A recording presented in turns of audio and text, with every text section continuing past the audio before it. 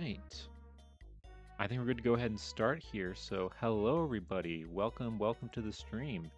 I'm not a professor, but you can call me Nap. And welcome. Hope everybody's having a great weekend so far. I I'm just gonna come out and say it.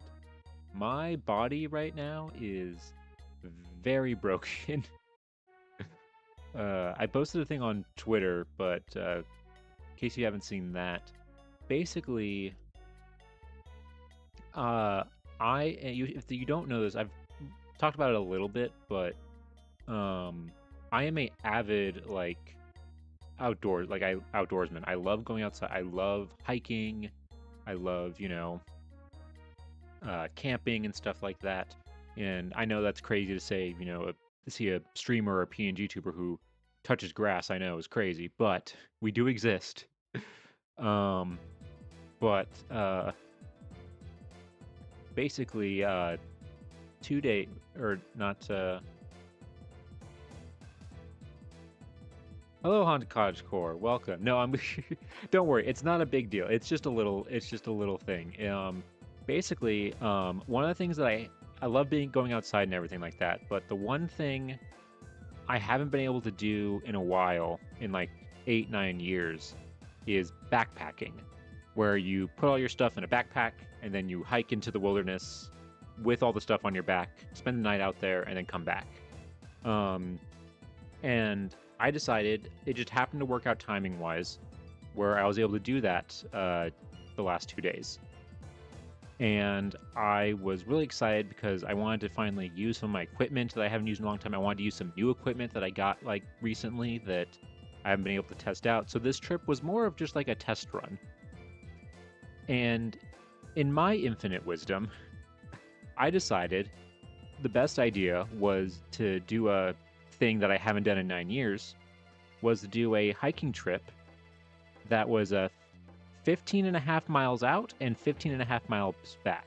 So 31 miles in 2 days. Now, my thought process was that, oh, the trail is along a river. It's pretty much entirely flat. It's entirely flat the whole way. So that shouldn't be too bad. I've walked, like that much before. Well, a few things I didn't take into account. One, this is the first time I ever backpacked like by myself. Every time I've backpacked before, it was always with somebody else or in a group or something like that. And when you do that, you can split things like the tent, the stove, food, stuff like that. You can split that amongst everybody, so your backpack's not like super heavy. But when you backpack by yourself, that means you put everything in just one backpack. And that weight really adds up. You picked hard mode. Yeah, no, I definitely did. Well, I didn't think it was hard mode when I picked it.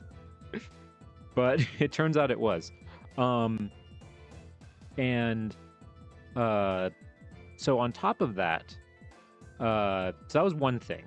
So my pack was extra heavy compared to what I was used to.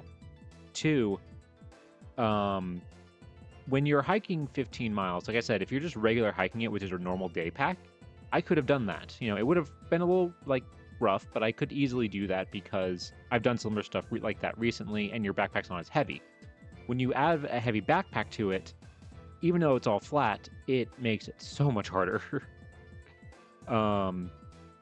And then the other thing was that some of my equipment was a little bit old. Like I said, this is my first time backpacking in 9 years, roughly. So some of it was really old. One of those things that was pretty old was my hiking boots. Now, I've used them a lot for day hikes recently, and I've had no problems with them. But doing this hike, I basically, having the extra weight on it, like along with the distances that I was going, it was basically made it so that by the end of the journey, my hiking boots were literally falling apart. And because they were falling apart, my feet were just, the balls of my feet specifically were just blisters. It was so bad. And then yeah, and so exactly haunted cottagecore, exactly. So and then when it was honestly it was as bad as on the first night. I realized it was bad because I finished the first day, and it was very much like an oh crap moment. It was very bad. Hey, Wonju, good to see ya. Good to see you. Hope you're doing well. Yes, I am. I am back streaming. But yeah, just talking a little bit about uh, my experience the past 2 days and why my body is broken right now because I decided to go on a very long hike. um, and so also because I said this is all old stuff, my backpack that I was using is a little bit old. And like I said, the last time I really used it like for backpacking properly was 9 years ago. And I'll admit, my body is not the same as it was 9 years ago. And because of that, the backpack didn't fit as well as it did. And when you like a backpacking backpack, I don't know if you guys know or familiar with it, they have like the straps you put around your waist, the belt you put around your waist, so that way it puts the weight more onto your hips than like your shoulders. Well, I had that really tight around my waist, but it was tight in a way where like the straps were rubbing against my hips and like rubbing to the point where like I now have like super, even to this day today, I still have really bad like like rubbed like almost like rug burn kind of like on my and like scratches on my hips from it rubbing on that for like 30 miles. Actually, no, that was only for 15 miles because it hurt so bad having the hip thing on that on the way back. So the 15 miles I did back, I didn't have the waist strap on. I was just full weight just on my shoulders the whole way. And just on top of all, just the strain of doing all of this, specifically my right hip and my right leg are just we're so sore to the point where like when I got back to my apartment, I was like granny shuffling granny shuffling around my apartment. Do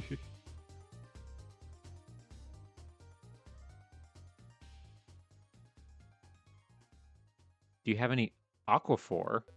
I'm actually not familiar with that. This is like I said, this is the first time I've had to deal with something like this, so I'm not.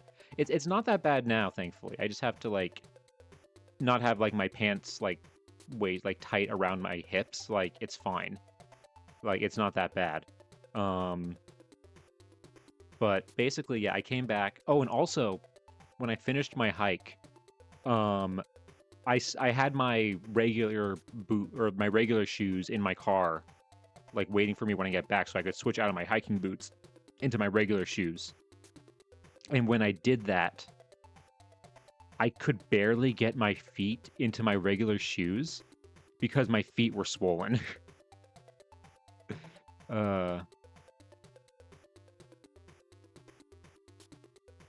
Aquaphor is an ointment often used for healing rashes or for tattoos when they're healing. Oh, okay. Okay. Maybe I'll look into that. Yeah, 'cause I am going to the grocery store tomorrow, so maybe I'll get some of that. But yeah, so just to sum it up quickly, I went backpacking for the first time in a long time. It was a wake-up call that my body is not the same as it was 9 years ago.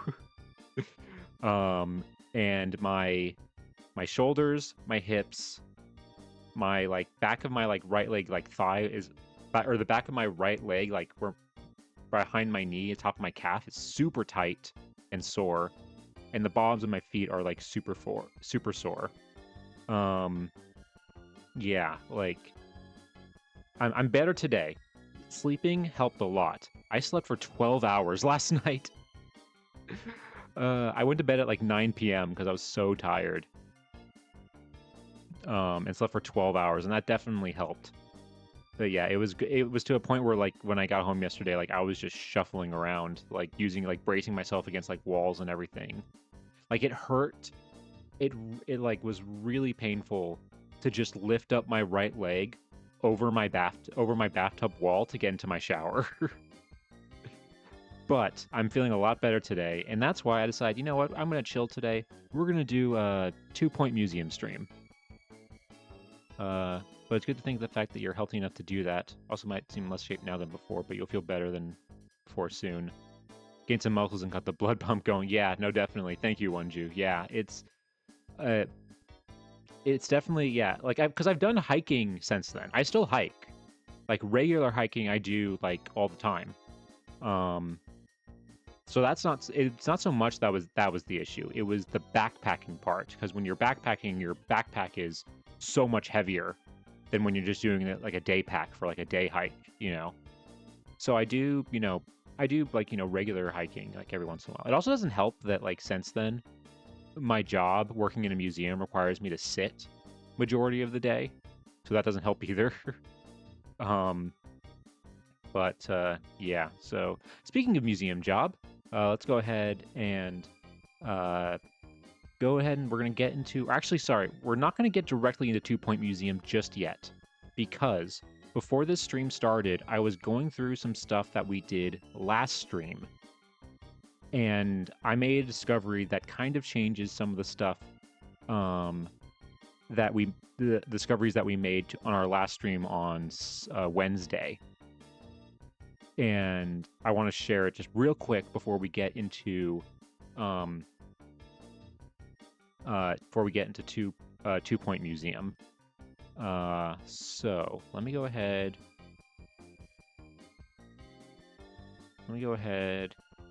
And go to our classroom setting real quick.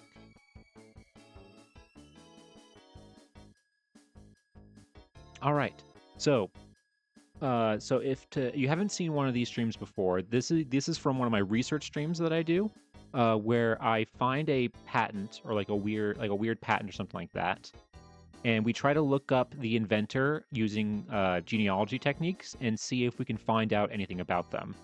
The last stream we did, we looked up this guy, a man by the names of William James Kerr from Smethport, Pennsylvania, who invented this toy magnet. Who honestly, I just picked this to research it because it reminded me a lot of that scene from Shrek. But we found out a good amount about him. We found a lot of stuff. We found out that before he was making toys, he owned a jewelry store. He owned a jewelry store for like several years where it says here, this is his grave. This is from a website called Find a Grave that we use, where it's a database where like people can upload like information on like graves from graveyards and stuff. And so we have him right here. Born February 28th, 1866 in Liverpool, England.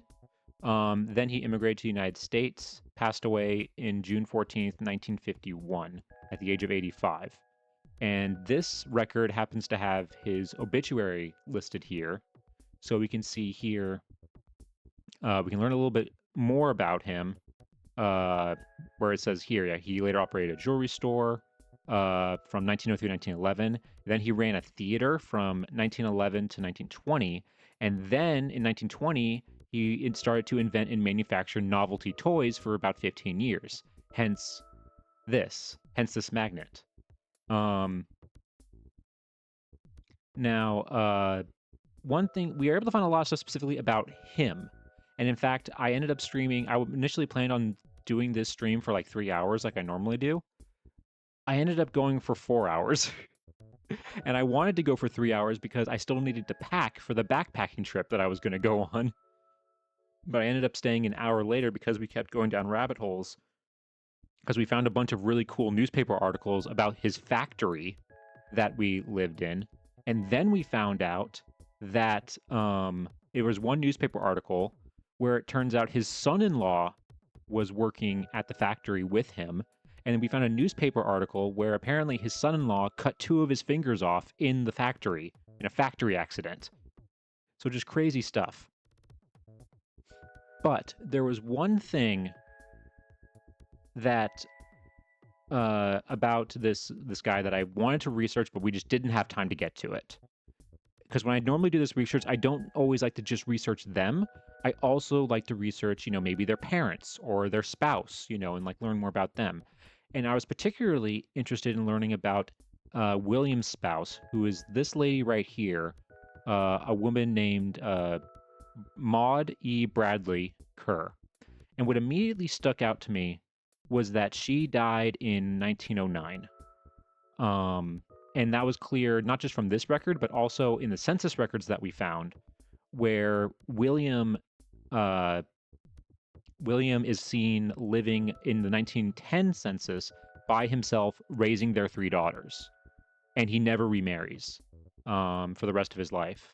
Um, and I wanted to learn more about what happened to Maud because I didn't know. I didn't know how she died or what happened or like, maybe why her life in general. And when I was cleaning, like going through all this stuff again before starting this stream, I decided to click on this record right here just to see if there's any more information here. And I noticed this. So when you make a Find a Grave record, kind of like the obituary we saw on the previous page, you can also upload other documents as well if you find them out about the person. And so I clicked on this, and it turns out it's her death certificate. And I was really curious because I was like, oh my God, I wanted to look into this, but I didn't have time. And so I look at this, I see the, female, white, her birth year, the name of her parents and everything. And then I go to cause of death. And right there, drowning. And then below that, suicidal. And this hit me like a ton of bricks, honestly. Because before that, this stream was very like, go happy-go-lucky, looking up like a toy inventor and stuff like that. I knew that he had lost his wife, but I had no idea that he had also had to go through this as well. And then there was something else that I noticed too. I like looked just really quickly into it, and I was also able to find this. It's a newspaper article talking about what happened. So I'll just go ahead. The quality, unfortunately, is not good in terms of like when they copied this into microfilm and then digitized it. It's very low quality, not that great, but it's all we have to work with, unfortunately. But so we can see here, body found in creek at Bradford. Miss Kerr of Smithport met death by drowning, well known in Olean. Sunday morning in the waters of the East Branch, just beyond the fork of I can't really read that avenue, was found the body of Miss Maud Bradley Kerr, who during the night had sought death by drowning. The body was found by a boy named Arella. The coroner, the police, and the undertaker, Koch, were subsequently notified. Mrs. Kerr was 43 years old and a resident of Smithport, where her husband is a well-known jeweler. She had for some time been in poor health. Her father, the late F.W. Bradley of this city, had died on April 1st and was not able to attend the funeral, owing to her physical condition. She was very nervous and weak. On Saturday, her brother, David R. Bradley of the city, went to Smithport to bring her to his mother's home for a visit, it being the belief that Miss Kerr's relatives that a change of scene might be beneficial for her. She was apparently in a cheerful frame of mind and was much pleased to again be with her mother for the time, and between 9 and 10 o'clock retired for the night. Miss Bradley, on Sunday morning, went to her daughter's bedroom to inform her that breakfast was ready, and was surprised to find that Miss Kerr was not in the apartment. The bed had been laid in, and it was evident that the woman had, for some reason, taken a sudden departure. Then Mrs. Bradley reconciled that when she first arose, she had found a rear door of the house open. The mother was much alarmed, and soon a search was instituted. The searchers later learned that the dead body of the missing woman had been found in a creek. Coroner Sherman, after learning the facts, decided that the inquest was unnecessary. The body was turned over to Undertaker Coke, who prepared it for burial. There are two theories held by those familiar with the facts to explain this deplorable tragedy. One is that Mrs. Kerr, suddenly becoming insane during the night, was seized with suicidal impulses and hurrying to the stream, plunged in face downward, and here remained under the shallow water until death resulted. The other theory is that Miss Kerr was all this while in a somnambulistic, I think that's a somnambulistic state. She had on former occasions been known to walk about in her sleep, arising from her bed and going considerable distances. Members of the family are disposed to believe that while in her sleep she acted as one in a dream and thus went to her death. In leaving the room, the woman did not carefully dress herself. She was only partially clothed when the body was found. Mr. Kerr, who was at his home in Smithport, was notified and came to the city. He is such distressed by the shocking occurrence that has bereft him of a devoted, amiable, helpful, and beloved wife. Mrs. Bradley, the mother, and her son, David R. Bradley, are also deeply grieved over the fate of daughter and sister. There was another survivor of the Bradley family, a sister of the deceased, Miss A.G. Malon of Denver, Colorado. Mrs. Kerr is survived also by her husband and three daughters ranging in ages from 12 to 6 months, Grace, Hester, and Maud Primrose at Smithport, Bradport era. So yeah, this is something that was crazy to read after the previous stream and like learning all of this. And I mean, obviously I can't know, you can never know what's going on in somebody's head, but just because of the time period and the fact that she just, I think it might have just been a combination of things.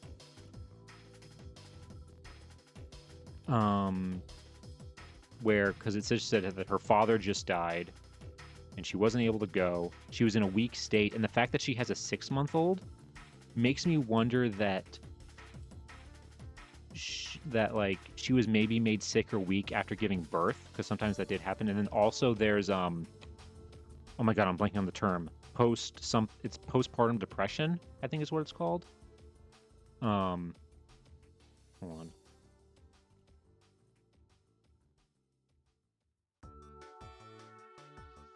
Yeah, postpartum depression. That is a thing. So it could have been a combination of a bunch of those things, with the fact that her being sick because of the birth and weak, and also her dad dying could have done that. Or it also could have been the sleep, she sleepwalked. But if she was visiting, this wasn't at her house, this was at her mother's house. So I don't know how familiar she was with the area. How would she, in a sleepwalking state, know where to go? How far is the creek from the house? That's what I would have to know. But yeah, this was just something that I wanted to, yeah.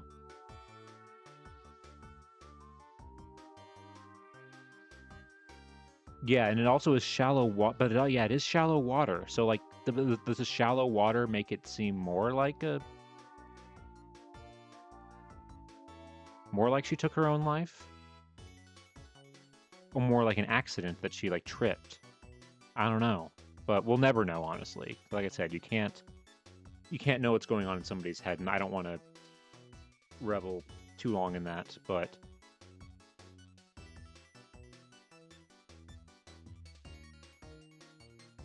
yeah, I mean, I don't know. Do they say what creek it is?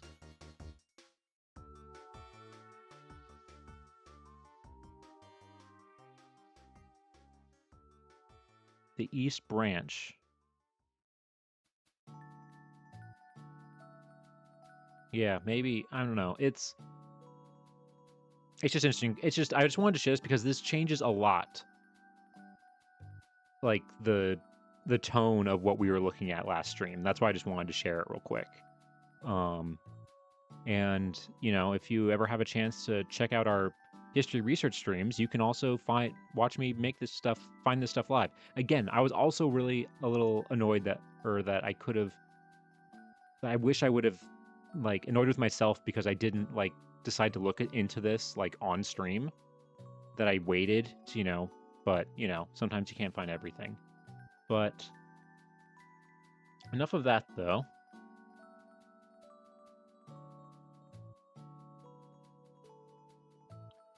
Yeah, when the thing just says drowning, sometimes it's difficult to, you can't really tell, it's just very broad. When it just says drowning, there's a lot of different, because it's from 1909, they didn't really sometimes go into a ton of details. But that is that.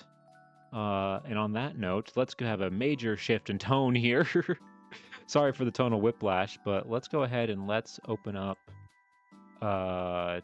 2 Point Museum.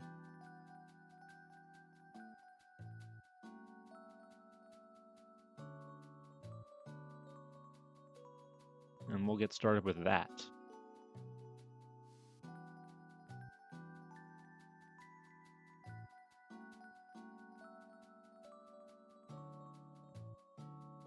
Right.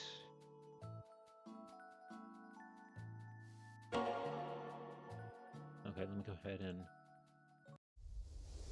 turn off the background music real quick.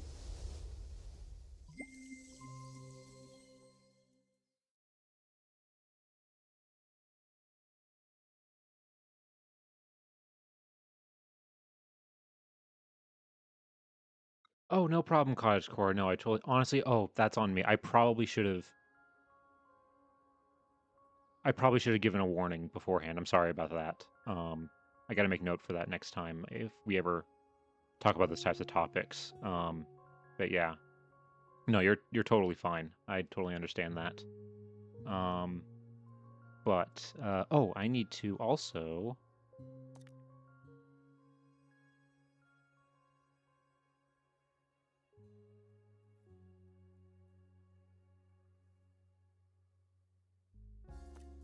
I need to connect this game.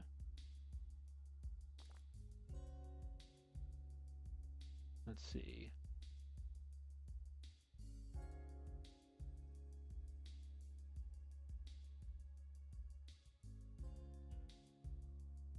All right.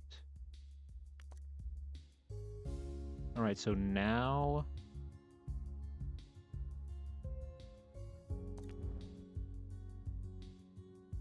okay, so it should be set up now where the game is linked. I have Twitch linked to the game. Let me go ahead and pull this up.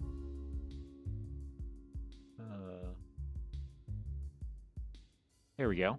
All right, so yes, so we are going to continue where we left off, and what we're doing is I'm making Smithsonian 2, where I'm basically trying to get everything in all of the locations and put them into one map. Also, I need to put something in the chat for this. I also, just a little bit of NAP lore, I do work at a museum IRL. So this is kind of like I joke that I go work in a museum all day and then come home and work on my fake museum. But hold on, I just want to put something in the chat real quick so that anybody who comes in.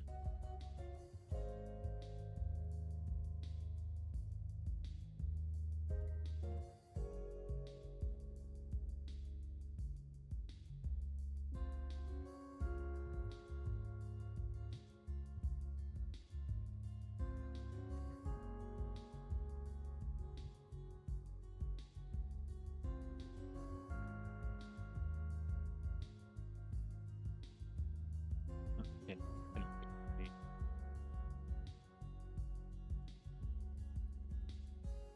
There we go. Top.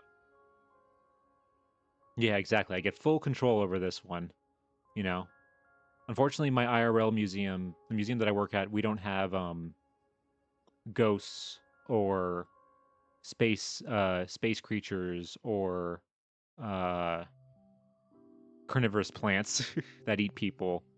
You know, those aren't super common. Um, but yeah, we're doing pretty good with this one. If we left off where I remember, we got everything for the aquarium museum. I just now need to like organize it.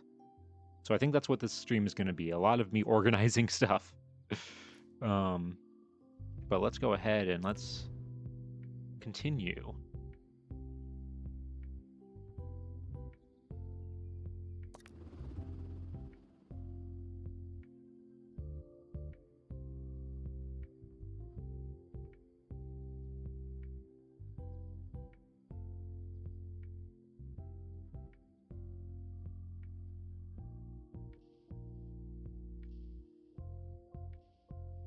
All right. This could take a little bit to load because there's a lot in this museum.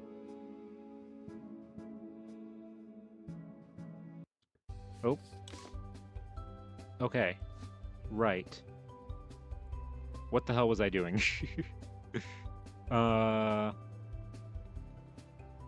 Oof. Okay. So, let me set the scene for you. This... Hi, I'm Hayley Von Trowell, and this let's is see. Digging Deeper, the show about aliens, science, Oh no, I don't really have an archaeology, overlay for this and game. I just kind of bathing use anomalies. this.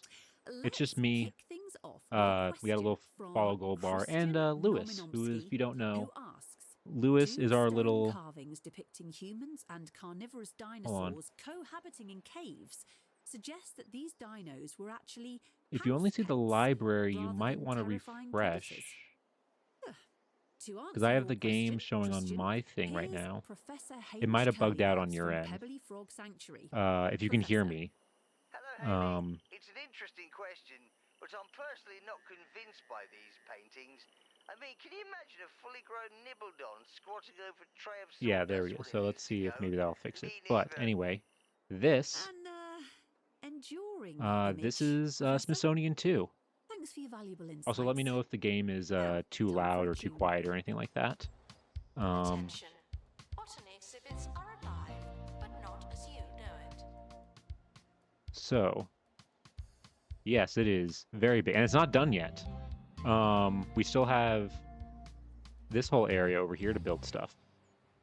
So we have a few sections.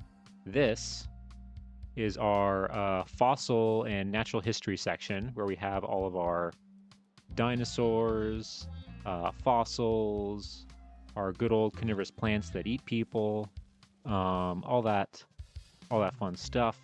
Then over here, we have our ghost hall, where we have our room filled with all these ghosts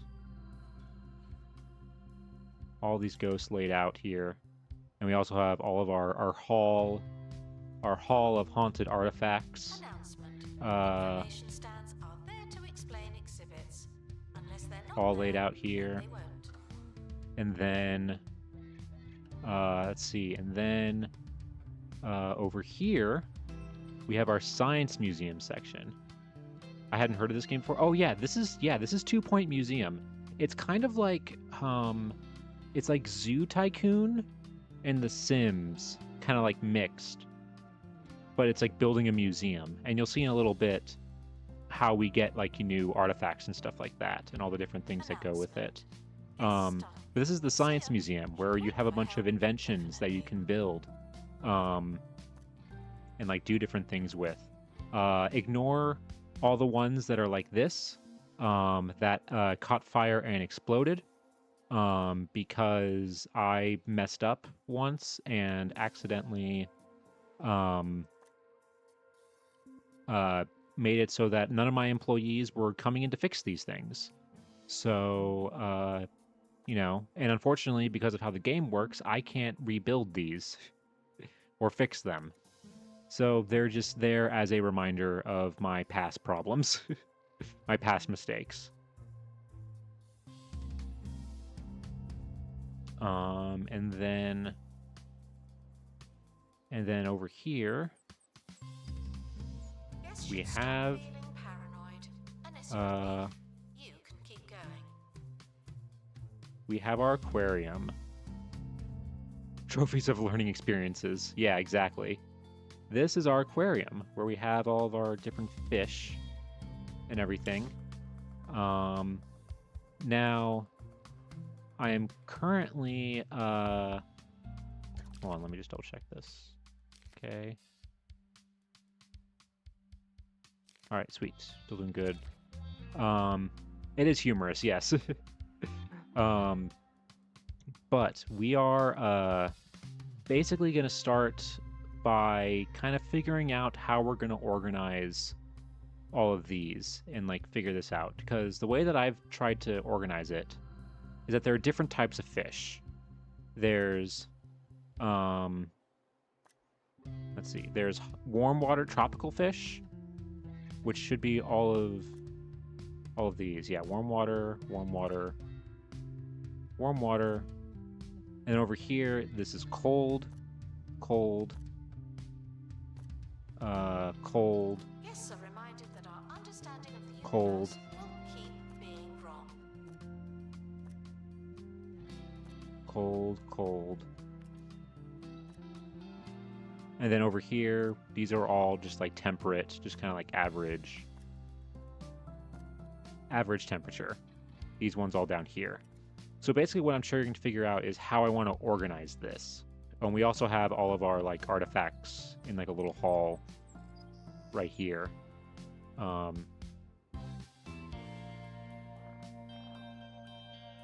So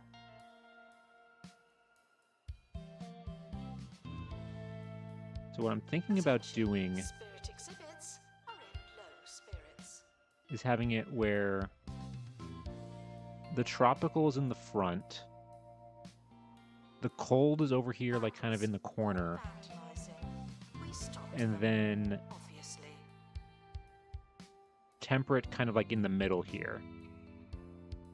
It's kind of my idea. And having it be like separated with like walls and stuff. Kind of like this, how like this area has like a bunch of cold stuff.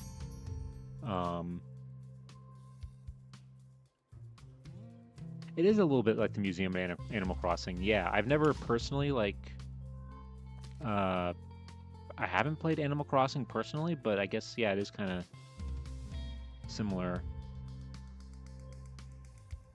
Hold on. I'm gonna pick you up. Put you in here. So that way these guys don't die.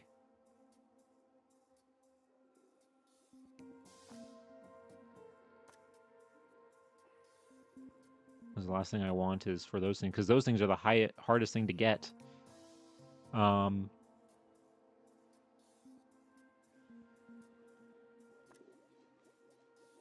Okay. Let me just double check that I did get I'm pretty sure I did.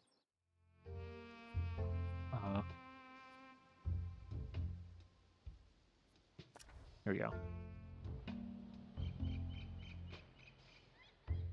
Yeah, I did get okay, yeah, I did get everything in the map. So the way that you get stuff in this game is that you go on expeditions and you retrieve stuff and then bring it back to your museum. And there are like different locations based on different things. Like this is the bone belt where you get all the fossil stuff, the sea where you get all the aquarium stuff, the netherworld where you get all the ghost stuff, you know. And so that's why I have each museum is set up so that they're one of these things. News now of a terrifying occurrence.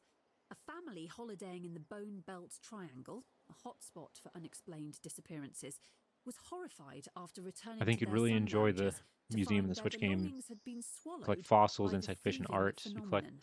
The group them found that its to fill it. clothes, The museum is a organized set really of well car too, including the keys, fossils and a being a walking basket of timeline. egg Ooh, okay, yeah, because I've sandwiches heard vanished into I've seen a thin little air. bit of that Witnesses in the game. dressed in ill-fitting garments But later confirmed they'd seen the items disappear, but were unavailable but I for haven't. further It kind of. comment I've played after the driving game that off at I've played that has a speed in museum in family it that I know of saloon is while Stardew munching Valley. pungent snacks. Where I've gotten stuff for that That's a museum. real But that's head-scratcher. kind of more just like, oh, you get the thing and then you just Guests plop are it reminded in that there, and it's fossils are not boring, not really just much else dusty. to it than that. Whereas that one feels like more of like an actual like museum in Animal Crossing.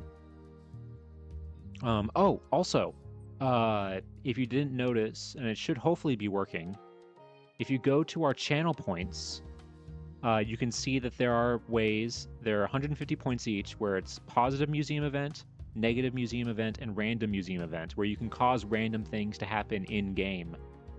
That you can use your channel points if you have any for that. Just to make things a little bit interesting. Let's see.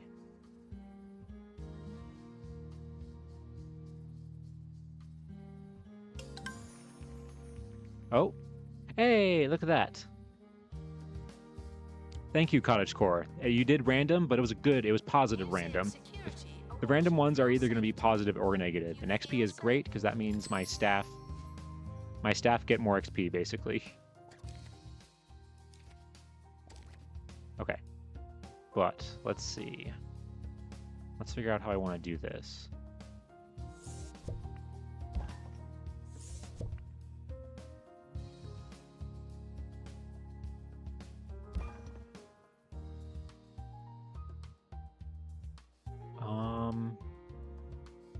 Let's put these actually... Let me move these. Let me put these vending machines in here.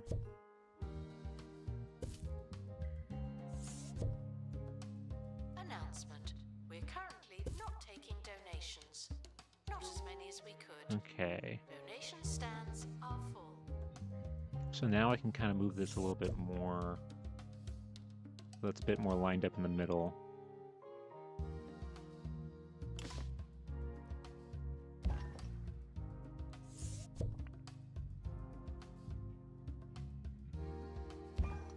Because what I maybe want to do is have this be kind of like an open, like, intro area with, like, the fossils and everything.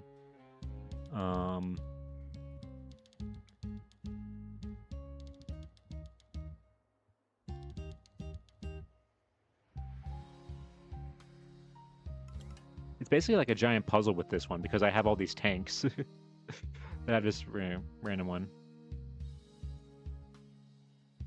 We ask that you remain crime-free while security takes a break.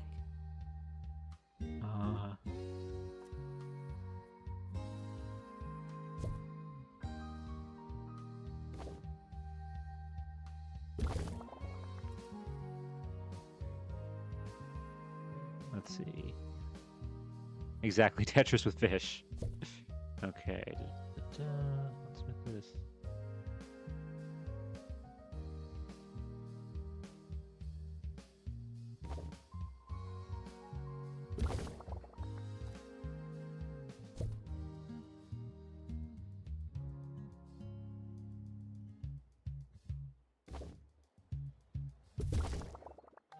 It doesn't combine them, right?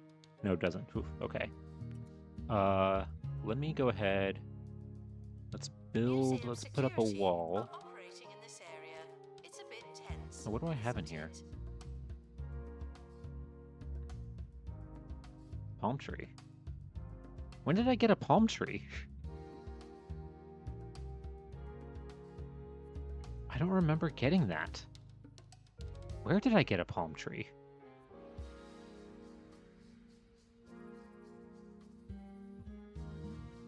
Oh, wait, is that from... Hold on. Was that from... here?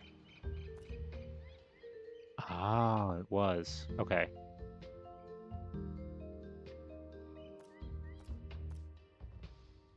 Okay.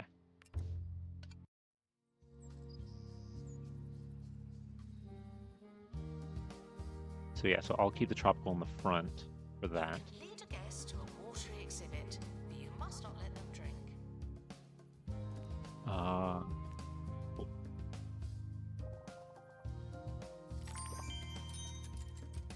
Attention. Botany exhibits need water to maintain their ongoing existence. Thank you.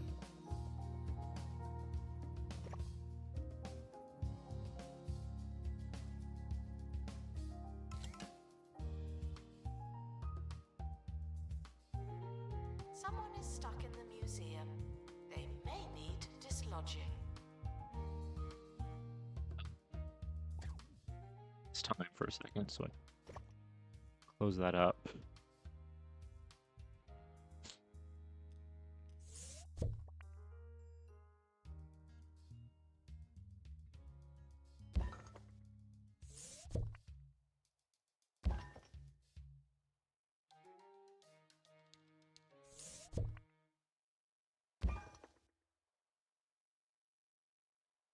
Then we'll go ahead and put a doorway.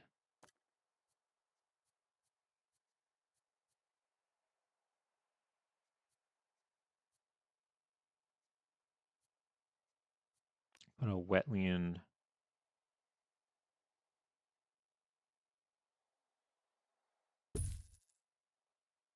doorway here. And one over here as well, I think. Because what I think I want to do is put these things over here. Also, I hate that the music turns off when you pause when you pause time, because it makes everything so awkward and quiet. Shoot. Hold on.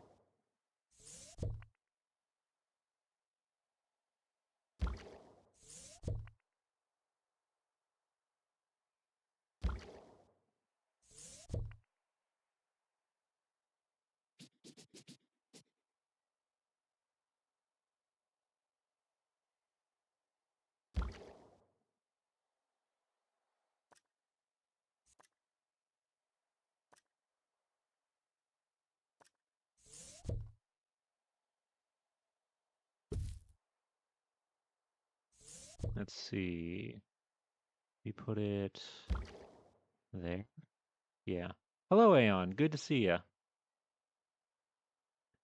Yeah, it is an odd game mechanic. I don't know why they had it be like that, but they do. Okay, I think that's good to have that there. Okay, I'm gonna... There we go. I can't stand silence. Days of summer. Fight back and relax with a Frost Dragon cooling system. I don't remember. Okay, so that's It's a temperate, breath that's of temperate, fresh, frozen air. that's temperate, that's cold. Okay. Keep your friends cold and your extremities colder with the Frost Dragon cooling system. Coming soon from Bungled Technologies. Botany exhibits should not be turned into meaningful salads. Good to know. Oh, let's see. Botany exhibits are living things, but some Let's of ours see. are right on the edge.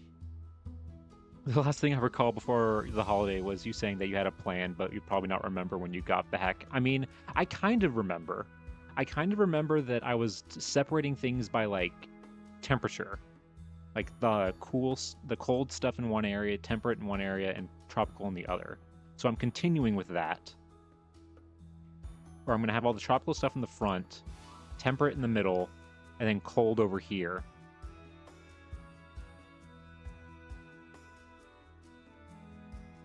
And that's the plan as of right now.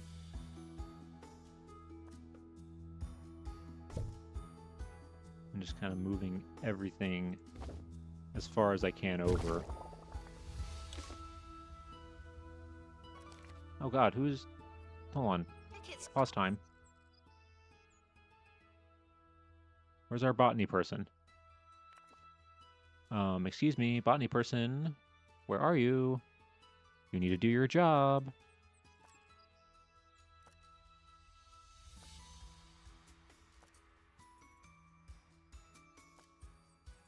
Is it you?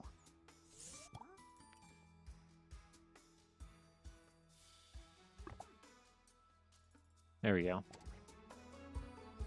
All right. Ooh.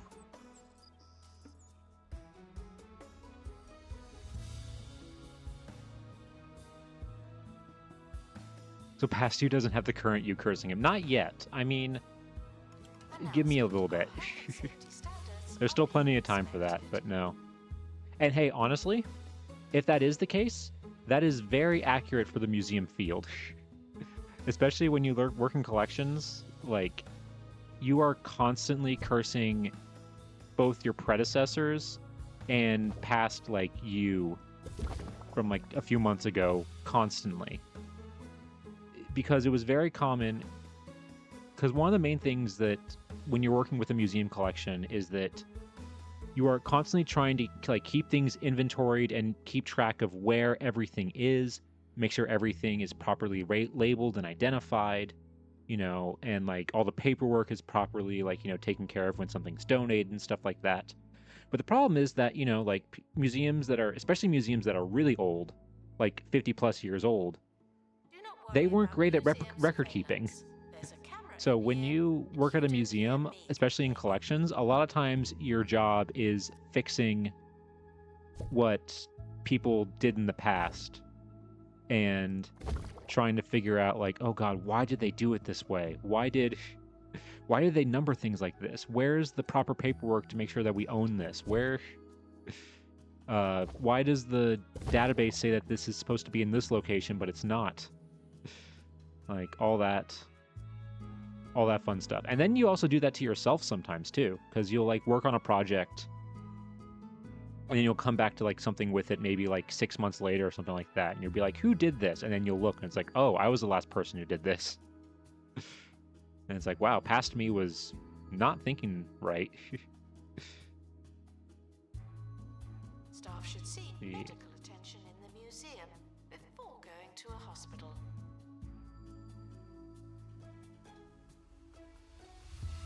Let's see. Okay, can I move this?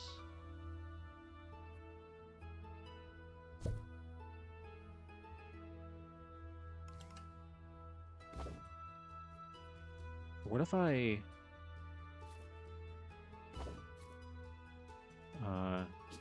there we go.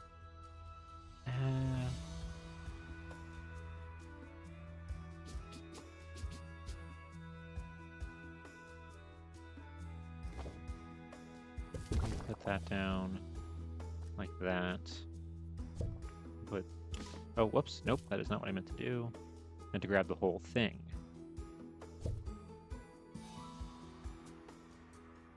Cafe requires assistance from assistant. Thank you. Now, let's move this.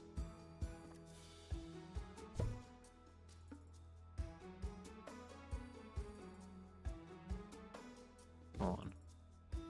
Oh God, yeah, I forgot to put a hole in the wall. Dang it.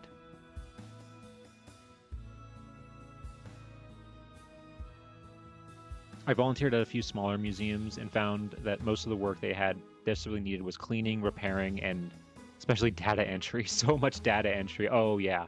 It's for, like, collection management, like databases and stuff. Yeah, especially for smaller museums, because for, you know, the longest time, because smaller museums are run kind of more, like, locally and not with, like, you know, like, larger museum standards in mind. And because of that, you get a lot of, like, you know, them just, like, taking, like acquiring stuff, but not properly, like, you know, like, no, like, recording it or putting, you know, information into like, you know, databases and stuff like that. And yeah, it does. It can get, like, just, oof. It can become a nightmare. That was one of my, when I was in college, one of my first, or one of my, hold on. Jeremy? Not really. Hold on. Something weird is happening with that. Yes. I knew it. Your Nope. Basically, Goldfish. it was like inventorying for a museum that was a small local, like, county museum, and there was very little information on, like, you know, in the museum database on things. There were no photos of any of the objects, so if sometimes, like, if an entry like describes something, you don't know what they're talking about because like you don't have a picture like of like a visual reference. It makes it a lot. That's like one of the. That's like one of the more like most important things. I don't know why this didn't get. There we go. Oh, the toilet people. Hold on. Sorry. Sorry, I have to watch all the toilets real quick. Okay. Right. Right.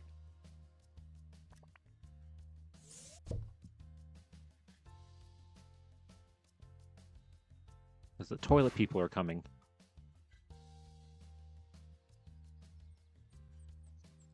Yes, if you don't know the toilet people,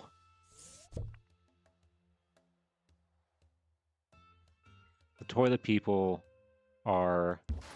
So that's a mechanic in this game, is that thieves can come to your museum and steal your exhibits. That is a thing that happens in this game, and there are different types of thieves. And one of the thieves that we're about to experience, comes in through the toilet.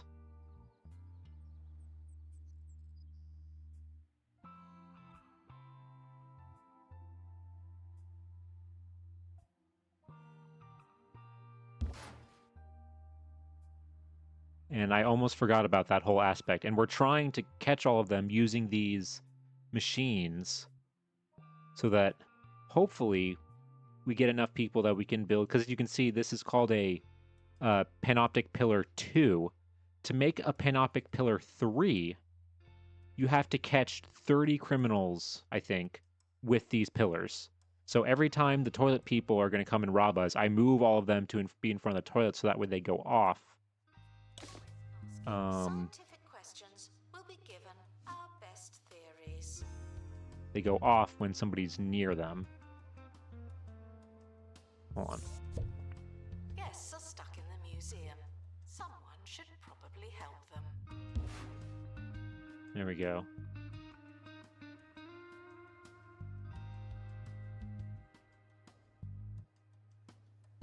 Okay, so I'm going to be very focused right now.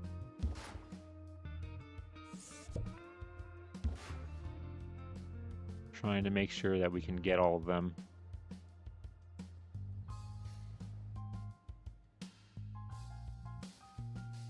Hold on. You're moving a little slow. Okay, so not there. Not there. Not there. Okay. I wonder if that's a reference to the mixed up files of Miss Basil E. Frankweather. Do you know that book? No, I don't. Does it have toilet people in it? Staff requires medical attention. Not this again.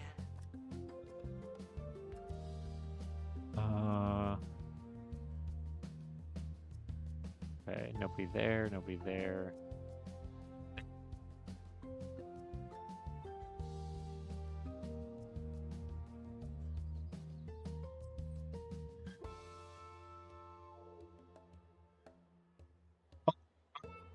Toilet person alert. Okay. This means because it's going off, it's one of these three people.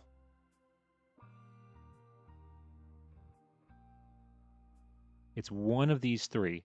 The problem, though, is that I don't know 100% which one it is. It is a book from the 60s about two kids who run away from home and live in the Met in New York. They hide in the bathroom from security. Interesting. Huh. I was actually just at the Met not that long ago. That's interesting they bring that up. I wonder, yeah, well, these are... I don't know if it's exactly that kind of a reference, because these are literally people who, like, come out of the toilet. Okay, I'm going to see if it's you. Reminded that we are monitoring the exhibits. You just happen to be on camera. Or is it you? Ah, it was him. Aha. Okay. Yeah, so that's him. I was able to reveal him. As you can see, he's in a scuba outfit. The boogeymen. That's what they're called. Okay, where is my security guard? Du-du-du-du-du. Let's see. Where is my security guard? Ah! Oh, security guard. There we go. Sell more tickets. You got him. Someone worked in the ticket Sadly, I can't. Okay. Nothing there. Nothing there. Nothing there. But sometimes you don't know how many there are going to be. Sometimes there's just the one. Sometimes there's Before we two of go, them. Breaking news. A new piece of tech is set to allow people to instantly access Hold on. the world's knowledge and communicate in exciting This one hasn't new stopped going ways. off. While some have postulated This person should be far enough away now that it should not be going off anymore.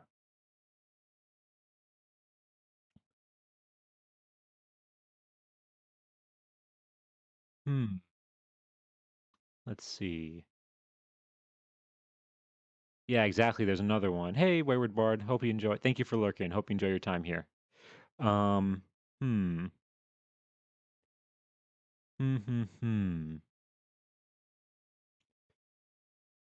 Where? Okay, so the problem though is that there's a lot of people around it now. of library where conversations are encouraged.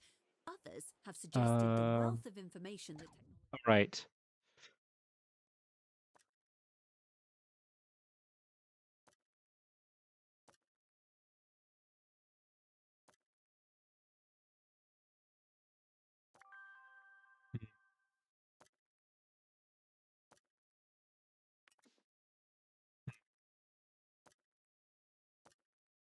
I think it might be this guy.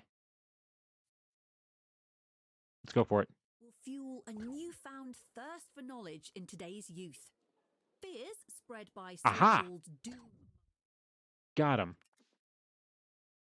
And the reason why I figured it was him was that he was the only one who didn't have tired on his thing, or like bad like traits for the most part. Tired. And it wasn't this guy, because that's the other thing too, is that there are, when you open an aquarium, you get like just actual like scuba people coming to your museum, so they're not like criminals necessarily. Okay, now I need another. I need another security guard. Okay, he's taking him. Oh, where's another security guard? Aha! Here we go. Oh.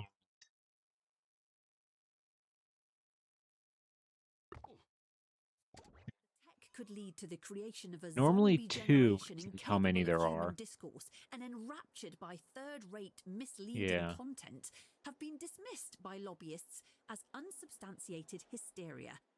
The tech, tentatively called... Okay. Wait, this has already been invented. Give me strength. Well, Okay. that's all So he's for being today. taken away. You've been... There we go. See, yeah, now it turned off. Announcement. Okay. Staff in need of medical So hold on. attention. Let me see. Thank you. Because to build... How many do I need? Expert needed to restore exhibit. Thank you.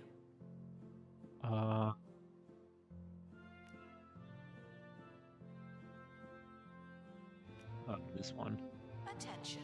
Okay, mainly expose 30 criminals. I've gotten 13 out of 30. Oh, it's going to take so long to do that. It's going to take so long. The museum is Oh on god. fire. And that's the other thing, too. Remember how I said those other ones exploded? Hey, Wonju, thank you for the positive museum event. I needed all that money now that I'm on fire. Perfect timing.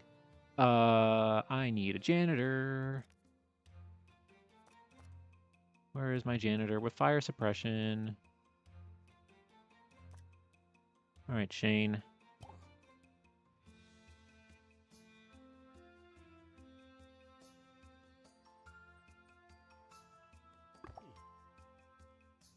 Put that fire out, please.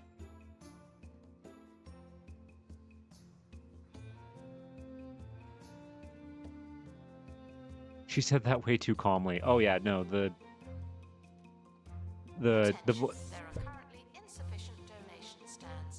narrator in this game is honestly like really.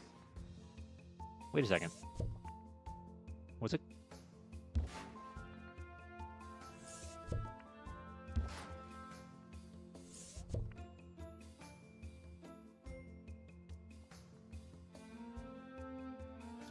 It looked like it was going off for a second. Huh. Well, okay. So when there aren't people trying to rob me through the toilets, I put the pillars at like the front entrance here, so that just in case cause sometimes regular thieves will just come in through the door, and sometimes if I'm lucky, I'll just like chance it and like catch them out of the corner of my eye.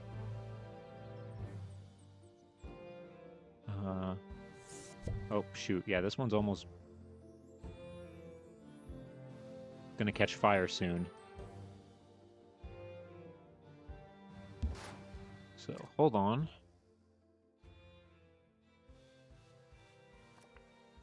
Okay, that one's at 100%. Fix this, please, before it catches on fire.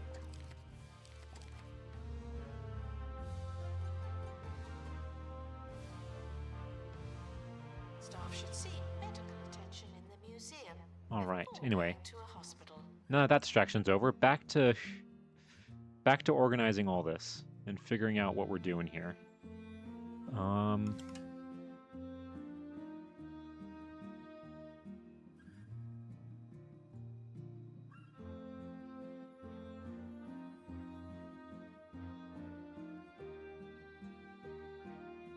Okay, so what if... Botany exhibits are living things, but some of ours are right on the edge. Oh, no. God, I keep accidentally grabbing, like, a part of the aquarium and not the whole thing. I'm gonna move this a little bit further up that way.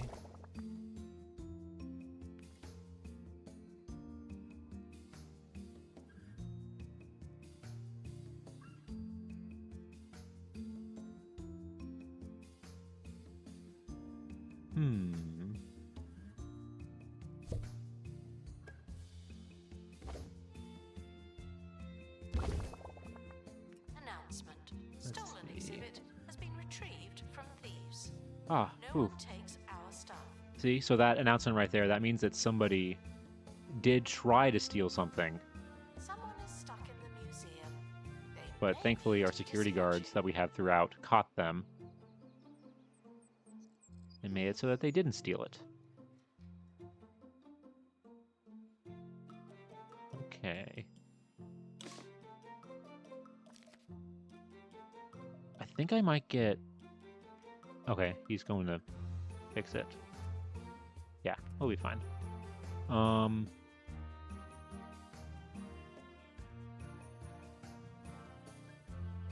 Yes, let's go security guards indeed. They are... Even in real museums, they honestly are like the unsung heroes, because they have to... Like, a lot of museums, they have to be like the people who like sit in the... like in the galleries all day with like nothing happening. And then when something does happen, Announcement. There's no one in the camera room. it's This like is your all on chance. them to make sure everything's okay.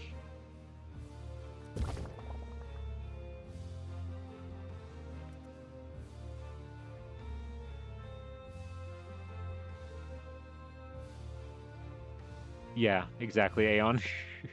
Well, I've done not security, but I've done like front of house, like museum work, like working like ticket desk and like working the A mountain with no galleries and head. stuff. Um, And endless sand from the beach to the shoes you only wore once. and like we would one of my jobs was like roaming the galleries and like making sure Visit Pebble Island. Paradise is only a stone's throw away. and like roaming the galleries and just like making sure that like people aren't like touching things or that things are always kind of like on alert, and like it can be very draining sometimes, especially if thankfully at the museum that I worked at, we were allowed to like we didn't have to sit in like one for the most part we didn't have to sit in like one room the whole time. There were some areas where like we could walk like and go like in between like multiple rooms, but god, yeah, there were some times where we had to like sit and like be in the same room for hours and hours, and then on top of that, because of how the exhibit was, there was audio playing on like a minute loop that would just play over and over and over again. There are still, I'm not going to say what it is because I don't want to like give away like where I was working or anything, but I still to this day, there are certain like sound bites that if I hear them outside of like work, I'll get PTSD. Because I'll be able to quote the rest of it because I know what the rest of it is. I have a high respect for them. I used to spend my Saturdays running around a children's museum as a kid because my mom worked in the library. Security guards always kept an extra eye out. Yeah, no, they are very much like unsung heroes of museum work, honestly. All right, so now I think tropical here looks all right. Caring for plants is never easy, but we do make it look difficult. Let's see.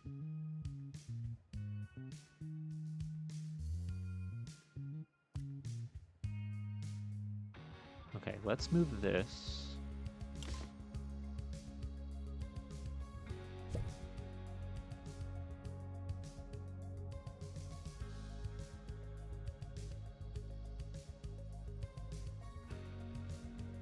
Put it like here. This one also temperate? Yes, it is. So let's pick that up. Put that down. Boom. Okay, that one's also temperate.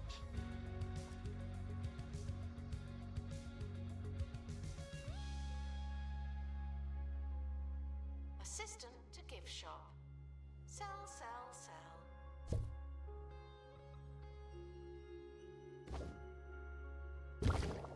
So the same way lots of people who work in retail can't listen to Mariah Carey's one song. Oh, yeah, I've worked retail before too, and yeah, I understand. Thankfully, not around Christmas time, we didn't have that big of a problem, but we did have a music. Thankfully, it was a decent enough, like, big music loop. It was like a Spotify playlist that a bunch of the employees had made, so it wasn't that bad.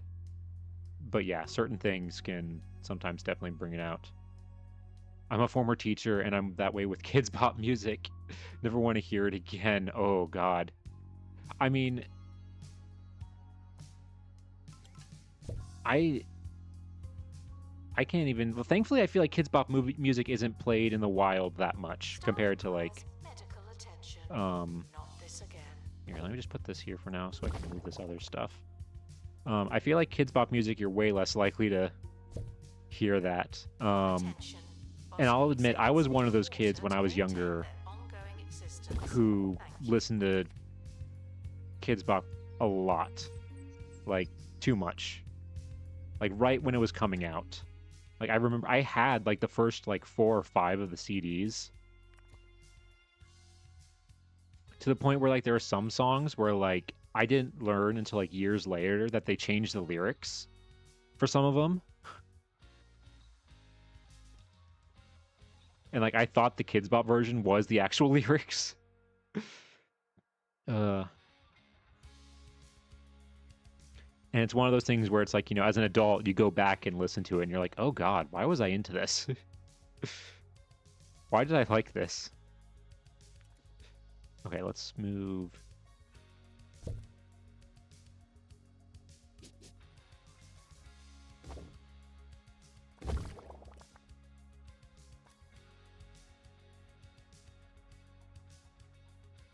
Actually, let's move you.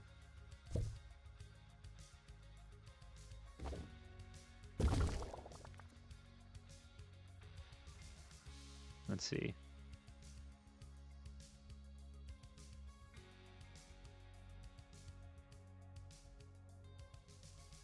Let's see.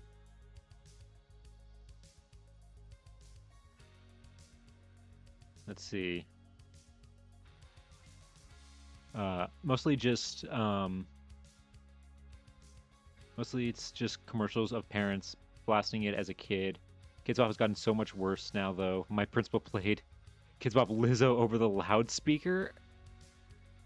I'm 100% that. Oh my god! Wait.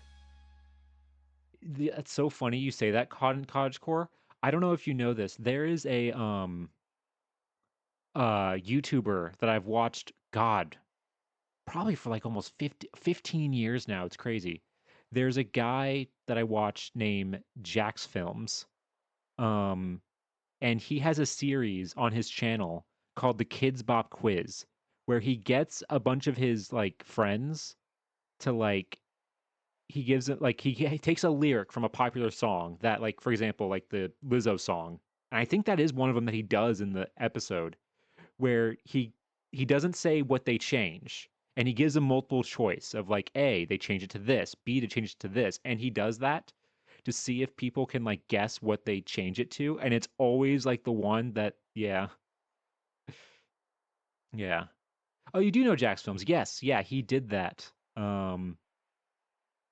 Yeah, he has that series. I highly recommend looking it up. Just look up Jack's Films like Kids Bop and you'll see it. Or maybe you don't want to listen to it because maybe it'll bring back bad memories for you. But it's really funny. Just like how crazy the lyrics are. Also the fact that like also why does this not have any fish? Hold on. Where did the fish go? Why are you get back in there? Is that right? Okay, yeah, that is right. Oof. Okay. Attention. If you touch a botany exhibit and become unwell or otherwise digested, Where are the museum botany is sorry, people? but not responsible. Botany exhibits are living things, but some of ours are right on the edge. Okay, this person's going to fix it. Think. Okay, good. They're gonna get it. Whew. Nervous there for a second.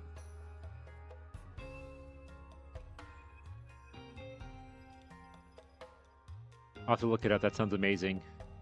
I was also a teacher during the height of Old Town Road, and there was a Kids Bop of that too. I think that's also one of the ones that he does in the episode. So yeah, you might actually know a decent number of them.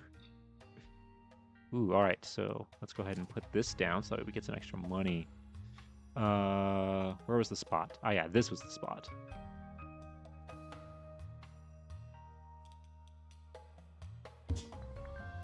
Attention.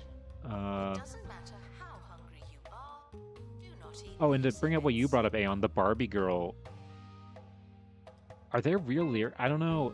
The only one that I remember as a kid, or not as a kid, but like, I don't know about the Barbie girl one, but the one that I remember that like blew my mind, when I learned the real lyrics, was the Black Eyed Peas Black Eyed Peas song, "Let's Get Started."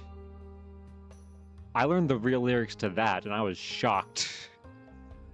That was crazy.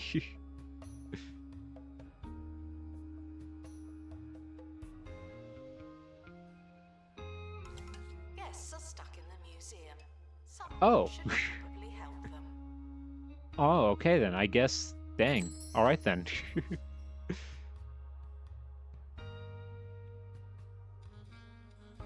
And it's not about dolls. Okay, good to know. Okay, well, let's switch these.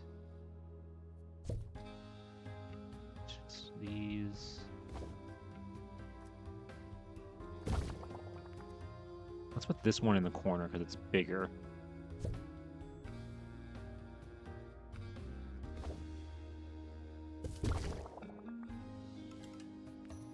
go. Let's maybe... What if we move this one? Assistant needed in the gift shop. The tap won't sell itself. Let's see.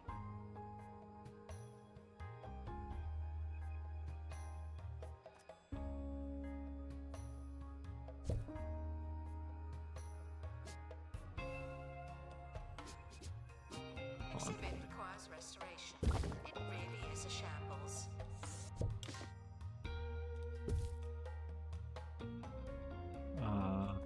Let's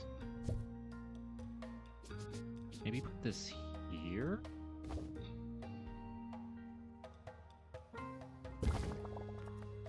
And then move these ones.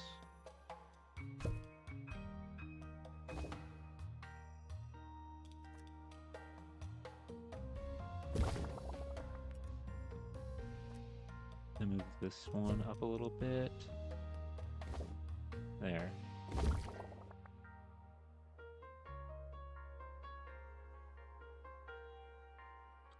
Random question, but what is your favorite museum-related media, like a movie, TV show, or book series that involves museums? Do you have any? The camera room is Oh, okay. So specifically museum-related ones. Let's see. As a kid, I loved the Night at the Museum movies, specifically the first one. I watched that a lot. And my heart was so broken when I went to the Natural History Museum in New York City for the first time as a kid and found out that they didn't actually film it in the museum and that the museum looks nothing like that on the inside. I don't know if this counts as museum related, but National Treasure also. Because I mean, they technically do steal it from the National Archives and it does take place in part of a museum.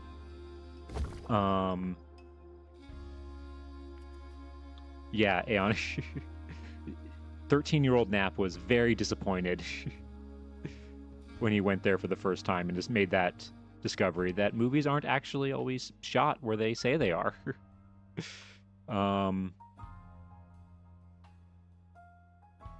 Let's see. Okay, I like this area, how this is set up.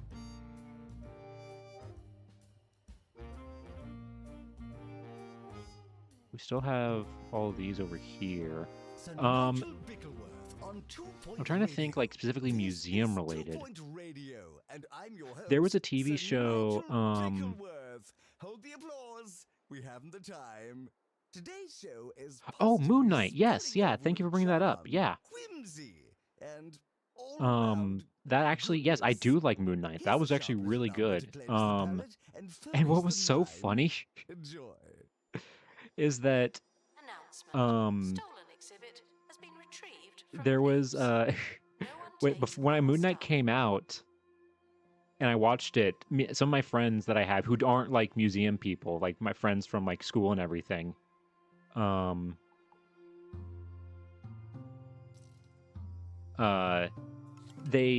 one of them said that the main guy, when he's like, like when he's working at the museum, he's like, oh yeah, he reminds me of you. He reminds me of you, Nap. And I was like, what? No, I'm not like that. Like, what are you talking about? And then, like, literally, like, later that week at work, we got, like, this is when I worked at a retail, like, a more, like, retail position in a museum. And in the gift shop, we got these new, like, trivia cards based on what, like, the topic of the museum. And just for fun, before we opened, we were, like, looking through them and trying to answer them. And I was the only one getting all of them right. And it was the sudden realization of just like, oh man, I am that character. Dang it, I am like that. It was really funny. Yeah, so yeah, Moon Knight. Yeah, I forgot about Moon Knight. Will be shocked by what they find.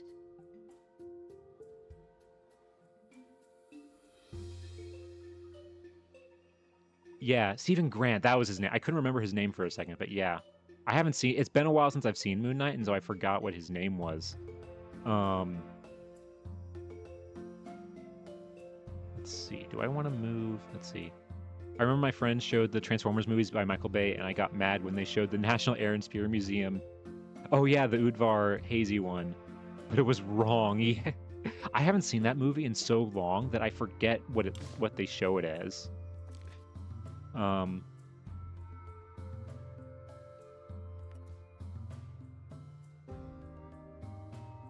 There was some... Oh, it wasn't a museum movie, but in the Doctor Strange movie, the Multiverse of Madness, the Doctor Strange movie, when he goes to like the alternate reality place, where it's the other like Avengers, where like Captain Carter and like Professor X and Mr. Fantastic all are, they're like assembly.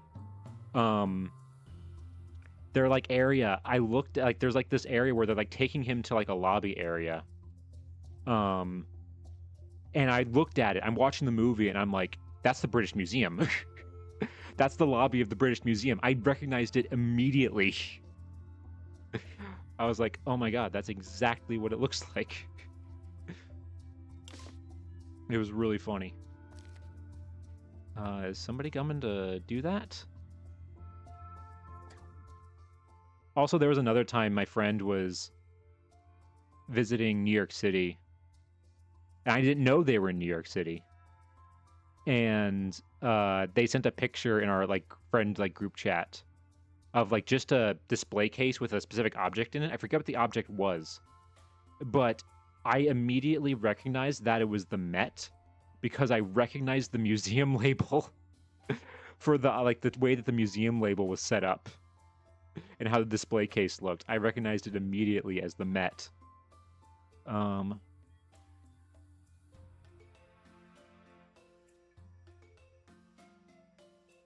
Let's see. Where are my other experts? I need you guys.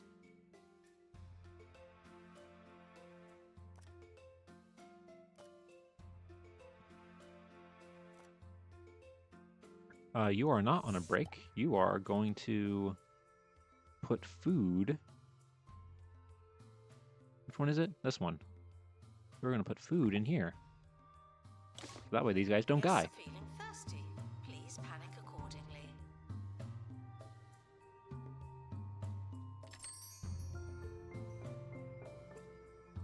How are they doing? Ooh, wow, they were really low. That was close.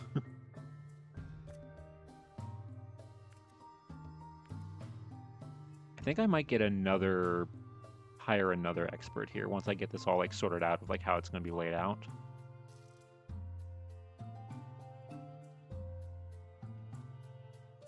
Let's see.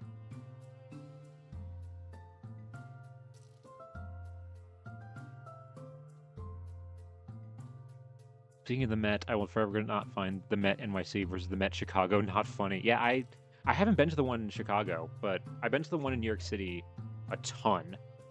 Because I've been to New York City a lot when I was an undergrad, because I was not that far from it for college.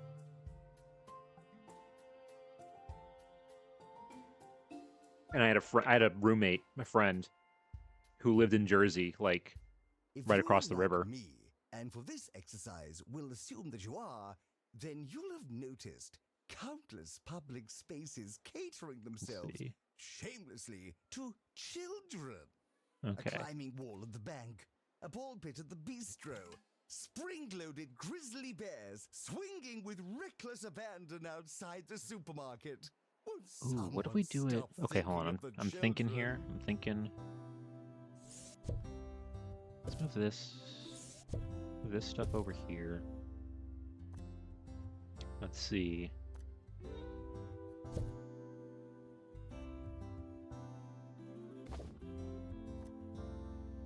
Where are they going in the inventory? Hold on. Oh, wait, yeah. What do I have? Spider crab. Where did the spider crab go?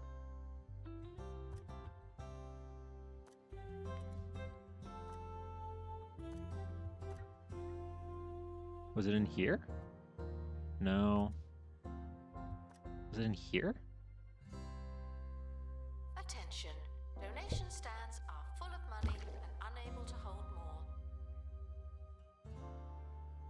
Okay, I wasn't here.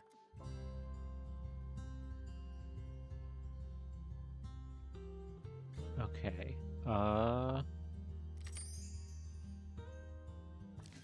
What? Why do you want to resign? Here, I'll give you some money. Let's resign. Total discomfort. Tired. That's how you take care of these employees. You don't want them to resign, just throw more money at them. Announcement.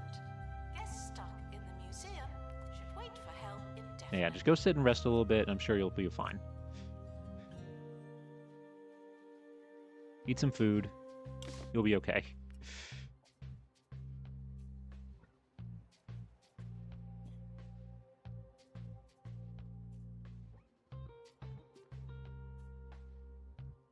Let's see.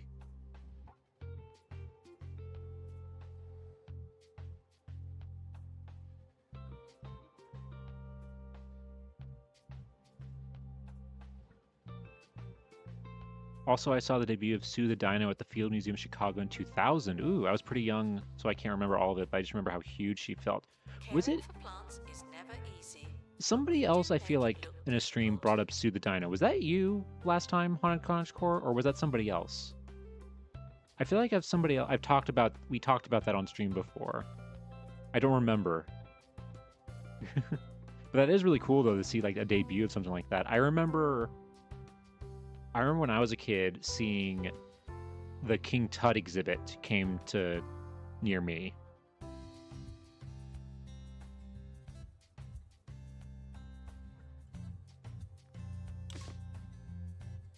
Wait, another food dispenser? Okay, he's going to it. That's good. I'm gonna hire another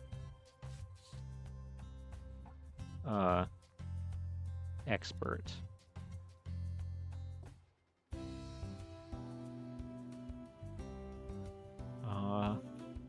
Staff should seek medical attention in the museum before going to a hospital. Okay, marine life. We just do 2. Okay. I'm not doxing myself. My mom is from Chicago, but I'm not. I can't remember if I brought her up before. Okay, maybe I don't remember, but I just think that's interesting that if it wasn't you, that's crazy that she was brought up twice. Both are good, but in different ways. I haven't been to the one in Chicago enough to say how different they are or who's better at what, but the one in Chicago has the advantage of being able to create entire tours outside the museum because of the many of the local historical buildings haven't been demolished, unlike in New York City. They have some fantastic recommendations for visits that tie in directly to the museum. Interesting. So they use local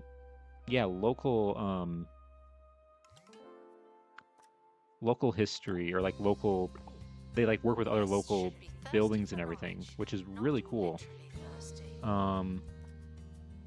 Wait, hold on. I make it so that you. Okay, don't do tours. Don't do analysis room. And then can I make it so that you... Excuse the exhibit that requires restoration. Hold on. I'm Where... pretending it's not there. Aha.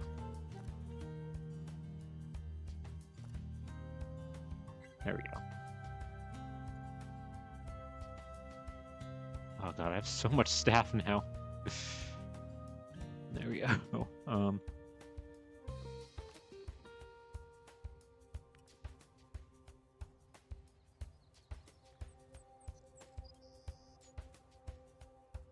Let's see. But as you were saying, Aeon, that is really cool that they work with local institutions. Yeah, the Met, unfortunately, doesn't really do that. It's more just the Met. The closest thing they have to like a historical building nearby the Met is the Frick, which I actually just went to the Frick for the first time a few weeks ago when I was in New York City before my trip to the UK. And honestly, I was kind of underwhelmed. Honestly, 6 out of 10. Like, it wasn't, I don't know, it just wasn't that great overall. Do they make you have HR too? No, thankfully there's no HR. You don't have to deal with, I mean, you just kind of have to do it yourself, where it's like, if you have to make sure that everybody's happy so that they don't quit.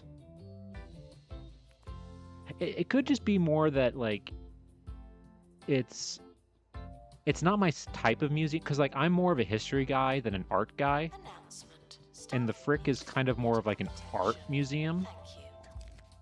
But this is the big thing that no, I am not going to sell you my thing. And good museum never sells its stuff. The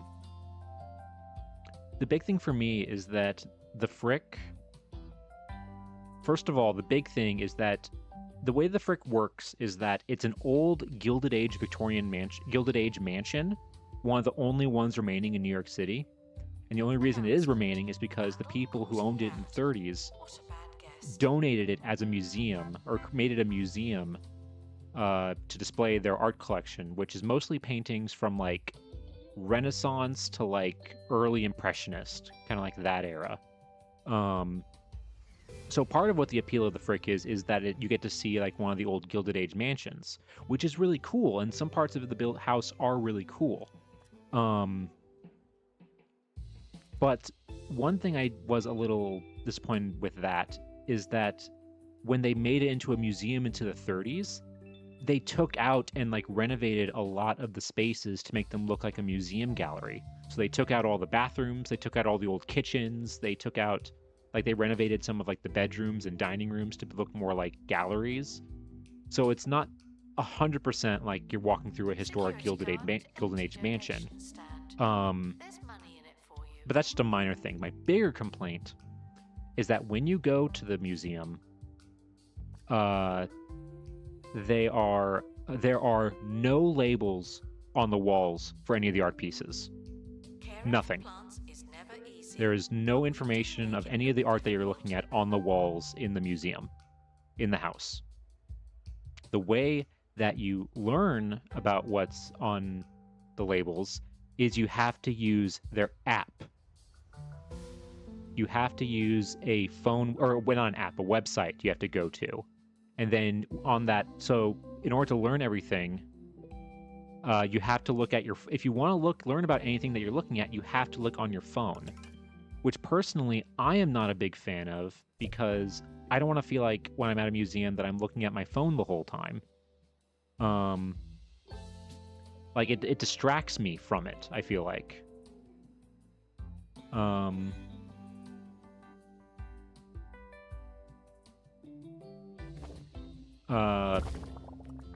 It's like very just, I don't know, I just felt very disconnected from the art by looking at it that way.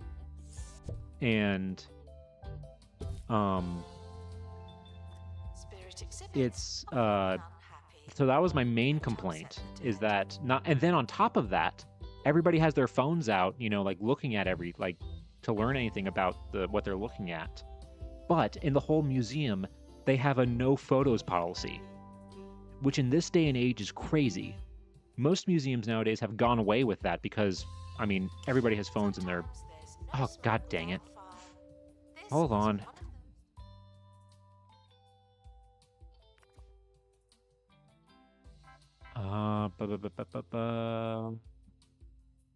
Hold on. I need to get a janitor. Right.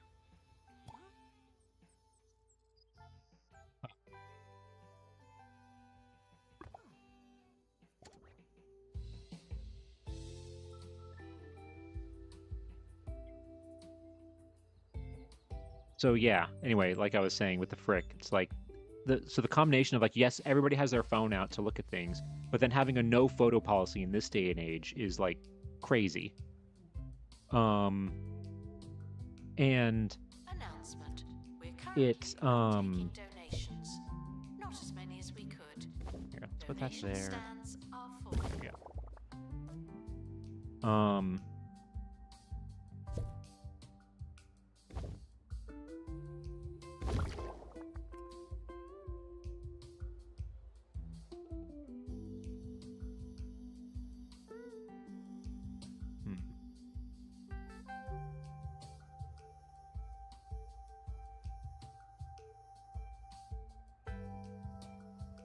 let's see. Sorry, my mind just keeps wandering. Thinking about what I'm gonna do next. But yeah, it just the other thing with the Frick too is that it's small. Like, I'm the type of person, give me a museum like the Met or one of the Smithsonian museums, or like I can easily spend all day in one of those museums and not see everything. Like, very easily. And the Frick, I was able to go through the whole thing and feel like I saw everything in less than 2 hours. Now again, I'm not as big of an art guy, so that could be part of it. But for me, it just felt really quick. And what makes it even worse in that sense is that the Frick charges the same price as the Met. It's $30 a ticket to go to the Frick, the same as the Met. Whereas with the Met, it's $30 a ticket, but you get so much. Yeah. Now, I will say, I'm lucky because one of the perks of working at a museum is that if you have like an ID card or something like that, it's like a thing where if you go to another museum and show that you work at a museum, you get in for free, or at least a discount. So I was thankfully actually able to get into the Frick for free when I went. But I had to think to myself, like, if I had paid full price to go there, I would have felt ripped off if I paid $30 to go there and had the experience that I had.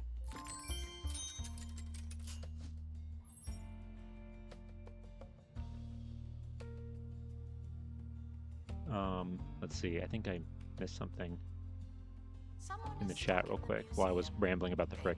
A lot of Gilded Age tycoons had homes in New York City and Chicago, and between that and the World's Fair people,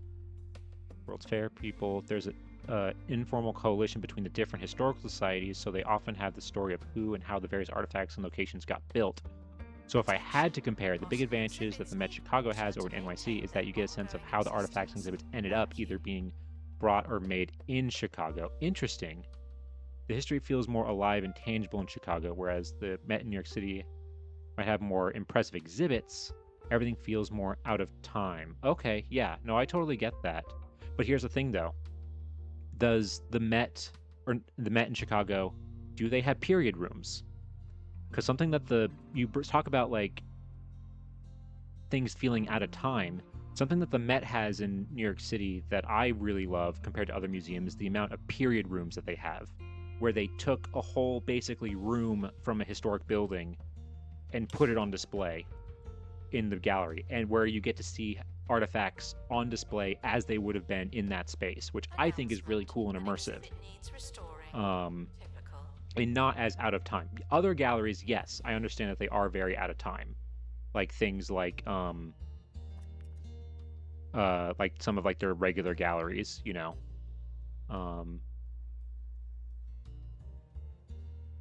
Because that is one thing I really like about the Met, is that in New York City, is that they have their number of period rooms, because I love period rooms.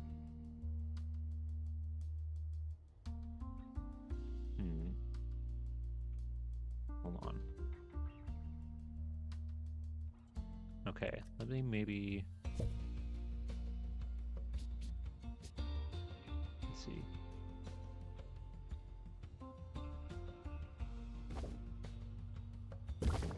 That there. Gift shop requires restocking. There's nothing to buy. Move that there.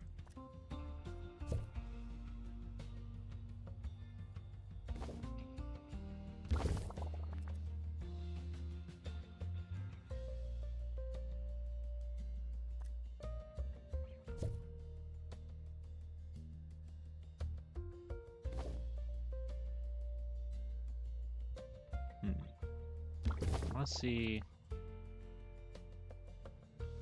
Oh. Why does this guy always end up not being... He goes in here, right? There we go. I love period rooms. That's my favorite type of exhibit. I wish I could talk about my local museum. That'd be very toxic. Yeah, no, period rooms are awesome. Yeah, I love that kind of stuff. Anything that makes you feel immersed and to see things in context. Because it's one thing to see a historical object, you know, just in a display case, but to see it in like context of like how it was used and everything, or like how it would have been displayed, adds so much to it and just makes the past feel more real and tangible. Overall, I feel like. And yeah, the Met is one of the few places that can't afford to do something like that. Definitely, just because of how much money and resources they have. Okay, this is... Oh yeah, this is temperate. What if we have it...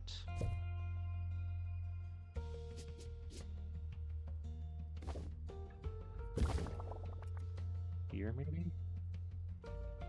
Disinterested guests are reminded that not everything has to be a party, okay? Let's put a wall, because I want to split it.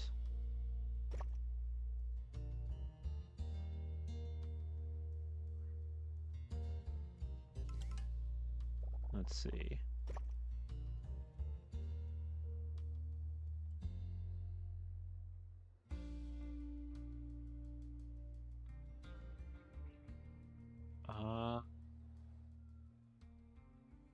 Actually, hold on. That's it for today. I'll leave you with some musings. One can't help but feel that things are drying up here on the county's surface, only getting more dire by the day. So, if any of our stylish, sea-dwelling relatives are listening in, know that I'm ready and willing to drop by for a visit or a permanent position on Wetlands. There we go. Okay, so let's do that there. Whatever's easiest. Let's take the Temperate plunge. can be here. I've been Sir Nigel Bickleworth, and this might have been my final show on 2 Point Radio. Toodles! What do we do it? Vandals, caught vandalizing. We have like a little hallway thing here. Oh, but these are gonna stick out.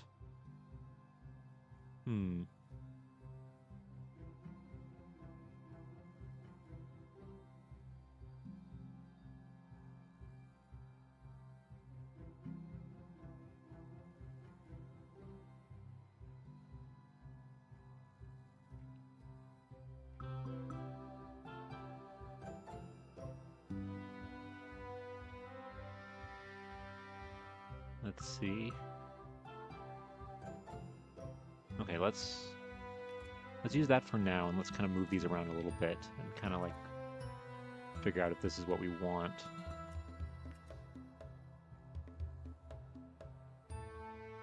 Let's see. Security guard, empty donation stand. There's money in Hold it on. for Let me you. just temporarily.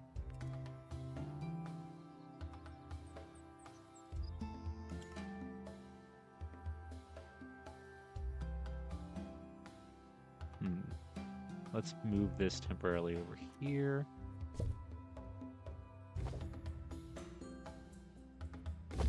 So that I can move this, because this is longer.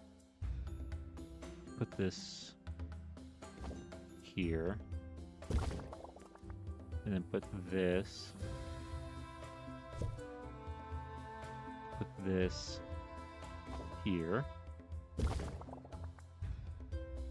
I googled to make sure there's lots of them, so it's safe to say that I find pioneer outdoor museums very cool. Places that have workers dressed in the garb and have old buildings with artifacts in them. I used to take my class to one of those, and it was my favorite field trip. Yes, living history museums. That's what we call those, like that style, where you have people. It was. Like those are like I really like those too, because again you get to see things kind of more like in context, and you can like talk to the people and stuff like that. My only complaint with those, personally for me, who is an introverted, awkward to talk to people kind of person, like ones where the people are like a character like where they're pretending that it is actually the time period, is harder for me to talk to compared to people who are just dressed, but they talk to you normally, like present day. Because I feel like it's easier when they're talking like it's present day. It's easier to like actually get information and ask them specific questions. Whereas like if they're in a character, they might be like, "Oh, what do you mean by that? We don't like, I don't understand what you're talking about," or whatever, you know. Just personally for me, that's how like I feel with those. But yes, I do love a good living history museum as well. Let's see.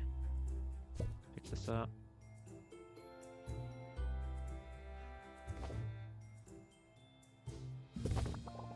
And let's pick this one up. I found that one of the ways to sneak your work into a museum is to do a collab of sorts, where you spend a while with their exhibits and with any staff who can talk about a specific exhibit and then make an artist's interpretation of what an artifact might have looked like if they don't have a photo. There you go. That's how you do it. Yeah, we love our artistic like interpretations. Or you do it. Another way you do it is like if you. It doesn't necessarily have to be like an artist's interpretation of what it looked like. It could just be like a collaboration with like a local artist, like on like the style of something or like something like that.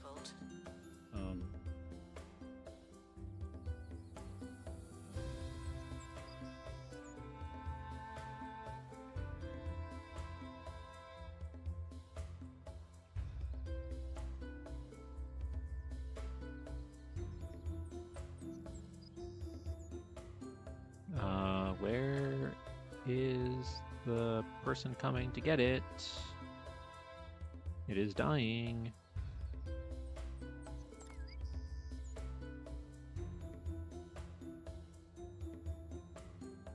It's getting to less than 10%. Where's the person?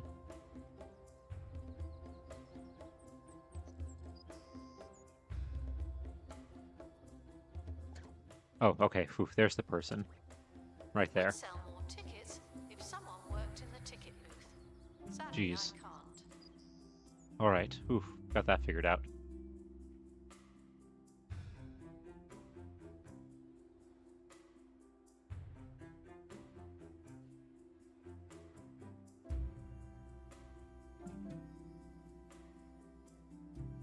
Let's see. That's totally fair. My local one had rules so that people that felt uncomfortable acting wouldn't have to do that. Okay. It would be the liaison for the teachers or some of the tradespeople showing their craft that would have someone else with them to give the spiel. Interesting. Okay. The only place I've really been to where they're like in character is a place in Massachusetts that I went to on a road trip. Plymouth Plantation. It's like made to represent what's one of the first like pilgrim sites would have been in Massachusetts after they came to America, and they were strictly in character. One of them actually was like a girl who was like 10 or 11 years old, and she was killing it, honestly. I will say, like, she was acting really good for like her age and everything. But and a little bit at Colonial Williamsburg in Virginia. Most of the tradespeople there talk regularly, but every once in a while you'll have people come out as like that are like actually like people like in character. Well, especially ones who are interpreting like real people, like real historical figures like Thomas Jefferson and stuff like that. So Colonial Williamsburg is actually kind of like a good mix where you have both people not in character and people in character. I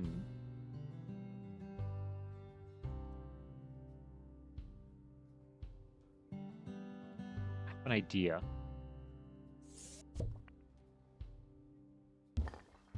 What if we do it?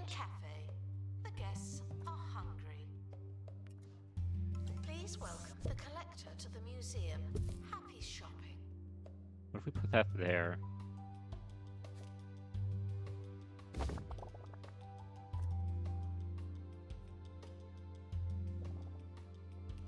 Let's see.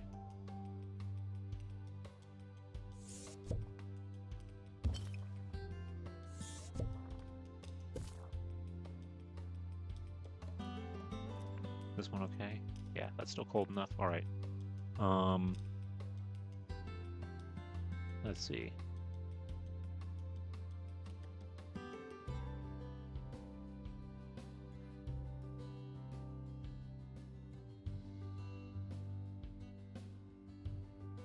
Let's see.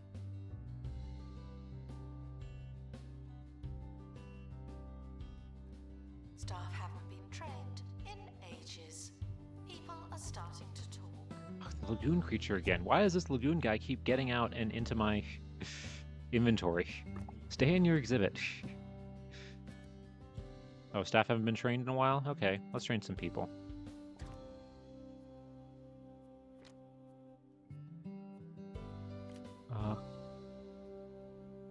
Well, I kind of need a lot of...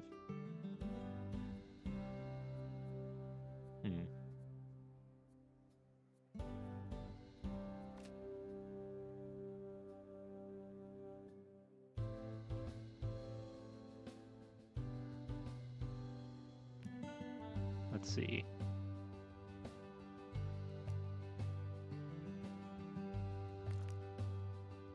Yeah, let's give you exhibit restoration.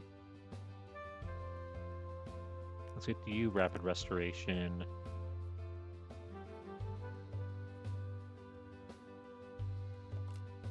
Oh wow, and let's give you rapid restoration.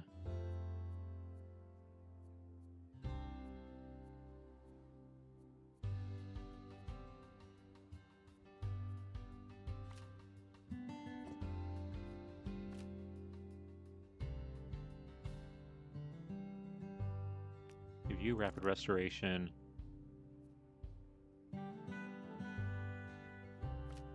And let's give you rapid restoration.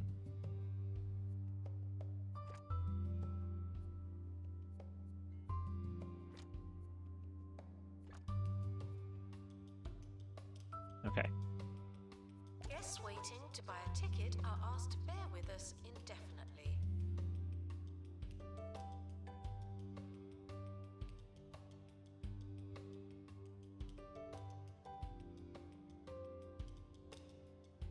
What if I put this in here, maybe?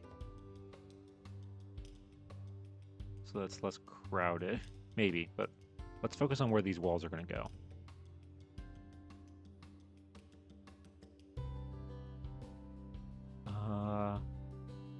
Let's see. There's some very cool. Melissa and Denal just had her stream anniversary, and she took a shot of Washington's Why Risky that was bottled at his estate.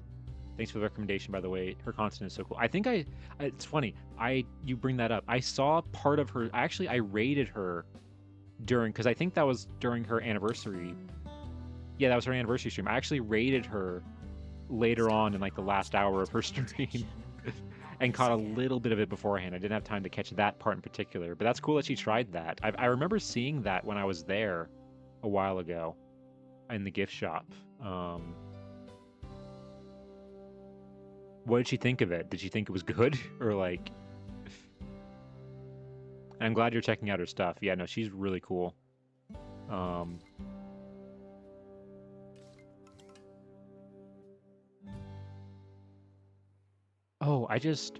okay. I know earlier you asked, like, oh, is there museum-related content that you really enjoy?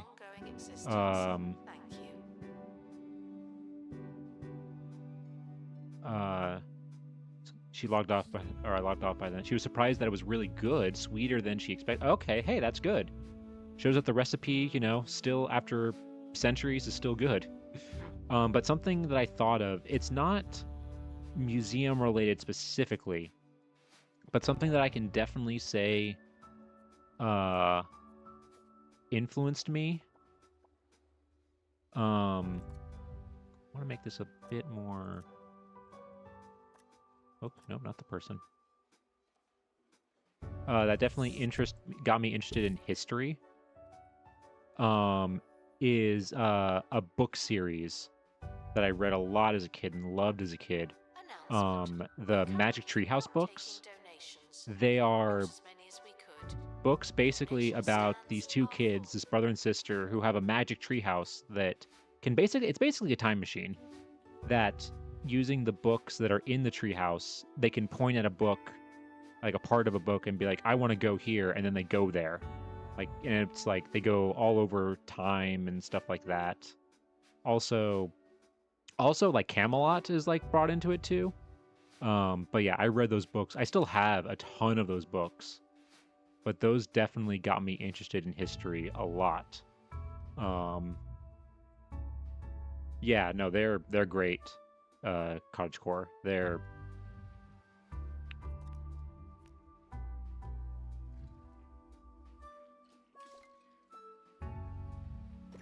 Staff can receive training let's see. to be less useless and more useful.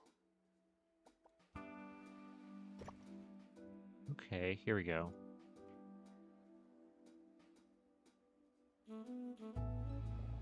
What if we...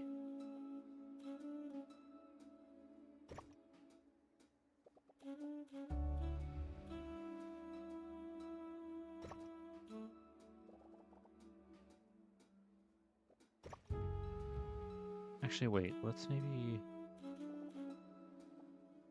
put the wall...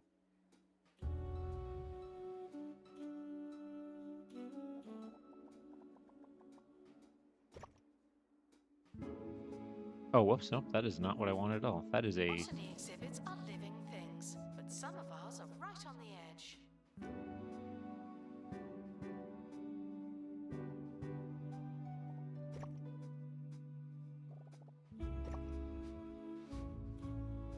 How's that?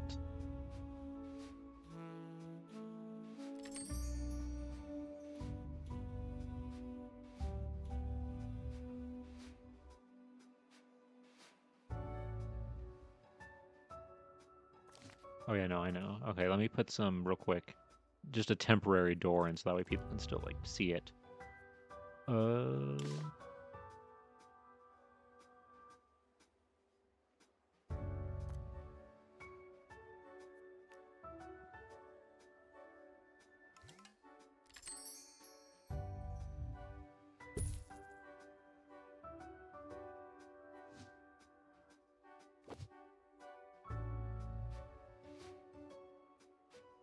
There we go.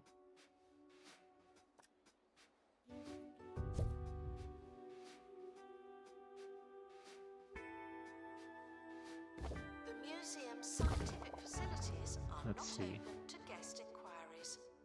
Figure it out yourself.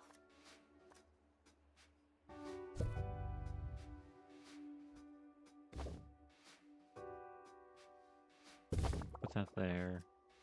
And then move this down a little bit here.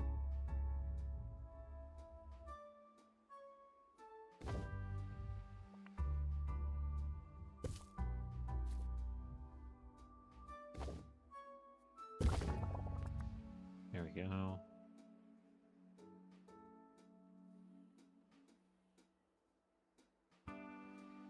My parents are both librarians, so I definitely read that one. Oh, okay. I mean, yeah, that makes sense.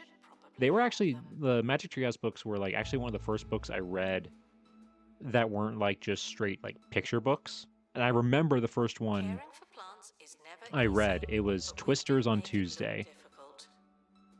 I remembered that one specifically because the reason why I clicked on it or I picked it up, is that I saw like, oh, it has a tornado on the front. Tornadoes destroy things. That should be cool to read. That was like what my 6-year-old brain thought was cool. Radio. You're listening to Harrison Wolf. Lately, I've been learning more and more about botany. I've been enjoying myself so much that I stopped spraying those chemicals in my basement. I'm letting the mushrooms grow. I took my favorite, the largest one. I call him Charlie. down to the museum. They were not interested, but it's their loss. Spirit exhibits are feeling unhappy. Don't upset the dead. Let's see. Maybe it's actually better.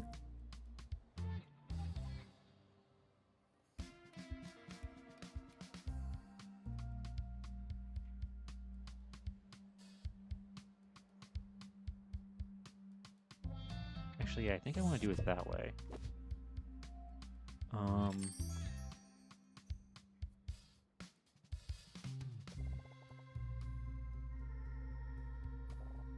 Oh, there's a bit more space.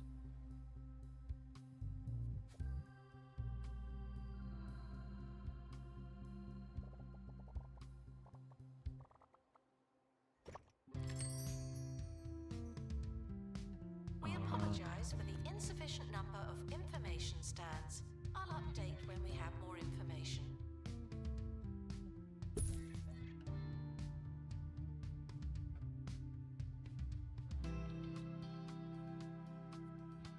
Then let's go back to walls.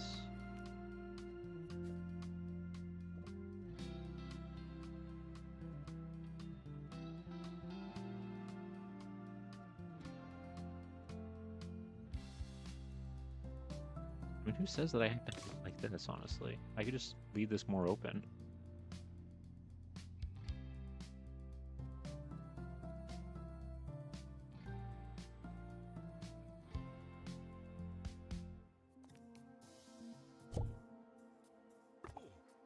Botany exhibits are living things, but some of ours are right on the edge. Okay.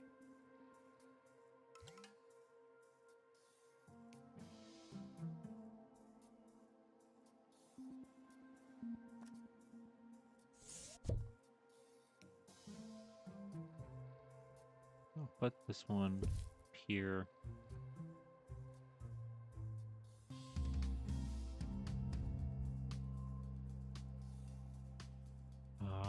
And I think I'll need another donation stand here. Let's see. That's so awesome. What a cool memory. That's such a kid's mindset. I had hyperfixation with the Titanic as a kid. So that was my first Magic Tree House book. Oh yes, yeah, I remember that one too. That one was actually like sad. Because they actually like talk about that, like, oh yeah, all the people on there died. If I remember correctly. And like I remember reading that one. What else? That one was a really good one. I loved the Earthquake of San Francisco one. I remember reading that one a lot. I loved the which one was it? The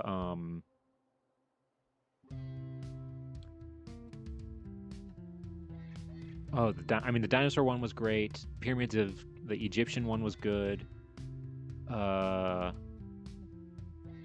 Yeah, those are the ones that like stick out in my memory. Are the ones I. Or they will be when someone starts working there.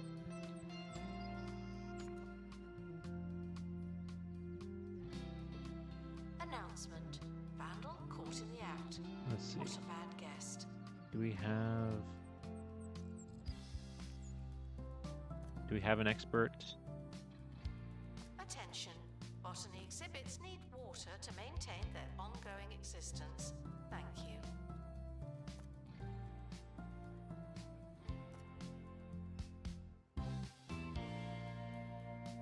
Come on.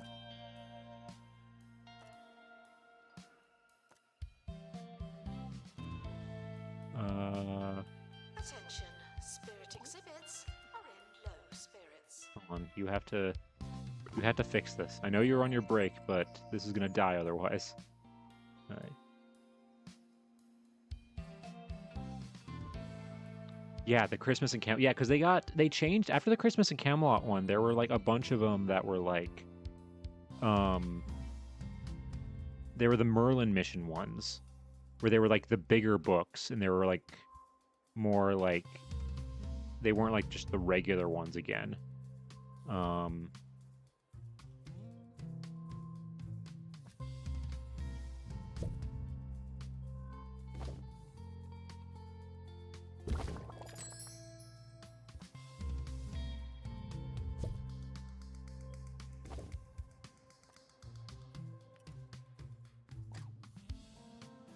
Assistant to restock gift shop. Please and thank you.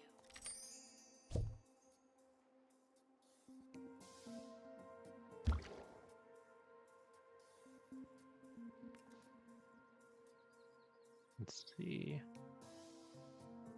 Okay, so that's there. That's there.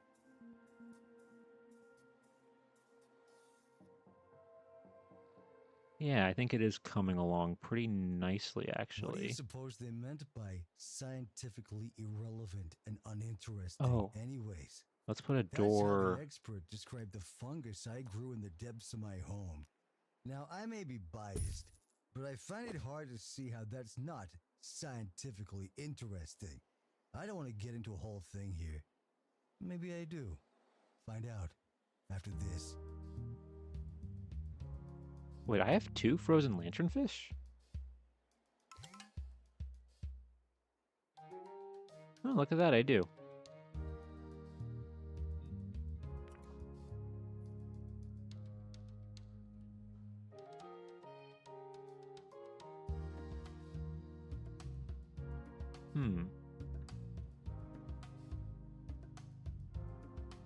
Okay, let's...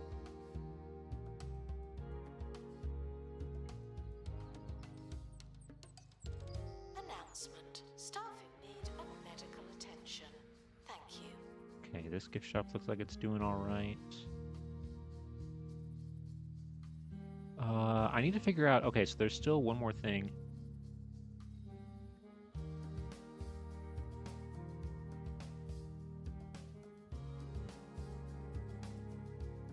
Question from a marine biology nerd. Do they have blobfish? No, but there was... I think they did like a special thing. Which I don't... It was like a limited like time thing where they had like a blobfish that you could get. And I missed it, I think. I think that was a blobfish. I know they did something with like marine stuff. And it was like... General marketing... They don't want to steal our things, just destroy them. Okay, hey, that's fine.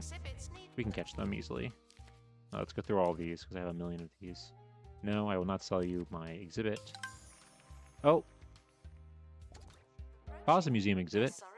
Field tripping. A busload of children are arriving. Thank you, Aeon. I'm not, you know, a museum, a field trip of kids. I'm not sure if I would necessarily call that a positive thing for a museum, but hey, you never know. All right. Announcement. An exhibit needs restoring. Let's put it so that it's like that. There we go.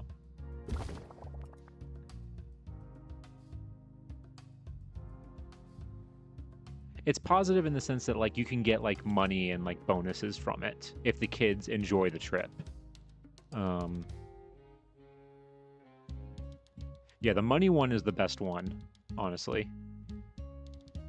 With that.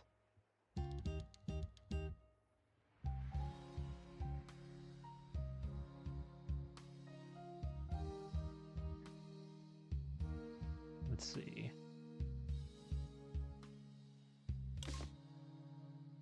Okay, I still have... I need to figure out what I'm doing with this tree. Is it literally just a palm tree? Gift shop requires an assistant. Wow, it is literally just a palm tree.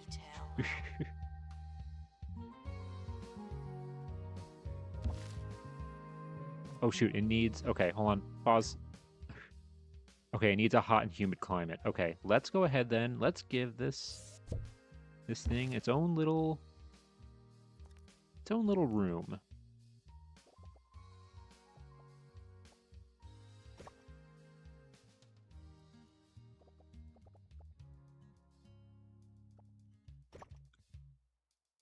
Don't you love that in when you go to museum and they have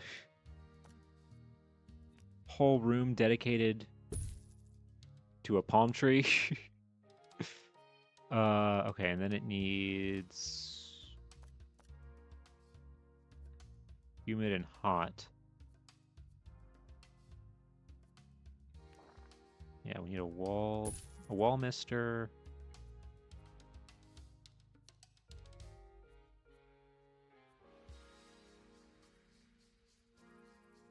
And it's the wall heater.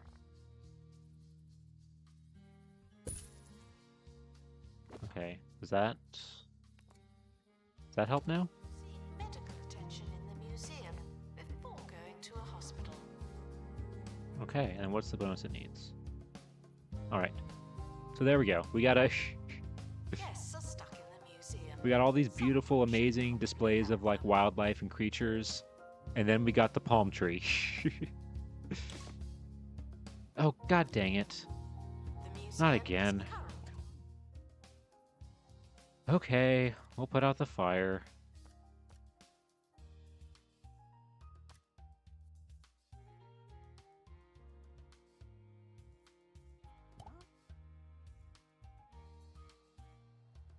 It's like routine at this point, where it eventually will catch fire.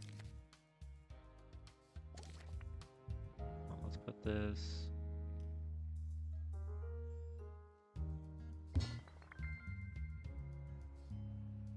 Okay.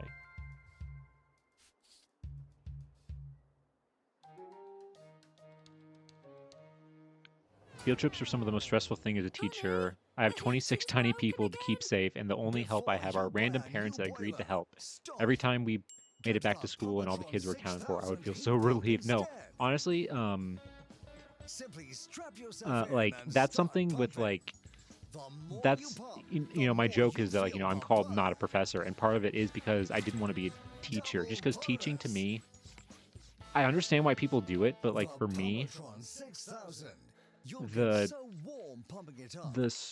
stress, or just the idea that, like, being a teacher is that majority of times people, like, a percentage of the people don't want to be there. They don't care, they're not interested in the topic, and they want to be anywhere else and aren't going to pay attention.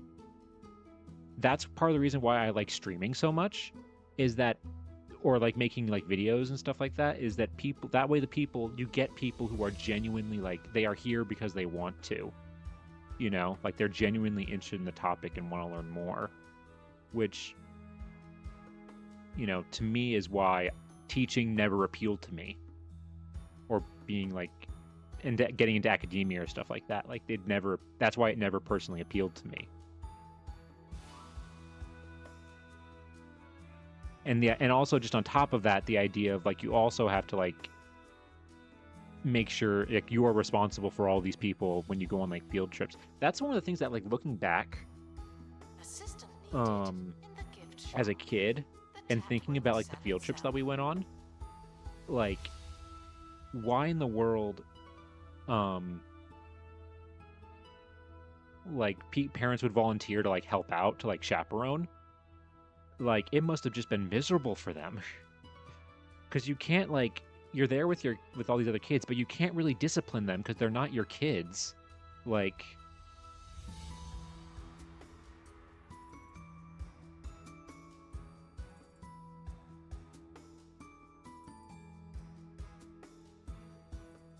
yeah, it just seemed like chaos. And, like, and when I worked in a museum gift shop, like, the worst thing that can happen when you work in a museum or a museum gift shop is a group of 8th graders. I don't know what it is, but, like, the group of 8th graders is, like, the worst because they all come into the gift shop and they, like, are messing around, grabbing stuff, they're taking photos with things, and then if they do decide to buy something, there's a giant line of them at the cash registers, and they hold up the line because they all pay in cash because they just have the cash that their parents gave them before they came on the trip, and so they would just give you, like, cash, and, like, a lot of times they would, like, give you the wrong amount, or, like, it would take them a long, it was just a nightmare. That's always the worst. There's no one in the camera room. This is your chance. Weirdly enough, keeping the kids' attention was easy for me. It was everything else that was a problem. I got told there was no room for joy in my first grade classroom because it wasn't a state standard by the assistant principal. Jesus, that is harsh. I feel like especially that young, first grade, you have to make school like interesting and fun. Because they're at such a young and impressionable age that you want them to actually like enjoy going to school and everything. Whereas if you set them up for something like that, they're just all going to be miserable all the time. They're going to hate it. And that's what you don't want with, that age. I wouldn't teach middle school, not for all the money in the world. Yeah, no, everything about that just looked like miserable. Oh, wait, no. Oh, shoot, I can't put it up against this wall because if I put the wall there... Yeah, it cut it. Dang it. Hold on. So I have to keep it...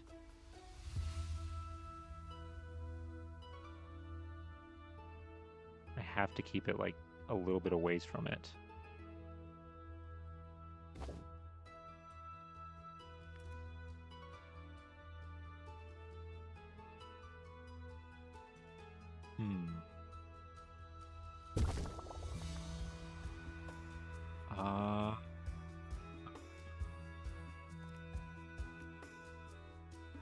Announcement. Our collection of science exhibits is being inspected.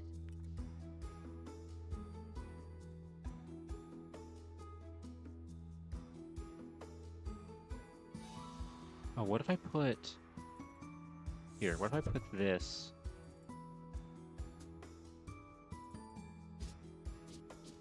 here? There we go. Botany exhibits are living things, but some of ours are right on the edge. Oh shoot, we don't have a botany person here. Hold on. I might have to hire one more botany person just to be in here.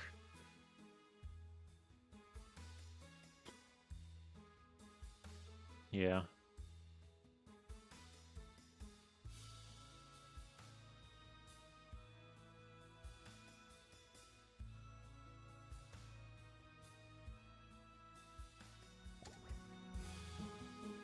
Let's see.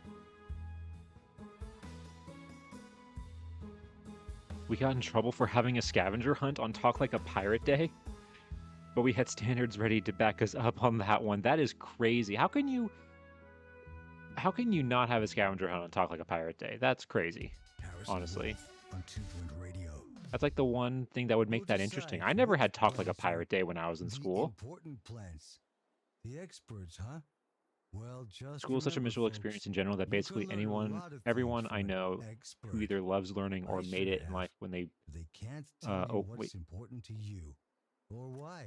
Here. Sometimes a Fix it. mushroom just matters. Sorry, hold on.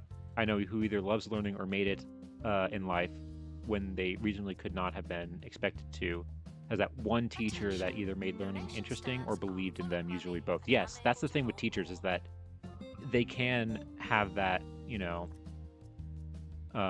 power to make learning, interesting and everything.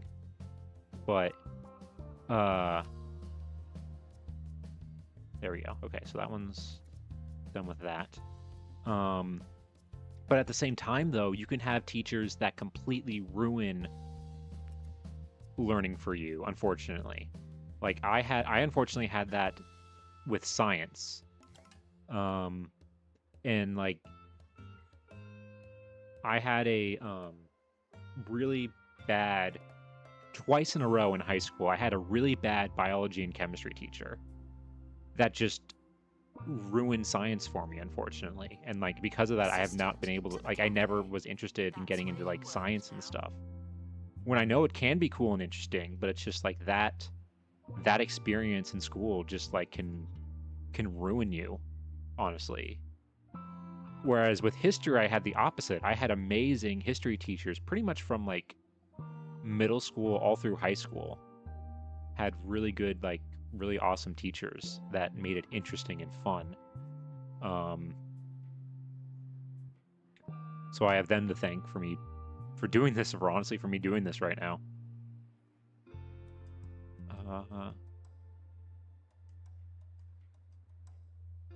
Let's see.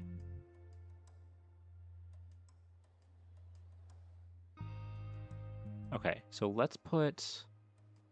Now I think in terms of the layout of like the tanks and everything, I think we're good now, and the walls and stuff. I think we're all right. I'm gonna go ahead and sell that because we don't need that.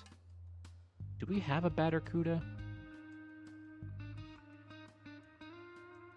Hold on. Where's the exhibit list? Marine life. Barracuda. Okay, I do have one. Is this one great? Yeah, it is great. Okay. Expert needed to restore exhibit. So I'll go ahead. Yeah, I'll sell that one.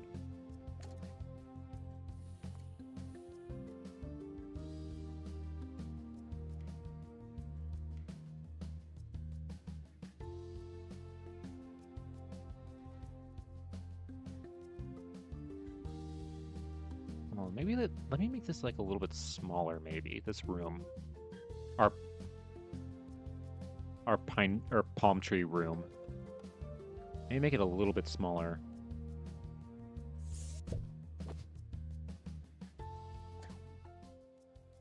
So that way.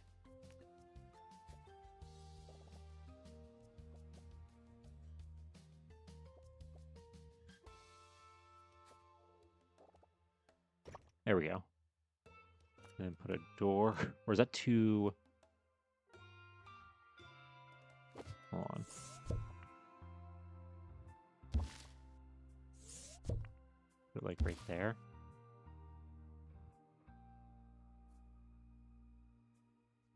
The room just not having a door might be funny. Honestly, it might be. I had to protect my students from other teachers. A coworker called a student of mine with special needs a slur, and I handled it immediately. It sucks. They're awful teachers. That is awful, especially to hear that from a teacher at a young age would just... I think that's the other reason why I don't want to be a teacher, because I'm afraid that like I would like accidentally like screw something up, because kids are so impressionable that you can just accidentally say, like not even with malicious intent, like say something and it can just like mess with them forever.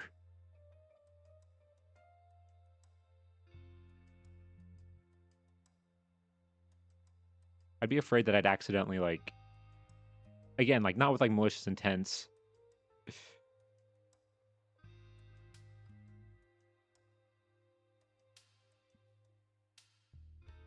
This was malicious, sadly, and included a hand. Jesus, that is awful. It's great that you handle it though, and I'm hoping there was some consequence, that teacher faced some consequence for it. But if you live in an uncool state, who knows? Unfortunately.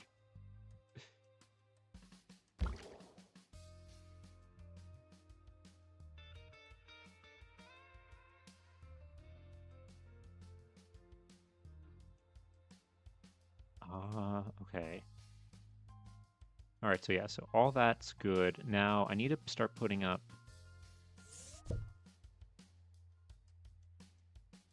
using all that.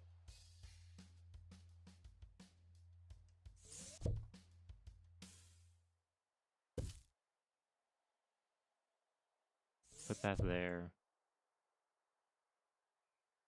This one there.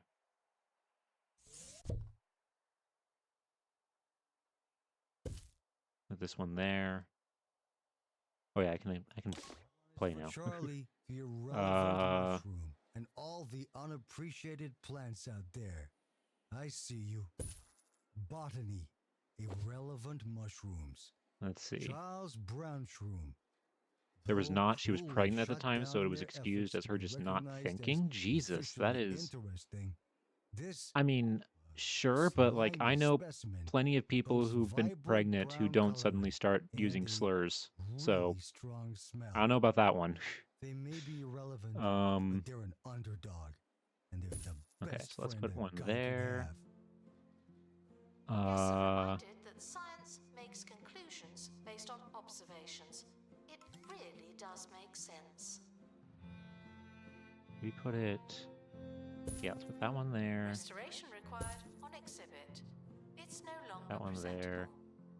Put this one here.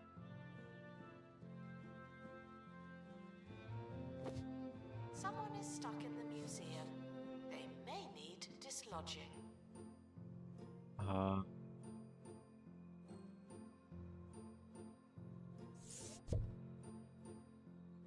Let's put this one here.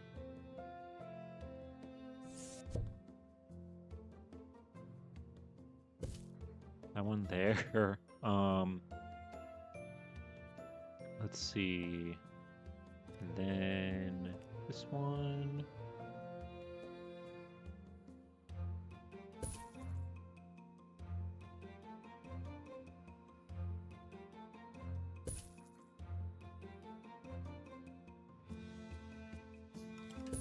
There we go. Put that there.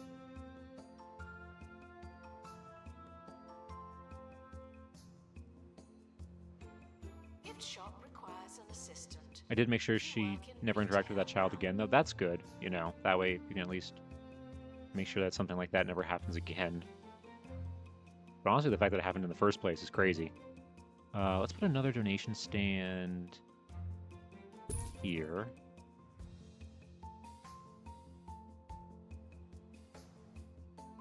Maybe one here.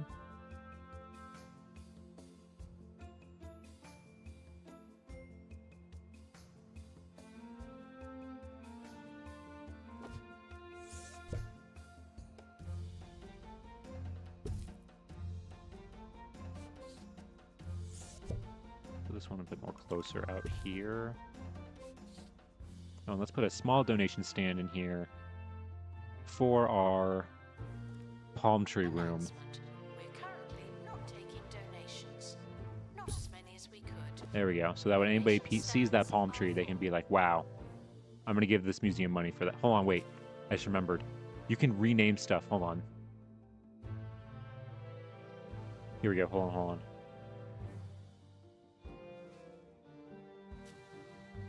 Here we go. The Great Palm Tree. Like the Great Pumpkin from Charlie Brown.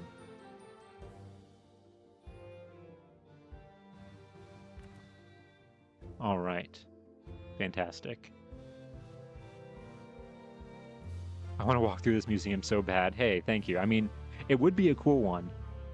I mean, compared to... I mean, it's so many different buildings.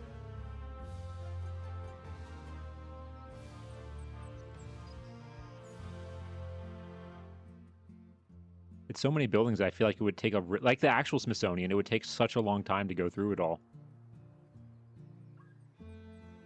There's an area over here to buy. There's this area over here.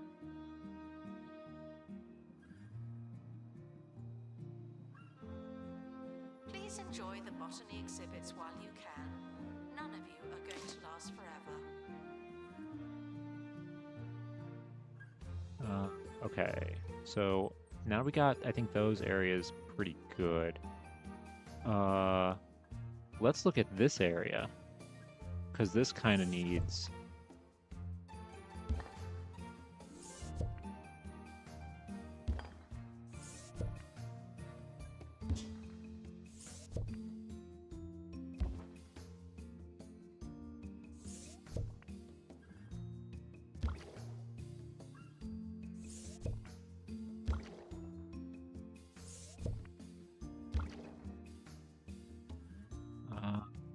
Okay, maybe let's move things so they're a little bit tighter.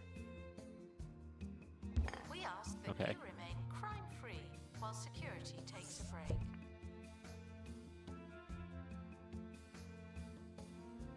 There we go. Okay.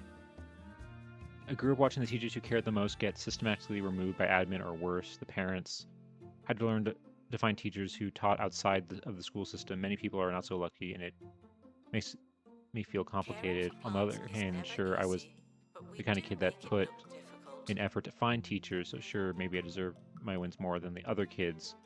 But on the other, it shouldn't have been so hard for me, and the other kids were robbed by the schools, to be brutally honest. Yeah, that is, you know, that is what sucks, is that a lot of times good teachers, if they just do things outside the box, or if they don't follow whatever rules either the district or the state or whatever puts in place, it can be very difficult to, you know, they can be, you know, they can be removed, which, ugh, yeah, really, really sucks. But it's great that you were at least able to, like, put in that, you actually put in an effort to, like, actually, like, find good teachers. A lot of students honestly wouldn't care. So the fact that you did shows really that you really understood, you know, like what to look for. Freezing summers, Arctic winters, 23 I got systematically removed by the admins myself, by the same person who said joy wasn't a standard. I'm glad you had a better experience, but yeah, it's still sad for the other kids. You should be definitely proud of yourself too. Yeah, and I'm sorry to hear that, Kaj, that you got removed in that way. The coolest place on earth. Literally. Yeah, it can. Sometimes it's not the yeah, and like you said, the parents can be a lot of times like a problem with that kind of stuff. They just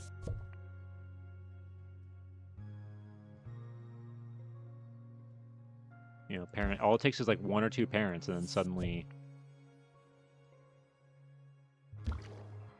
and it'll just like ruin it for everybody. How does this look?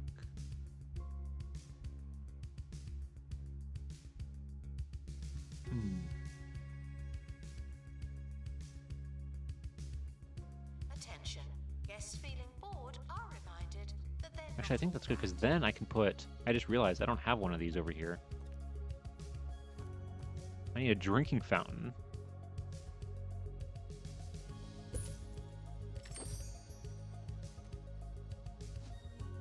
Let's see. Let's see. Okay, okay. Okay. Dang.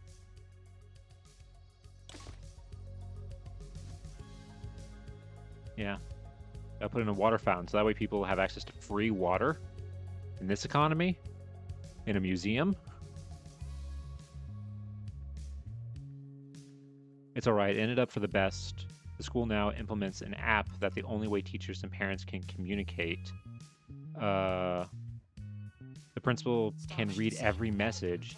No more can the teachers offer to pay for lunches or say it's okay if a kid is late because they were up late. So I'm happy I avoided that, and that's for every public school in my city. That's crazy.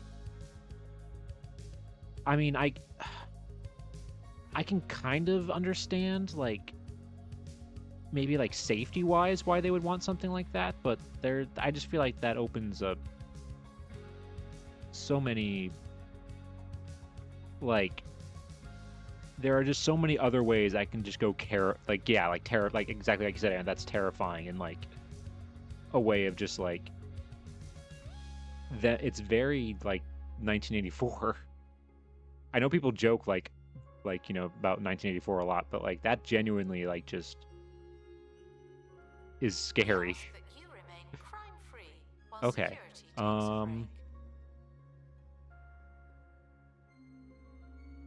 All right, so I think we got our line of artifacts all good. Now we need to figure out traits. Boring. Oh God. Come on. It's the same one every time.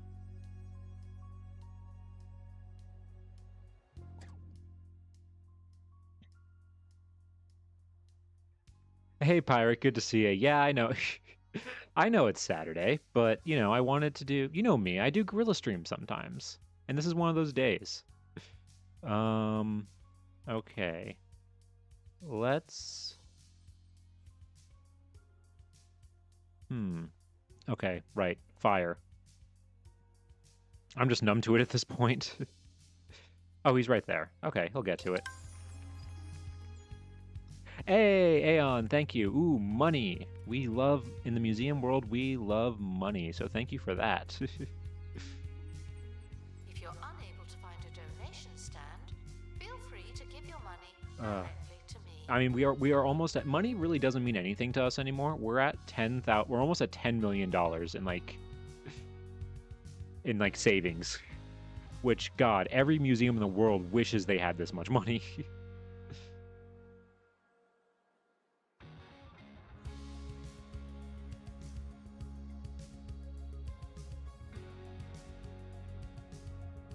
Yes, we love museum funding. We love it so much. We need it so badly. Here. Let's get you rapid restoration.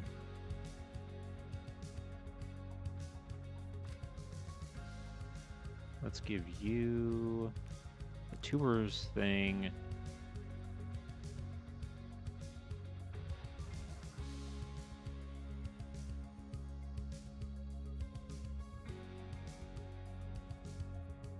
Let's give you another rapid restoration.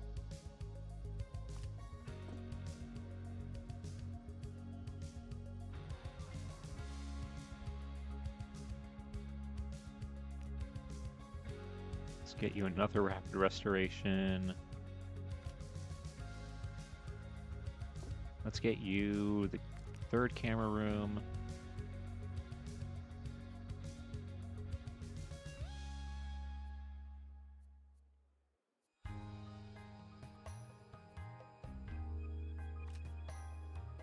Let's give you aerodynamics so that way you move faster, because that's something I'm noticing is that a lot of them move really slow. Security guard, empty donation stand. There's money in it for you. Okay. Oh, and then let's check pay. How does everybody feel about their pay? Okay, everybody's satisfied with their pay. That's good. Boom, look at that, 10 million. Honestly, we only probably reached that 10 million because of that donation thing that Aeon did.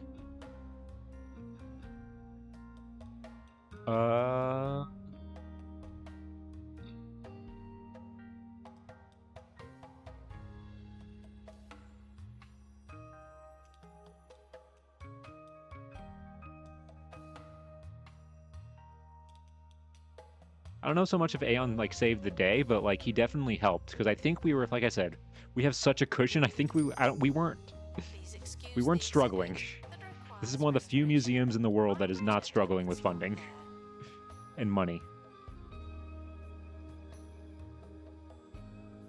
Okay, anyway, back to what we were doing before my pillar caught on fire. Figuring out what we need to do for all these. Oh, it wants to be near the skeleton. But that's gonna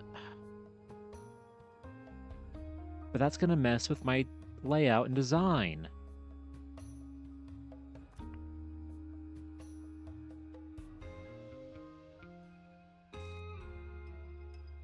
Wait, what does it need to be? Near wetsuit of armor. Wait, near itself? It wants to be near itself?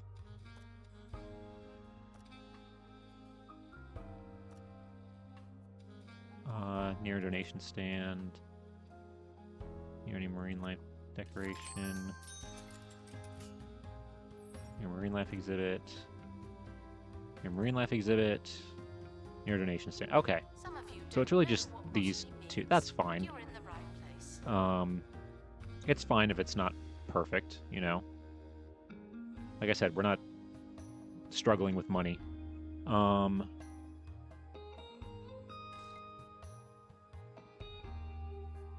So let's go ahead, start putting up decorations.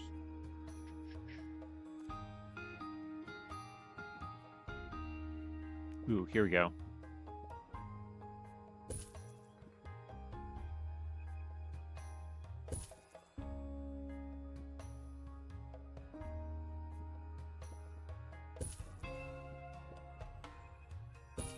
Exhibit requires restoration.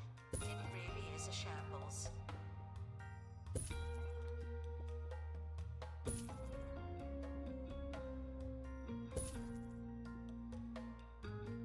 There we go. Okay. Got a bunch of those. Blobfish statue? Oh. We gotta put that. There you go, like you were asking, Cottage. There is a blobfish thing in here. Hold on. Put him right next to the entrance of the bathroom.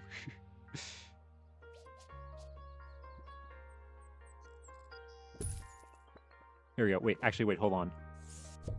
Let me move this to, like, over here. Attention. Guests feeling bored are reminded that they're not all that. And put... We'll have dual... There we go. So that way when you enter... enter the bathroom... Perfect. Exactly, the guardians of the bathroom. That's what we got right there. Oh wait, Wetlandius mural. Hold on. Can I put that like... Yes, right there, behind the boat. Perfect. Announcement.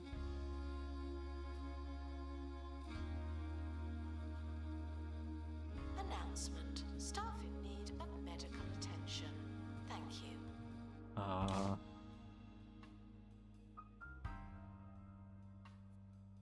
Let's see.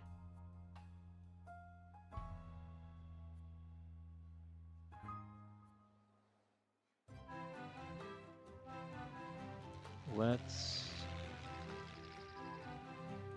see map. Welcome big is to this? another episode of Digging Deeper with me, Hayley Von Trowell, where we cover all things related to archaeology, science, There the we go. unexplained, What's and that there? rubbish exhibits. Later on, we're Rubbish going live exhibits? to the Bone Belt to see if an unheard of pair of scientists can prove human levitation is possible. But first, this listener's theory from General Tyrell Coppersnout, retired, who puts forward a radical idea for speeding up archaeological excavations. He writes that instead of brushing away each layer of dirt to carefully uncover and preserve the ancient and often priceless object being excavated, archaeologists should instead utilise landmines and superglue. I'm just going to You stop know, there. what's In fact, crazy is that what she maybe just started. said is not that far off from how ancient, or not ancient, like Victorian antiquarians used to excavate historic sites. Not landmines, but they did use dynamite. Famously, oh god, what's his name? The guy who discovered Troy.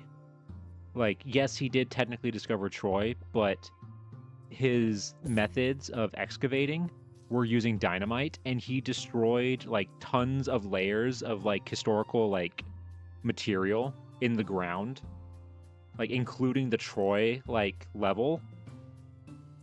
Yeah, like that. Oof. It just it makes me cringe every time I think about it.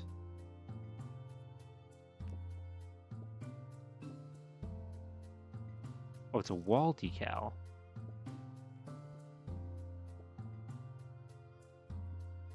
Also, and it's funny you brought up Melissa in Denial, Cottagecore, but when I was watching, when I rated her, she was doing a thing talking about like Victorian like archaeology and like Egyptology. And one of the things she talked about was how some people used gunpowder to break some of the blocks to get into some rooms in like the pyramids and stuff. Yeah, it's people weren't really. I know they did that, and I think there are some like Native American sites in America, like if I'm remembering correctly, some of the cliff dwellings in America and like the Southwest, they would use like gunpowder and like dynamite to like get into some of the rooms that were like blocked off. But yeah, it goes to show that all the care that we put into like excavating stuff was not always the standard.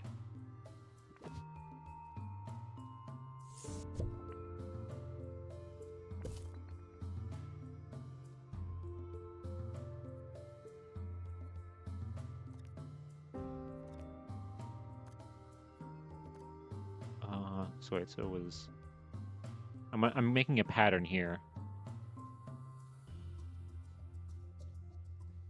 The museum's scientific facilities So are it's not open to Ray, guest inquiries. Turtle, Shark. Figure it out Ray, yourself. Turtle,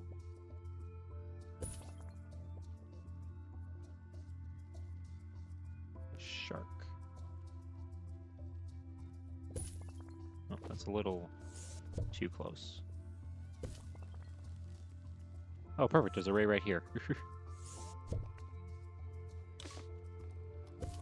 Yep, that's exactly why we have ethics committees and just standards now when it comes to archaeology and field work, because when you're excuse me, sorry.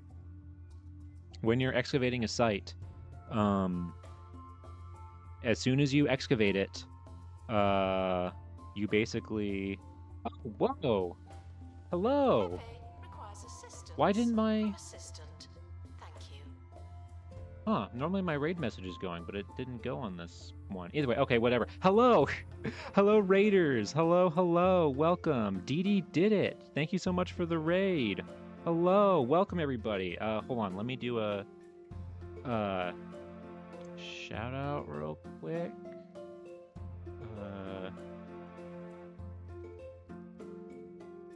Let's see if I did this right. That's pretty neat. Hey, the follower work is going, but not the other one. Thank you so much for following. Dee Dee did it. Hello, welcome. Oh, you were playing 2 Point Museum too. Awesome. Hope you had a great time with that. What were you? What museum were you working on? Yeah, how was like Cottage Quarters? How was your museum building going? But hello, everybody. I'm not a professor, but you can call me Nap. I am actually normally a history streamer where I do history research live on stream, but as the title suggests, I actually work at a museum in real life. And I have been obsessed with this game for a while now. It's the classic example of like I work all day in a museum and then I come home and work on my fake museum. Yeah, that's why we're playing this and just kind of chilling. But I also do like history streams where I do genealogy research live on stream if you're interested in something like that, where we find all kinds of cool historical information and read historical documents live on stream. It's really, really fun. I love this game. I'm working on Star 10 for the Fantasy Museum in this. Okay, yeah, I haven't gotten to the Fantasy Museum yet. That's what I'm gonna work after this. Let's see. Oh, Madam Bean Buns, thank you so much. Oh, hey, look at that. Get the follower girl. Thank you guys so much. That's awesome. 110 followers. We're getting there. And oh yeah, Madam Bean, you say you work at a museum too. That's awesome. Yeah, and that's why you bought the game. Yeah, no, I'm loving it. This has been a really fun game. As you know, kind of like cartoony and silly as it is, there are some things in it that are like kind of accurate. I'm not sure, like I don't know if accurate's the right word, but just certain trends or just like certain things where it's like, oh yeah, that is kind of like the idea of like the restoration mechanic and the yeah, like the restoration mechanic and all that kind of like is like the main thing I think of. That is something you are worried about when you work in a museum. I'm working on collecting 3 more stars for the curator class 16. Okay. I'm currently, well, so what I'm doing right now, let's see, I'm currently working on, I'm calling it Smithsonian 2, where basically it's just a fun little thing I'm doing where I'm trying to get everything on this map, or trying to get everything and having it all on this map where each building is its own thing. So like this right now is the natural history area with all the fossil and bone belt stuff. This is our ghost one over here. This is our science one that ignore all the exploded bits because I accidentally screwed up and I screwed up the the zone assignment mechanic and accidentally made it so that none of my science people could restore anything for a little bit. So just ignore all the exploded pieces that I can't make again. Yeah, no, they explode. Yes, yeah, they explode and catch fire all the time. But yeah, I hope you guys had a great stream, DD. And you have to raid and run. I totally understand. But thank you so much, and hope you have a great rest of your day. But yeah, what were we talking about? Oh, we were talking about standards in archaeology excavation, because I forgot how it came up, but we were talking. Oh, they have like a line. There was like a radio bit that was playing where they were talking about like excavating stuff with landmines as like a joke, but in reality, that's how old, like in the Victorian era, people used to excavate stuff. Yeah, it's just I need to R&R, but I'll be lurking. Have a fantastic stream. Yeah, of course. Thank you so much, Dee. You know, thank you so much for the raid, and hope you have a great rest of your day. Thank you so much. Let's see here. Okay. But yeah, we were talking about like how that is honestly something that people used to do back in the day. With old archaeological digs where they used dynamite to excavate, which you can imagine was not great for the historical material. But yeah, and we're just happy that today we have standards that prevent stuff like that from occurring. Because once you start digging something out of the ground, you can't put it back, and it's, you know, kind of like you lose so much. As soon as you remove it from the ground, you remove so much historical excavation. Levels of monotony, but they're not prepared for this.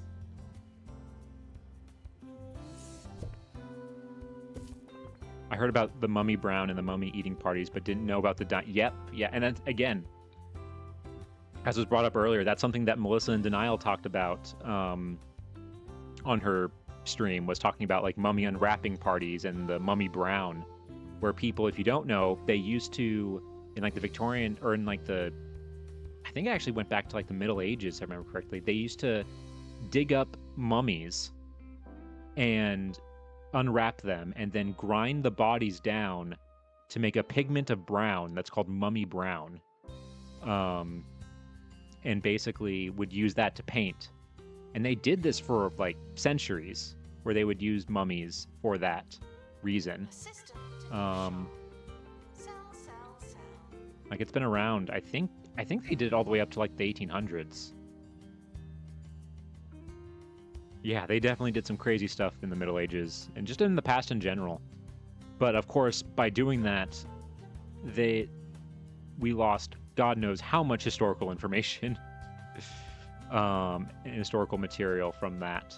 And also just the fact that they would, you know, like just looters and stuff. Not even like just looting back then was just so common that, again, there's so much that's been like lost or destroyed or taken out of context that like who knows Who knows what happened with it? Okay. Turtle. I need shark next. Filled with things you could never Shark. afford. Whoa. And Countless then priceless Ray. artifacts from every corner of the world. Okay. Oh. So right now what we're for working on is I'm safekeeping. working on kind of getting my putting the finishing touches on my aquarium Oh, museum. Jumbo Museum. The museum for big spenders. Right now we're basically like kind of like I'm just trying to like make it. I have everything for the aquarium Caring one. for plants is never easy, but we do make it look difficult. And just kind of adding like, you know, the decorations and just making it look pretty, you know.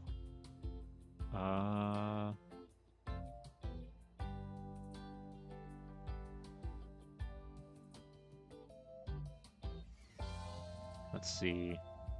It went on into the 1900s. I just checked and using Mummy Brown didn't start becoming pop. That's what it was. Yeah, it was the early 1900s. Okay. Yeah, that is. It is crazy that it went on for that long.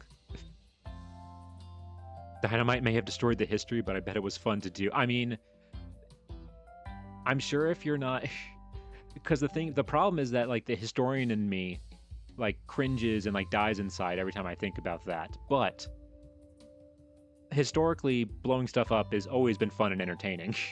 Announcement. I grew up on MythBusters. I know how that. Donations. I know how Not as that we could. is. Donation stands are full.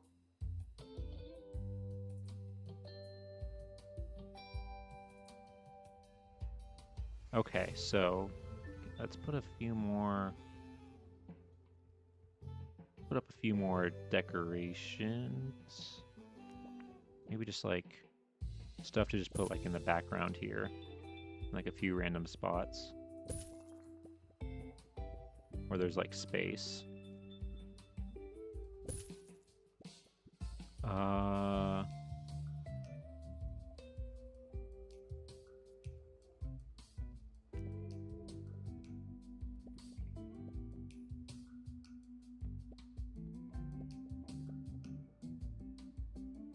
Announcement. Staff in need of medical attention. Thank you. Let's see. Is that? Okay, I think everything has 5. Okay. Everything has 5 in terms of that. Now let's get...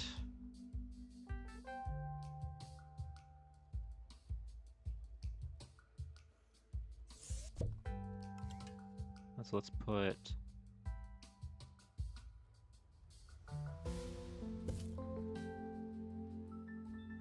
Let's move this down a little bit.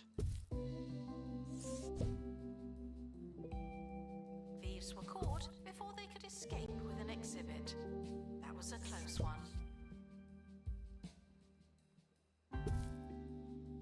Let's see, okay, put that there.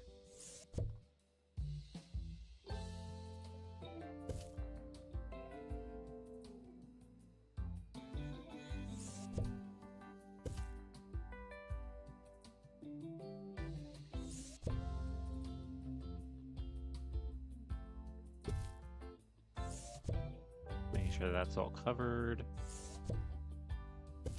Okay. There we go. I appreciate that Mythbusters would do the best they could to the best of their ability, but when they were done, they would turn around and say, it's time for the explosion. Honestly, that was honestly the major appeal of the show. That was one of the reasons why, as like, you know, when I was,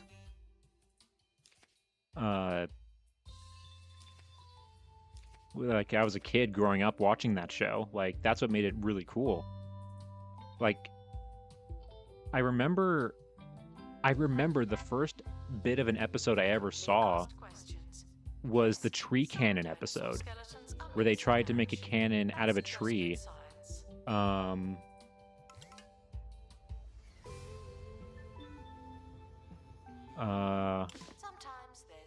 god dang it, another... hold on. It's on fire again. Don't worry. We'll get it fixed. Where... Okay, who's doing it? Okay, there we go. taken care of. All right. If you haven't checked out Alan Pan's YouTube channel, he is a former Mythbuster that does the kind of stuff. Oh yeah, no, I know Alan Pan. Well, isn't he the one? He did the video where he gave like snakes their legs back, right? That's Alan Pan, right? And I've seen him in stuff with like I haven't watched as much of his stuff recently, but William Osman, I used to watch a lot.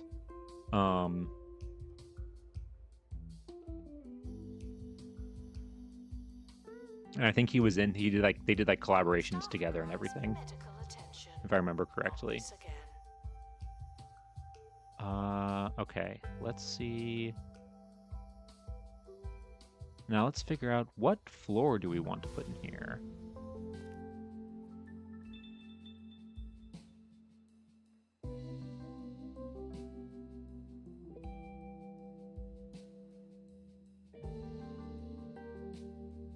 I haven't seen that one, but maybe he's the guy that Jamie doesn't like.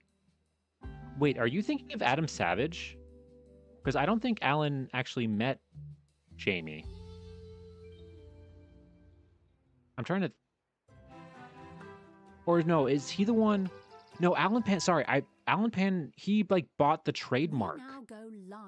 He was the one who, like, did a thing where, like, part of the trademark for Mythbusters, like, expired, and so he bought it and made, like, bootleg, like, Mythbusters stuff.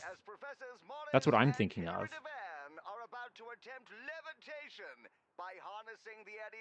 Because Adam Savage also has a YouTube channel called Tested, where he does like build stuff and does all kinds of stuff. I don't know if I'm getting people mixed up, but like that could be. Because I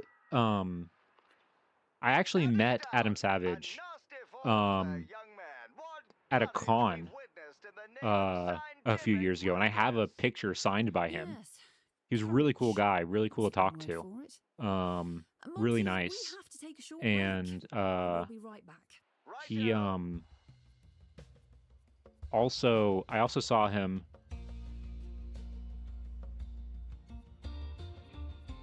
I also got to see him speak at like a science museum once that he came and did a talk at, which is really cool. And when I was in college, when Mythbusters was still on, and him and Jamie were doing like live tours, like tours around the country and doing a live show. I saw the live show with him and Adam. Yeah, so that was really cool. So I've technically seen Adam like 3 times, but like only once I like actually physically met him.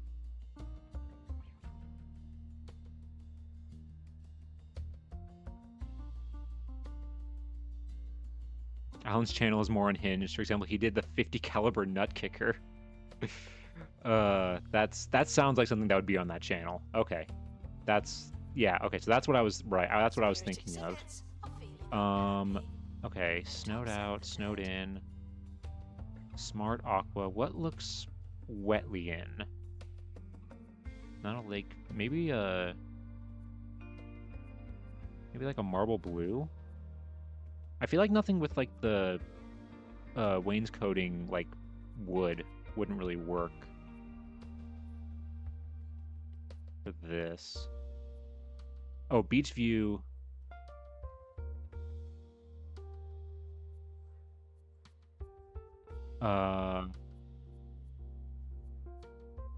Smart blue. Maybe let's do... Which one was it? I just saw it and I like... Maybe the marble blue? Disinterested guests are reminded that not everything has to be a party, okay? Oh, that works.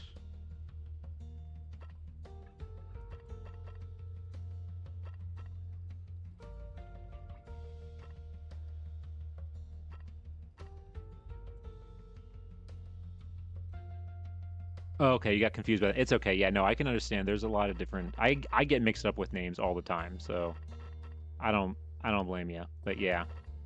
Yeah, Jamie doesn't like a lot of people. He's just chilling, doing his own thing. Also, Jamie, or not Jamie, Carrie and Tori, who used to be on the show, they now have a podcast where they talk about like some of like the behind the scenes stuff that went on during the show and everything. And it's been really interesting to get like a behind the scenes look of what was going on with the show at the time. Yeah, it's called like Mythfits, I think is what it's called. But I mean, if you just look up Mythbusters podcast, it'll probably come up on YouTube. And they upload the episodes to YouTube. And yeah, if you love the show growing up like I did, I definitely recommend it. Let's see, cave floor, creepy carpet, dimpled blue, factory gray, grass floor, ice crystal floor. Is there like a... Ooh, wait, maybe the blue diamond? That might be a bit too much. Too much blue. Attention. Donation stands are full of money and unable to... On a snow floor. What about this blue? It's a bit too dark. Is there like a lighter blue, maybe? Maybe this one. Ice crystal floor. Ooh, actually, I think I do like this, because it kind of looks like old cobblestone. Which is where this type of stuff would be, you know, with like artifacts and everything would be displayed.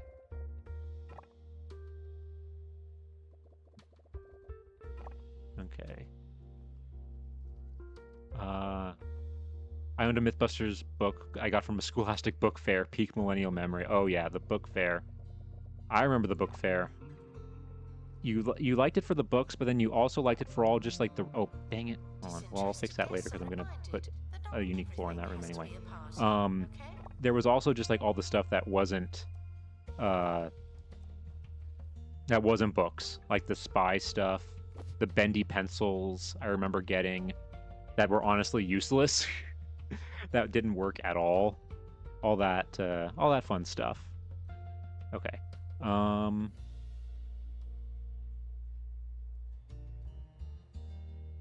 Scholastic Book Fair still happen and they haven't changed that much. Really? That's cool that they still do it. Do they still... I mean, maybe it's digital now, but do they still give you like the... I remember they would give you like that like super thin like paper booklet to like where you can mark what you wanted to get. Or like to advertise it, and you could like mark what you wanted and they would get it for you. And like order it, I think, like that way was one way you could do it. Before we go, let's head back to Monty Barnett reporting from the They do still have the booklets. Oh, that's cool. That's cool that still hasn't changed in like 20 years. Incredible scenes here, Let's Haley, as see. Hilary Okay, so Duran now reveals we got our himself. fossil He's room. recalibrating the launch trajectory. He is taking a longer run up Now the than his fossils, brother, because they are and he's underwater off, fossils. and he's down. There you have it. The experiment has been an abject failure. But if I know this plucky Two-tone pair, blue, they'll maybe? be back to try again just as soon as someone invents a method to fix their life-threatening injuries. An unexpected turn of events, for sure. Perhaps the wind conditions weren't quite right today. Anyway, that's all we have time for. Guests cannot purchase exhibits, but collectors can. To be fair, I haven't taught in 4 years, but it was true as of 2021. Hey, I mean, still, unless they had some crazy new change, that's probably still the same. We used to get cheaper versions of books in Ireland at school book fair, made of cheaper materials like thinner paper and paper covers, things like that. Interesting. Huh. That wasn't necessarily what the American book fair... The American Scholastic book fairs were more like... It was literally just like... Honestly, it was just one big advertisement for Scholastic. And a book with snippets of what some of the books are on sale are. Okay. Did it have like toys and stuff like that? Because ours, like in America, it was books, yes, but they also had like toys and like other stuff that you could get too. Expert needed to restore exhibit. What about this? Oh no, I don't really like that. Not the ice panels. Smart blue?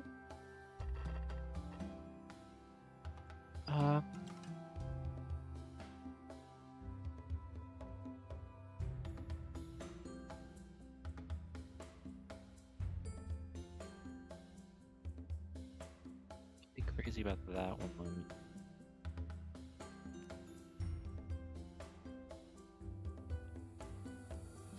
This one. Oh. Zigzag blue? They look more gray than blue, honestly. Guests are prepared for certain levels of monotony, but Like they a short won't stories know collection, but this. synopsis of approved kids book. Oh, okay, so it's just a little like a teaser basically of like what these books are. I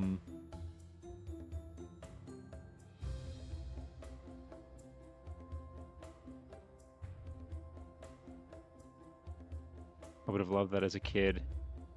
Little samples. I would have loved that collection over and over. No toys. There were notepads and pans and fancy school supplies. They had dinos on them too. Okay, that's... Yeah, we had that too, but ours I remember...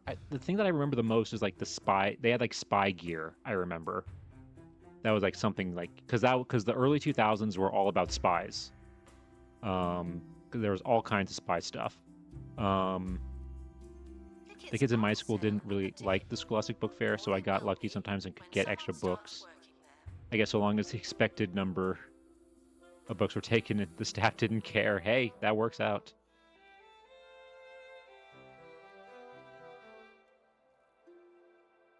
Scholastic people have to push a certain number of books. They can't sell just the toys. Every kid also got a free selection or a free book out of a selection to encourage reading. Oh, that's cool. I don't remember that being a thing in the American ones. I don't remember there being really like a free... There being like a free sample or like a free book offer.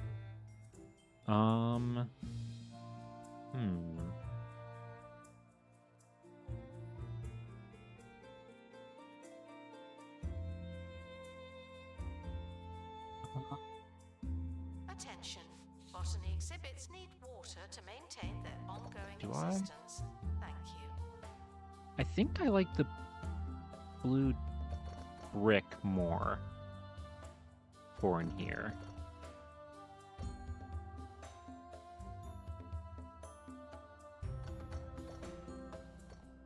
Yeah.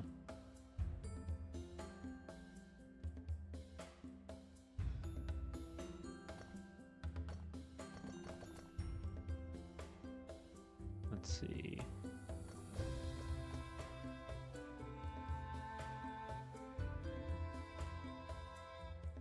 Okay. As a teacher, I would let parents sponsor books for the classroom or for kids who couldn't afford books. Scholastic has a cool system for that nowadays. Interesting. I mean, I was a kid, so I wasn't really paying attention to that. So I don't know if that was a thing, like, when I was a kid. Oh, okay, let's see if we can do this.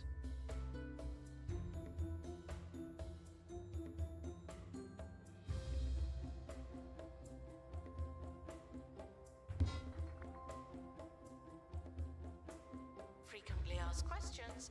Yes, the dinosaurs are real, but they're not anymore.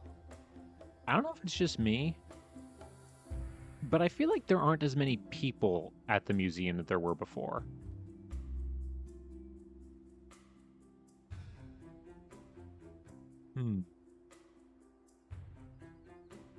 I don't know if it's just because they're more spread out, because they're going to all these other... It might be because they're more spread out, but...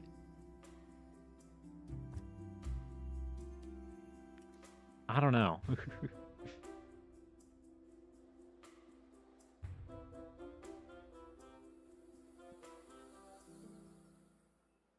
Hold on. Do my stats say the number of people? Team levels... Guess. Guess count. There we go. No, it's been consistent. Huh. I think it is just that they're more spread out now. Age-old enemy. I don't think it was when I was a kid. Now there's a display in the book fair that features books each teacher would like for their class. Oh, that's really smart, actually. I really like that. Meat Wizard and the rotten beef. Though some books were off the table for you due to religious reasons if your parents signed to say you were not allowed certain topics. Oh, wow. I guess Ireland... Okay, yeah, I guess that does kind of make sense. But that's interesting. I wonder if that's still a thing.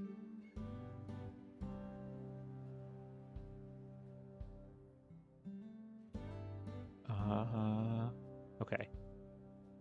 So yes, we got the brick. What should the floor of this room be?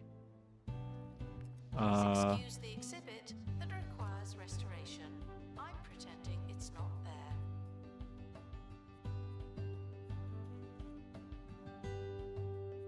Let's see.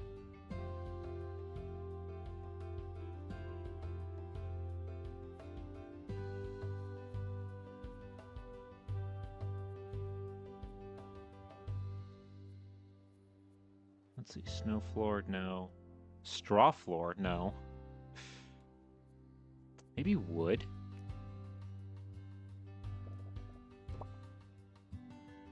Ooh, I actually like the wood floor. It reminds me of like old art galleries.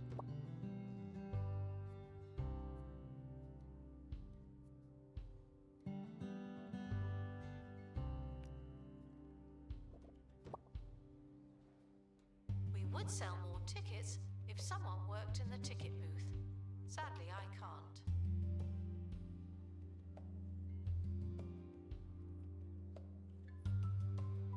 Let's see.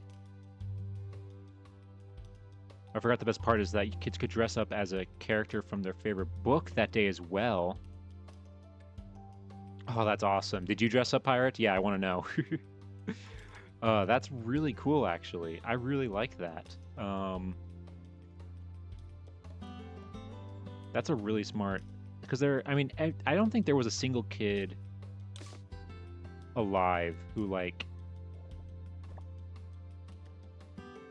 didn't like days like where you could dress up at school, like pajama day or like Halloween, where like you were allowed to like wear your costume to school, because there were some museums that, or some, not museums, some schools that allow that on some days. Expert required to There we restore go. exhibit. You're the expert. Okay. Oh, let's put some benches in here, because that's something I realized we don't really have a lot of in this museum. Botany exhibits are living things, but some of ours These are benches. Where's a Wetleyan bench?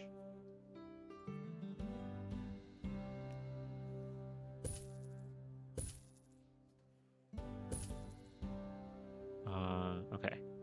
There's that. And let's put some like along here too.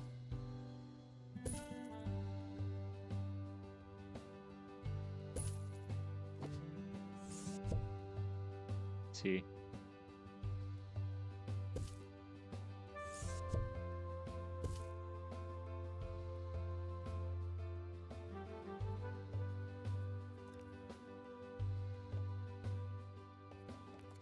Let's see. Can't really remember what I dressed up as, to be honest. Hey, that's fine. I mean,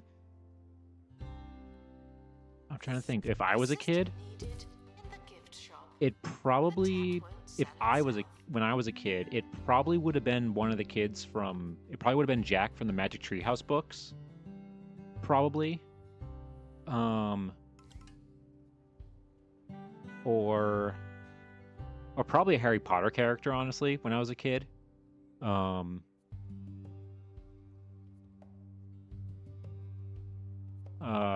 Because those were like the two things that I was really into. Guest star in the museum should wait for help indefinitely.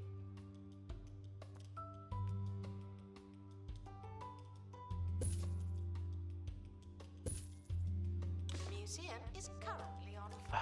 The same one. It This always, wouldn't happen here. this always happens. Is someone coming to get it?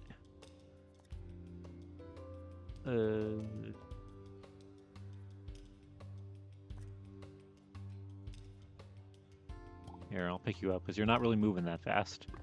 There we go.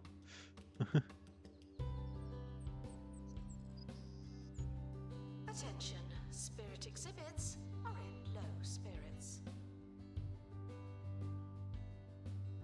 Let's see.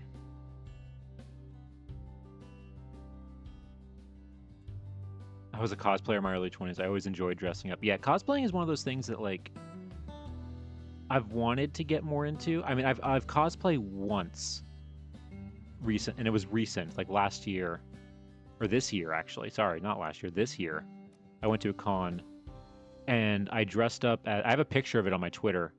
I dressed up as Stanley from the Stanley Parable game. Which, if you don't know, that's like an indie game that's like a choose your own adventure kind of game that gets like very meta and like existential, that like knows it's a video game, and like how the choices you make like change the story and everything like that. It's really funny and just a really cool game. But the main character of it, Stanley, is just a silent protagonist that doesn't say anything. But you also carry around like a bucket with you the whole time. So that's basically what I did. Was I wore this very like, it's a very plain outfit that he wears, and I just carried around a bucket with me, and people were actually able to recognize it and were like, "Oh my god, you're Stanley!" And it was really fun. So that was and I did that because it was very easy to cosplay.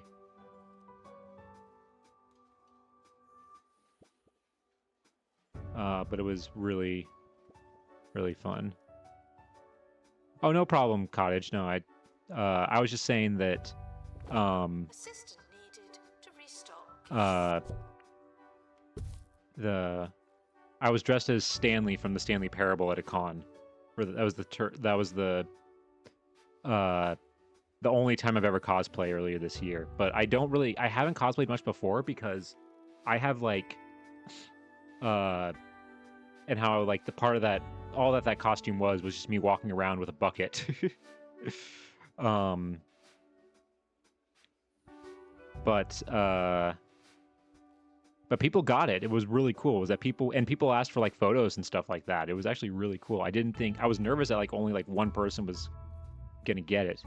But what I've personally found with like cosplaying is that I think it's better, like,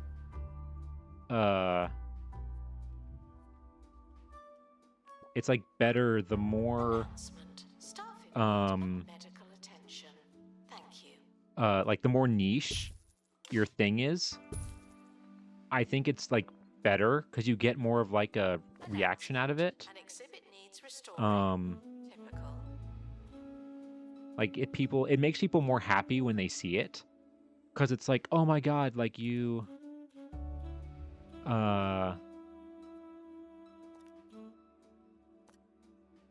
like it's just then like being like, I don't know, like Darth Vader, like a popular character. When you're a popular character from a popular thing, unless it's like a really good quality like cosplay, like most of the time, like people are just gonna like, not get as much of a reaction out of it. But I feel like when you're a niche thing, it makes people so more excited when they like see it and they get it. So that's why, like, if I do cosplay again, I want to do more like kind of just niche stuff from like things and TV shows from like when I was a kid. Yeah, they do get excited when they like figure it out or like realize what you are. Like that's me when I see any really good Avatar: Last Airbender cosplay, because like that's my favorite show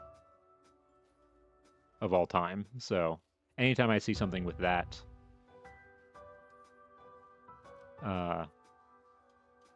like any good cosplay with that, like especially like one of the side characters, I saw a really good like Cabbage Man, a really good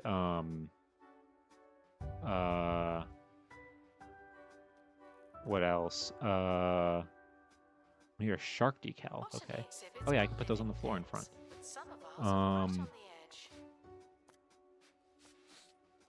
Where is... Aha. Shark decal. Put another one in front of this one.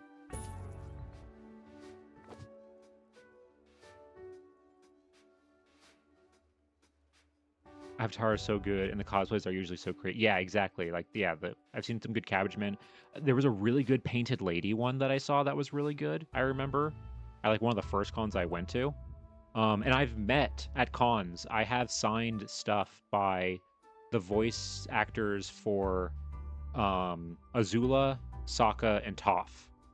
I've met all of them, and have signed stuff by them. From cons that I've went to. My goal is to try and get all of them. And I was so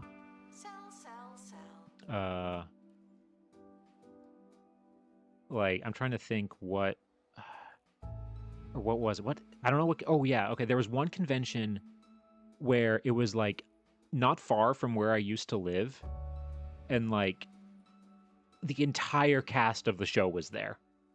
Like the entire cast of the show was like going to be at this convention, and I couldn't go because I was like on the other side of the country, and like I was so mad. And one of my like high school friends was able to go. I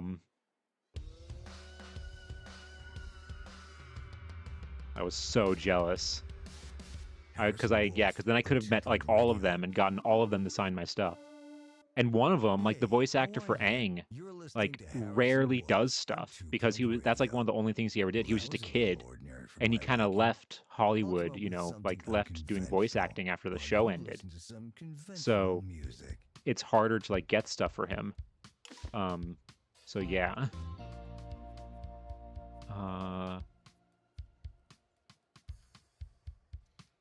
Let's see. How big is the marine bubble? Oh, it's not that big. How big is the Wetlantis diorama? Here, let's put that, like, here.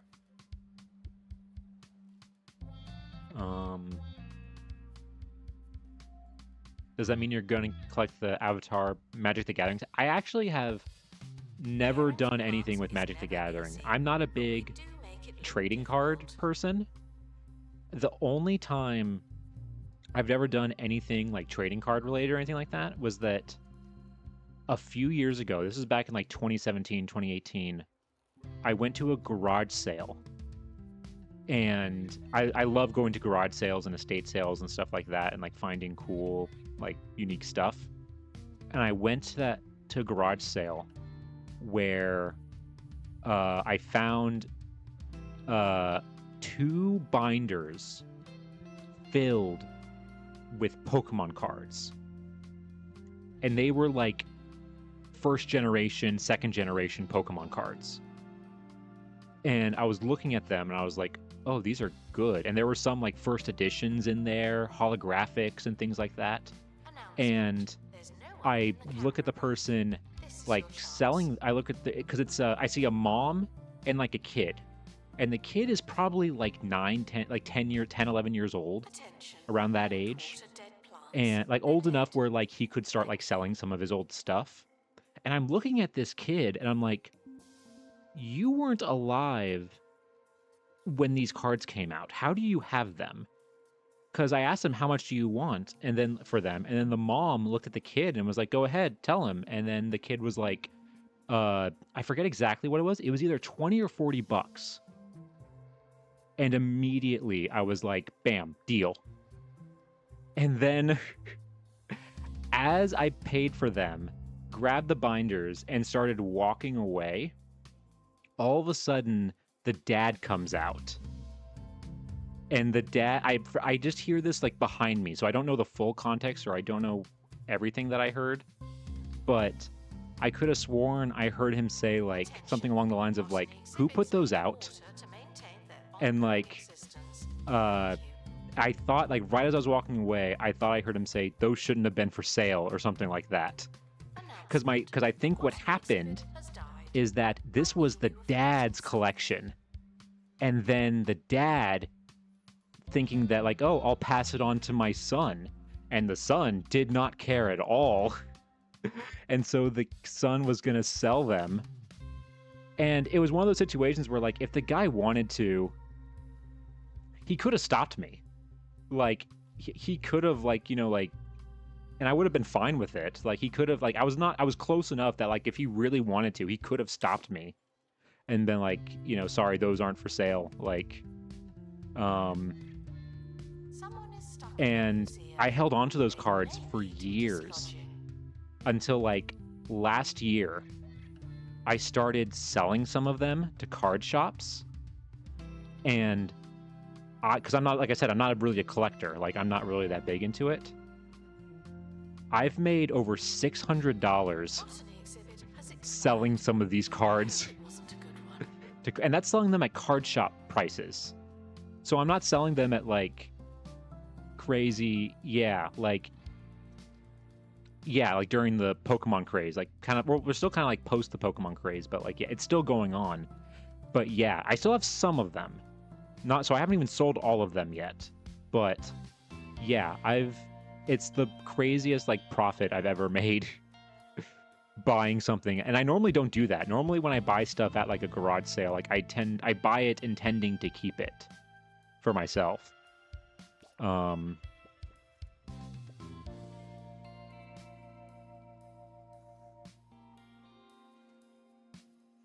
But yeah, that was one of like the only times I've done something like that. Attention, don't water dead plants. They're dead. Thank you.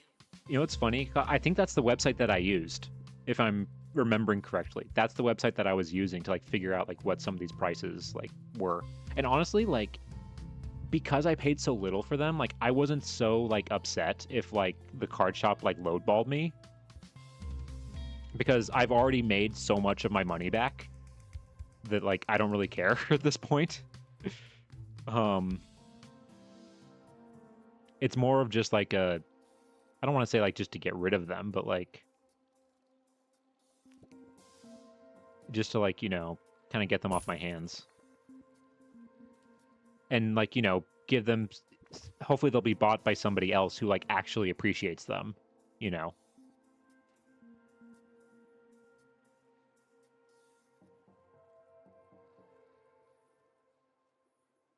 Then just sit, otherwise they'll just be like sitting in my closet, forever. I'm only keeping like one or two of them because one of them is a Lapras and an Absol, and those are two of my favorite Pokemon. Says they've had these networks of tunnels for years, some of them as big as a bowling alley. So, what are they doing down there? It ain't bowling, my friends. Okay, so I think this room is good. Staff requires medical attention. Not this again. Okay, so that room's done. Now let's focus on these rooms. Kind of reminds me of audiophiles on the music forums that say things like, "I'm afraid when I die that my wife will sell my equipment at the price I told her I paid." That reminds me, there's like there's a Reddit story about a guy who, I think it was his brother or his father, had died, and he wasn't like close with him, and he had like a brand, like a Les Paul or like a Gibson like guitar, like old one that was like worth a ton of money, and he sold it for like really cheap, like not super cheap, but like really cheap compared to what it was worth to his coworker. And he and then the guy found out how much it was worth and was trying to get the guy to like pay again, or like to like give it back to him so he can like get more money for it, and he said no. Okay, I think I heard it on Smosh Reddit stories. I think they played it on that, and that's where I heard it. Why isn't this? There we go. All right, so for this tropical area where all the tropical fish, we are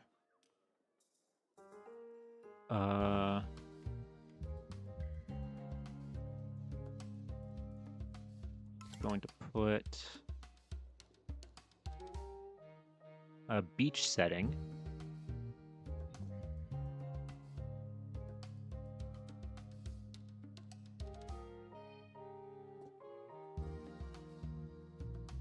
Nap, I think we watched the same YouTube. That's how I know it. Hey, I mean, it's so funny how, like, I mean,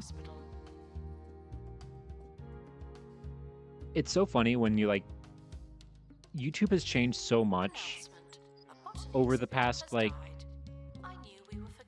Wait, what? Hold on, what did they say? What died? I was... But, oh, dang it.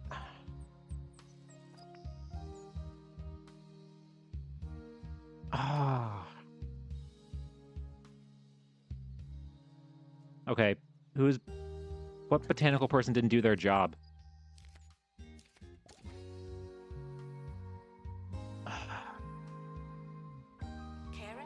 Well, the good news is I can get another one. Okay, hold on. Wow, I'm actually going on an expedition. Hold on. Okay, you can just get it here.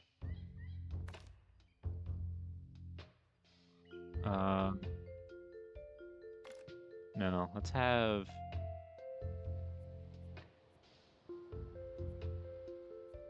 Let's have you go.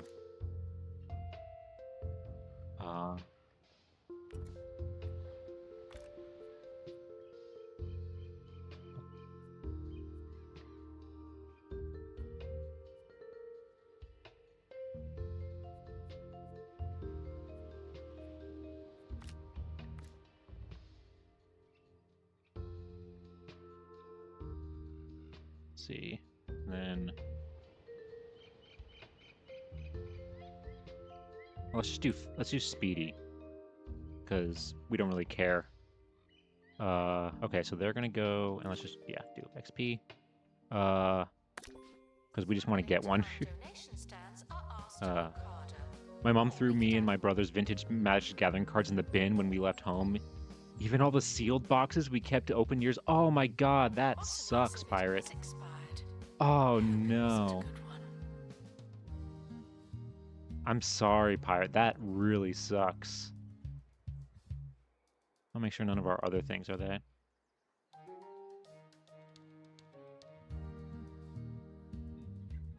Yeah. Ah. Okay, so I think all of our other things are good. It's just that.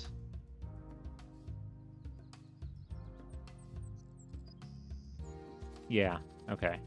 Caring for plants is never easy, but we do make it look difficult. I'll wait for them to get another one so that we can replace that. Have you checked in on him during Cupathon? No, I've seen he's been doing a Cupathon, but I haven't seen it. I haven't had a chance to like drop in. But I did see that he's doing one and that he has merch again, which is really cool. Like for the first time. Because I'll be honest, like it's so, and you talk about like in your previous comment about like YouTube changing. Like I've been watching YouTube since 2008, probably. Yeah. 2007, probably. Like 2007, 2008, somewhere around there. And I remember one of the first things I saw was my friend in elementary school showed me Pottered Puppet Pals. That was one of the first things. Like, that was one of the first things I ever saw. So I've, like, it's crazy watching what I was saying before my plant died, was how it's crazy thinking just, like, how much YouTube has changed and, like, thinking about how certain channels have changed so much. Get off your phone! And I remember, like, specifically with, like, the Reddit stories, what made me think of this is how I used to watch Smosh back in, like, 2009, 2010, like, that era of Smosh. And then as I got older, I kind of stopped watching it, like, around, like, 2015, 2016, around there. And then I got into it again, like, right around like when during slower lockdown is better. because I don't know, it was like I don't know what it was. I forget what it was that got me back into it, but it was just like I don't know. There was something about like how Attention. Don't watching poison dead it plants. They're um dead. Thank you. like it's just weird going back and like going back to like the old Smosh like style. Oh wait, what am I doing? Announcement. Vandal That's the was wrong room. named. What a bad guess. I'm putting wallpaper in the wrong room.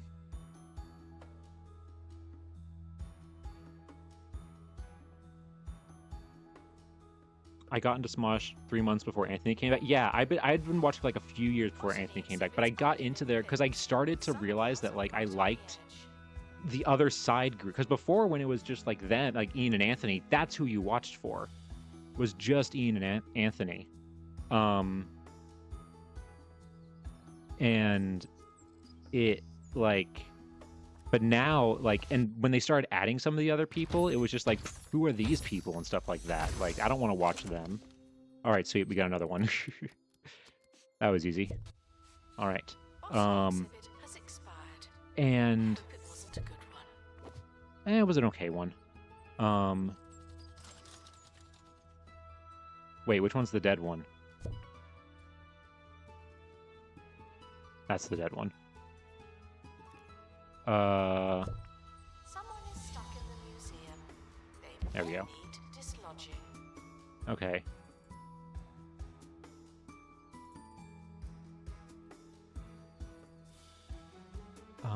Let's see. Yeah, but anyway, like I was saying, okay, so hopefully this one now won't die. It's just crazy to think like how different Smosh is now compared to when I watched it when I was younger. Like now, because now I watch it, like I watch it more for the other people. I watch it for like Shane and Damien. Like you said, yeah, Damien, how he does like Twitch stream stuff. And yeah, he has done interviews with collabs with VTubers. Yeah, I've seen, and just seeing like, and what's great, like, what's crazy too is seeing different groups like interact that I've watched like years before. Security guard, empty donation Like, stand. wait, hold on. I just want to make sure I'm not missing anything. Announcement. Never really got into Security measures are being TCGs because inspected. the culture around me was really hostile to girls in the space. But I did end up doing was becoming a broker and making money off that. Hey, there you go. Make some money off of it. Might as well. All the work we put in to save the money for them boxes. Basically, oh god, that really sucks, Pirate. I'm sorry that happened. Yeah, because God, I can't imagine what those... If those were original sealed boxes, like, I can't imagine what they would be worth now. Like, oof. That really, really sucks. Thankfully, I had parents who, like, and when I moved out and everything, like, they've been very good at, like, messaging me. And, like, being like, hey, do you want this stuff? Like, they will actually, like, they actually asked me instead of just, like, throwing stuff away. And if I did want to keep it, they were actually nice enough to, like, hold on to it for me. Which is why when I go home at Christmas this year, I know I'm bringing some stuff. They're going to have stuff for me to bring back home.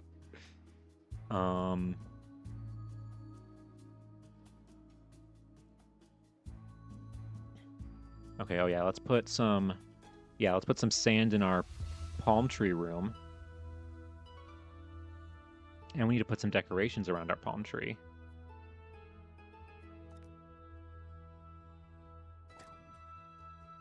Oh, even though it's dead, I can still sell it for $6,000. All right, let's go. Okay. And let's put... where's botany? Here we go. Botany. I think it's a garden sign?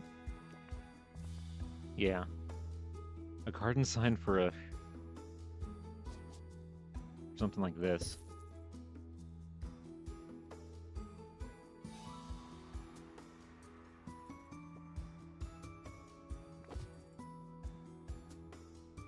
speaking of OG YouTube people, would it be exciting to know I met Markiplier and Jacksepticeye in 2015? Hey, that's like, honestly, that's like peak like red hair Markiplier and green hair Jacksepticeye.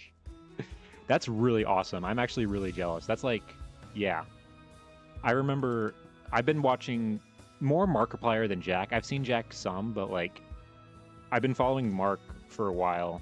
I was really big into Unis Honest when that was around, and watching all of that. And then... Wait, hold on. I should maybe change the doorway.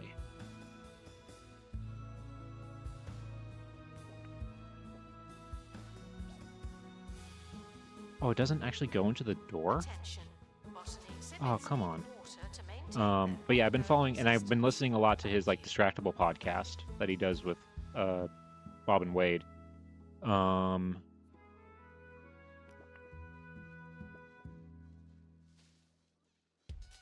Wolf on Two Point Radio.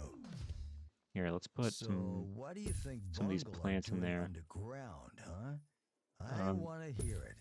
Personally, It's not blocking I think it, right? they're No, it's not. detaching Okay. 2 Point from the Earth's core, so Oh, they what? can It's take just the county wherever they want. But where? I'll keep digging up the dirt. Hold on tight. Let's see.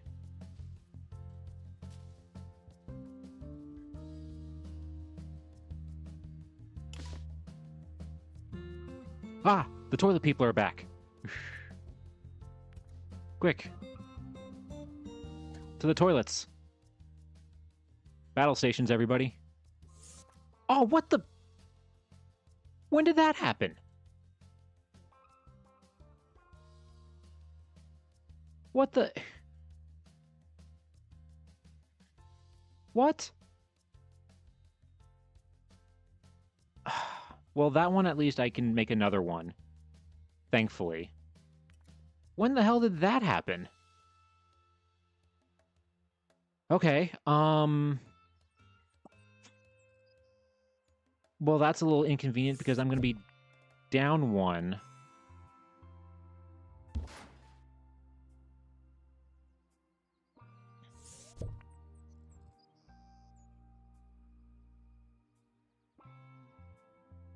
Every time you say that phrase, well, what else am I supposed to call them?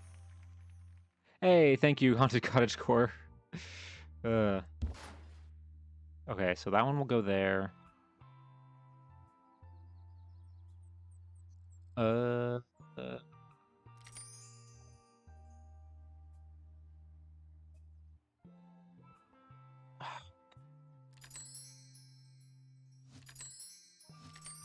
my god, everybody's leveling up now. If only you were high enough level to know to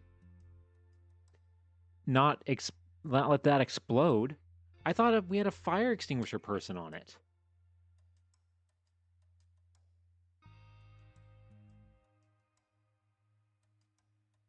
Jesus.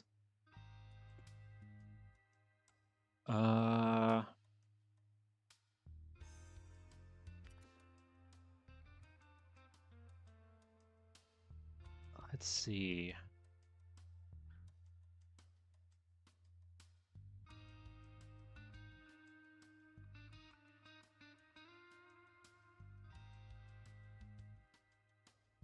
Where...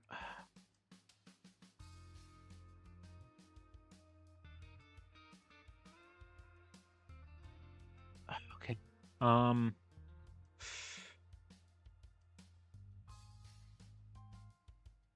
Let's just... Okay, I'm gonna move... Because they rarely go over here. I'm gonna put this one... here. Because they rarely... You work in retail now. They rarely come out of this toilet. Because there's not as much good stuff here.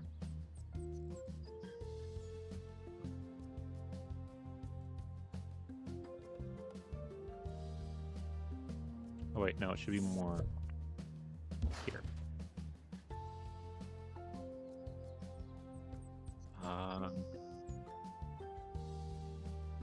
This is the problem as you make your museum bigger, is that it's harder to keep track of this stuff.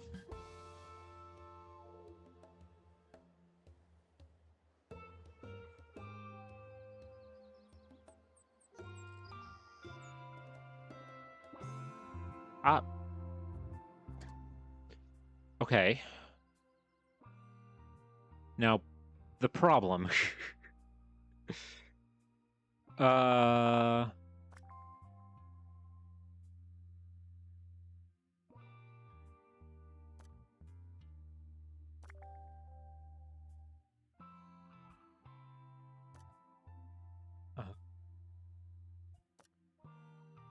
Oh god, there's so many. Okay, they have dream visits.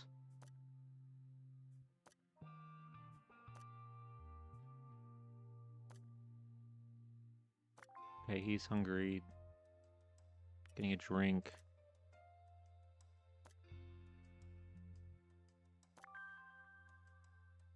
Oh, God.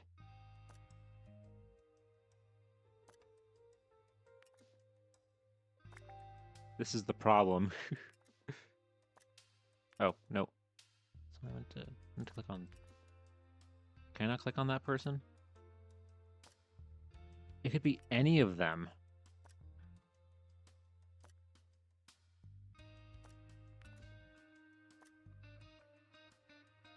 Okay, queuing for the fountain.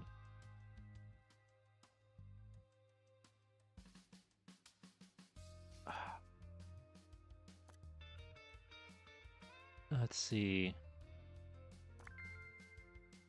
That's the thing, is that a lot of them are... Yeah, no one seems abnormally happy. I mean...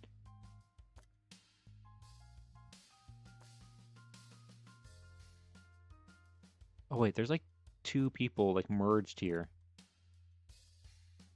And the fact that they all have goals.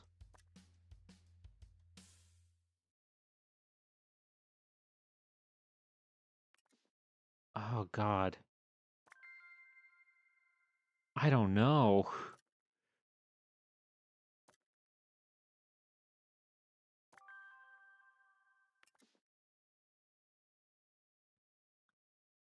It could be any of them.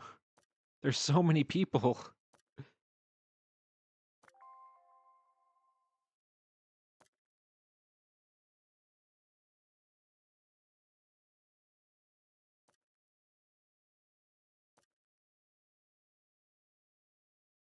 I don't think it's anybody who would be, like, hungry.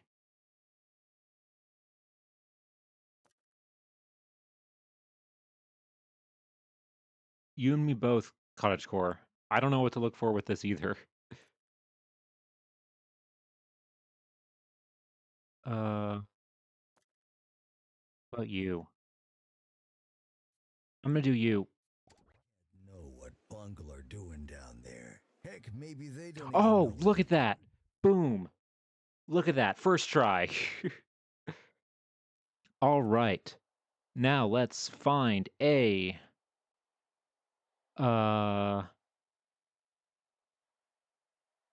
security guard.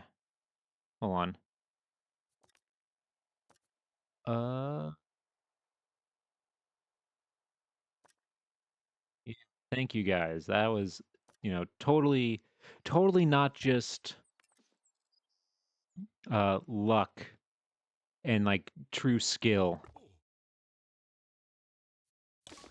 things for sure. The mole people Okay. know what's going on. It's a shame they can't listen to the show. Just another reason to restart work on my secret signal booster. Sure, it shocks me a lot, but I won't rest until I've reached the moles. Harrison Wolf, Let's see. over and out. Guests should leave with the same number of bones they arrived with. No Okay. more, no less. So that one stopped. Let's see. Guests stuck in the museum should wait for help indefinitely. I swear, this is like the one time there's somebody over like there. That was a close one. It says they're still targeting.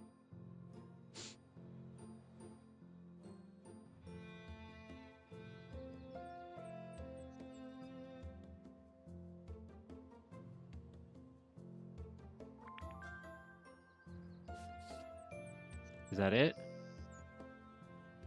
good? Welcome to the museum, children. And Oh, goodbye, okay. I mean, everyone else. that's not bad. Thank you, pirate, for the random event.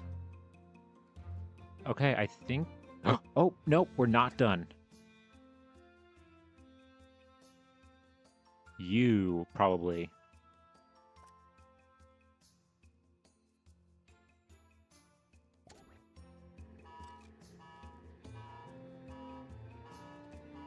Ha! Gotcha.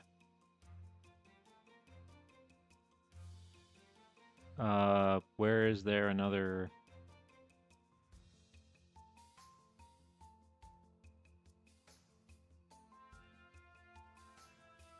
Where is there another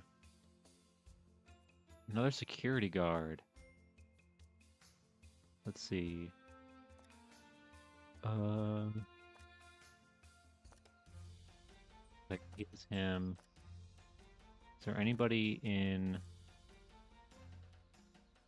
Oh, wait. Was there another one that got caught somewhere else? Oh my god, there was one in here. Look at that. There were 3, but my security guards caught this one. So there was one in here. The one time I don't have the thing in here. The one time I don't have the detection, the pillar in here to catch them. Wow. Well, thank God I have actually good security. So there were 3 this time. So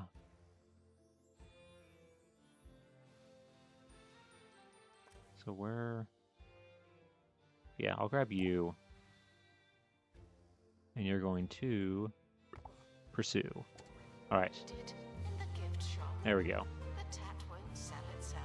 All right, let's get back.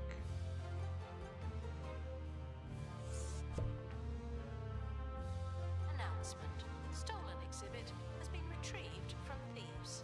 Put that No back one there. takes our stuff. Put... Let's see. I'm trying to remember which ones go where. Now... Oh, wait, yeah. This one has to go... here. And this one goes here. And I have to go build another one because somebody let the last one explode.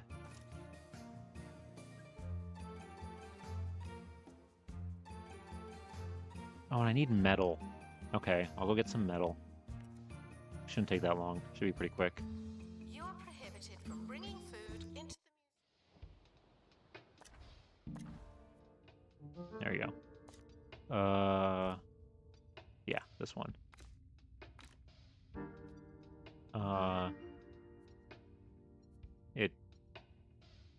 Yeah, you can go. Speed, because we only need like 20. All right. announcement. The expedition team are in There a we go. rush. All Get right. out of their way. Oof. All right. So what was I working on? Oh yeah, our palm tree, the great palm tree, that has its own dedicated museum space. We don't have a lot of beach-themed like decorations that go with the palm tree and like the botany stuff. So I think I'm gonna go with like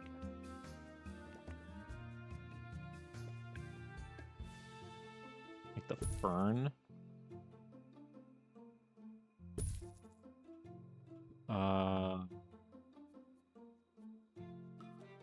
Let's see. And maybe like some of the rocks. Announcement. We're currently not taking donations. Not as many as we could. Donation stands are full. Some rocks down. Any other botany things that maybe I could do? Attention. Thieves have been prevented from escaping. You.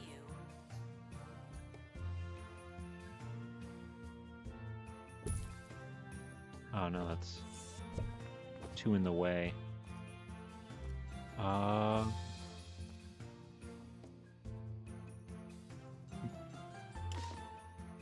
flowers don't really go with the beach setting.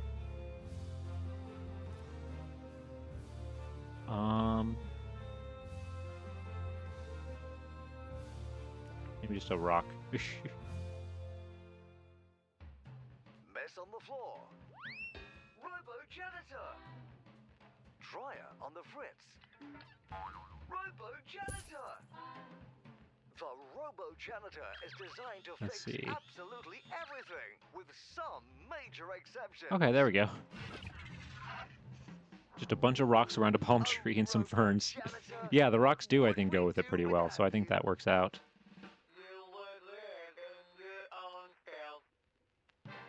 All right. Yes, I suppose So that's that. Robo-janitor, coming soon from Bungle Technologies. And then let me move this a little bit more here, and let's put some. What does this want? Any marine light decoration. Easy. We can do that.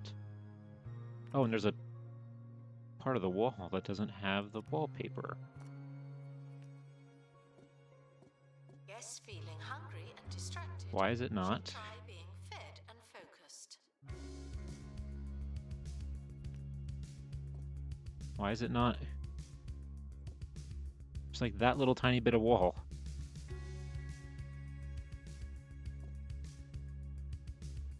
Well, I'm just going to ignore that for now. Maybe I can fix that later, because I have more important things to do. As much as that does bug me. Okay.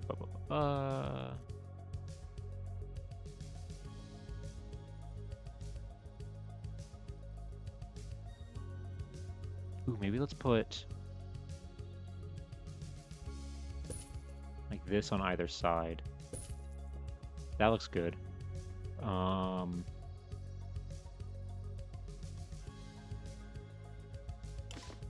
then like Requires an assistant. You work in retail now. put a decal on the floor in front of it. And let's put one of these marine bubbles, maybe like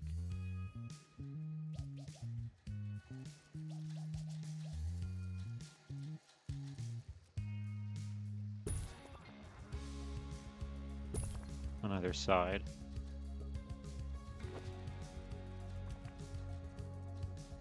Oh, come on, so close. Announcement. An exhibit needs restoring. Typical.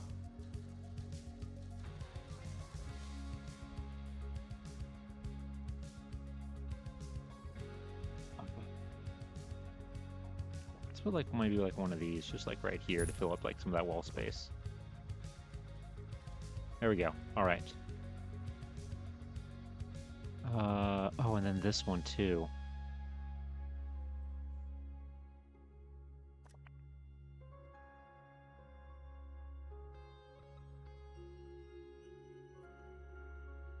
Let's put.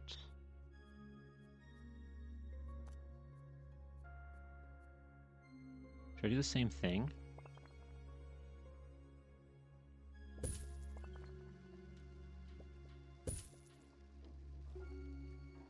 Curator to open crate, please.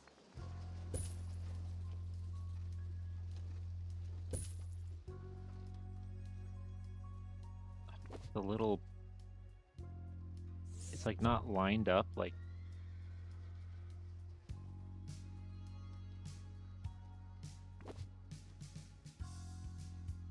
The fact that it's not lined up is like bothering me.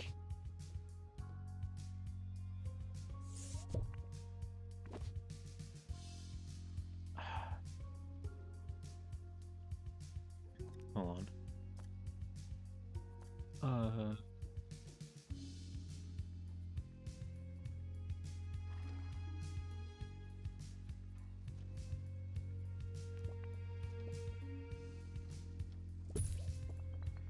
Is there?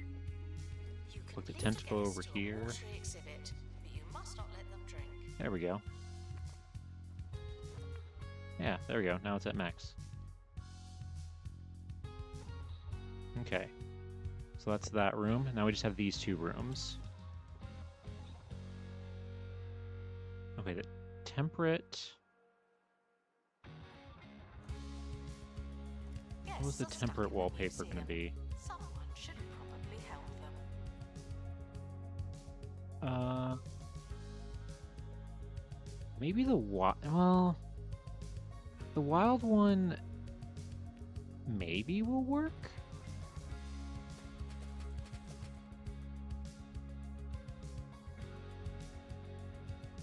I mean, it is temperate. And when I think of like temperate water, I think of like swamps, kinda.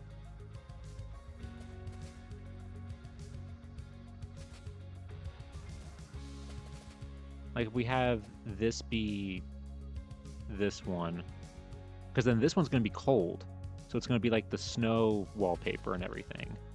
And I think that's a good kind of like difference between like all of them. Announcement. Staff Wait, hold on, I forgot. I have the fill tool. Thank you. There we go. That makes it so much easier.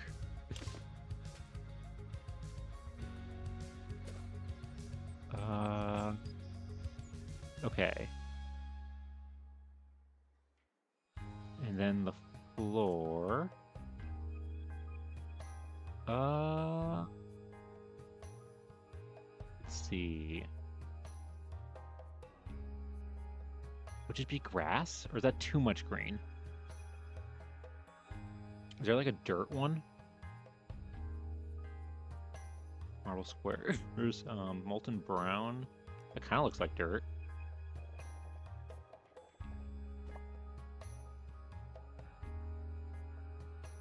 I actually kind of like that.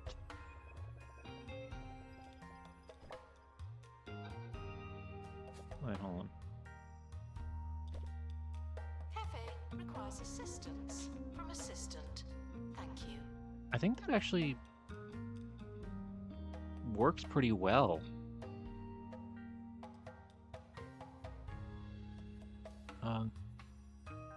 Even though it looks more gray than brown.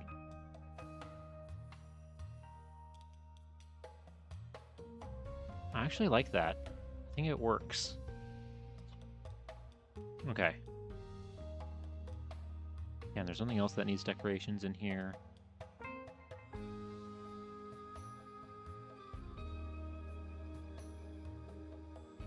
Wait, I just realized, does this not have a donation stand? That doesn't have a...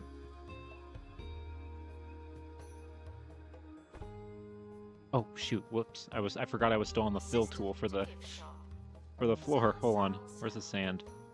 There we go. Okay. Hold on. Let me exit out of this so I don't accidentally click on that. Okay, that gets all those. Is this one getting... Hold on. Let me put another one.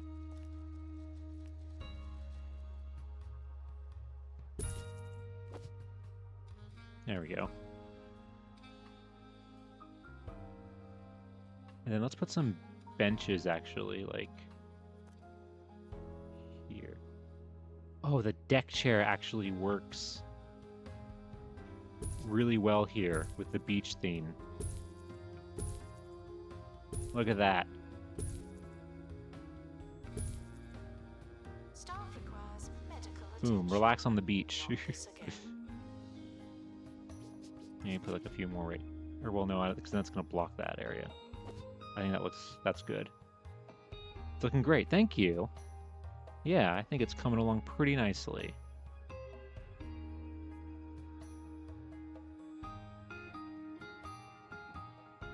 Okay, so now... Caring for plants is never easy, but we do make it look difficult.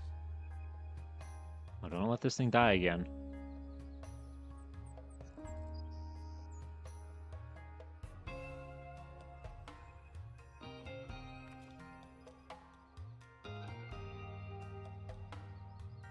Did that say staff required medical attention? Do we have to do anything for that? No, actually we don't. When they get hurt, they automatically go into these machines that are in their break rooms. and they can like fix themselves up in there. So that's what that is when they say that. And some staff are more likely to get hurt than others. And so they basically just like, hold on, no one's coming to this one, and I don't want to get it again. Basically, like, some staff are, it's like a trait, like all staff have like traits, and some of them are like basically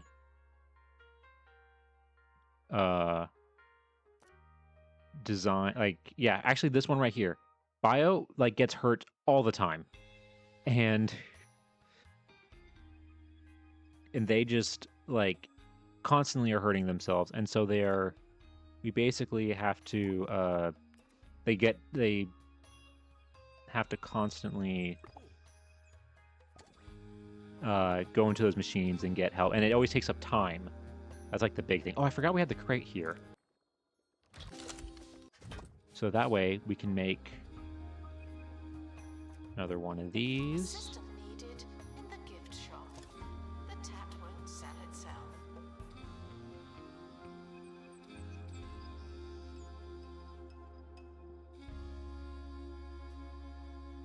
Okay, so anyway, in here, we are going to give ourselves... where's the cold? There we go. Wild ice wallpaper.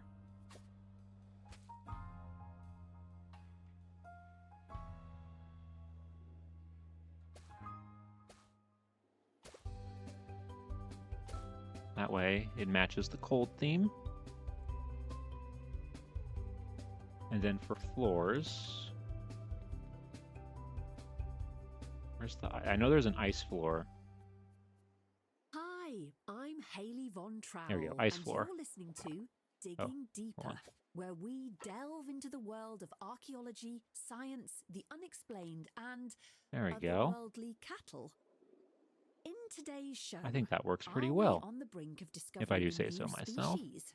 We are, according to Look at Professor that. Carly Cauliflower Jones from the Institute of Undereducation and author of books such as Look at Flora this. and This Fauna is of really, Flower really Boxes coming. and the This really came Evolution along of really the nice. Evolution Theory, both available in obscure bookshops throughout Two Point County.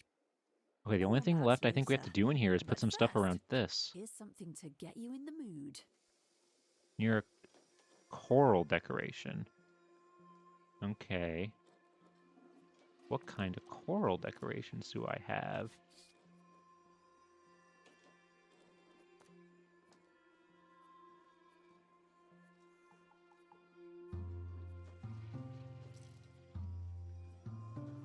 Ah. There we go. Kinda goes, I guess. Staff should seek medical attention in a museum before going to a hospital. And then... Where's the other ice stuff is in here.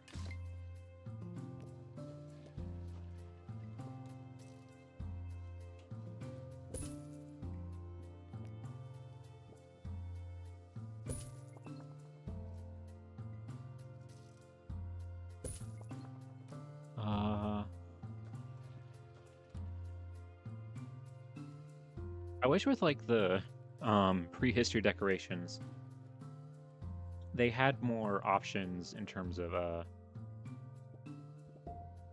the like ice decorations, because they really don't have that much.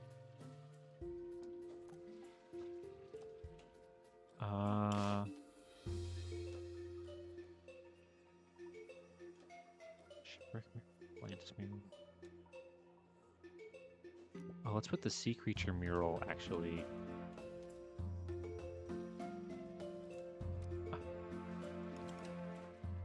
Oh, does it not work because we have the freezer right there? Some prehistoric artifacts exist to this day. Don't be the reason that changes. Hold on. Can I move this?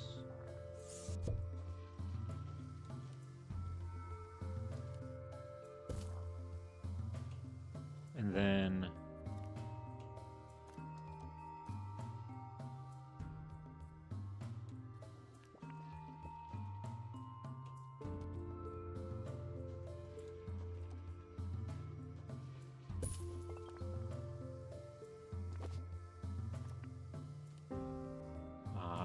very close.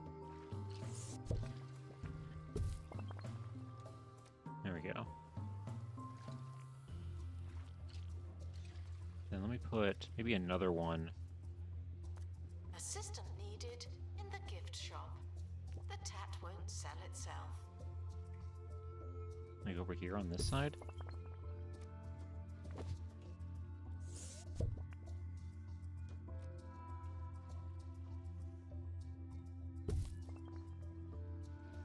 It's a little far.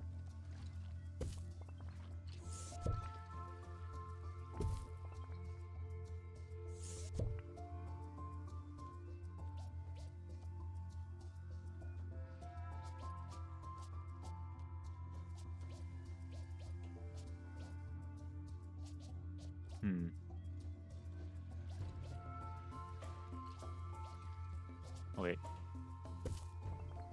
There we go. You know what? Sometimes you just gotta know to say good enough. Okay. Staff in need of medical attention. Thank you. I think that is everything. Look at this. Guests are I'm stuck in the museum. I'm very happy with this, actually.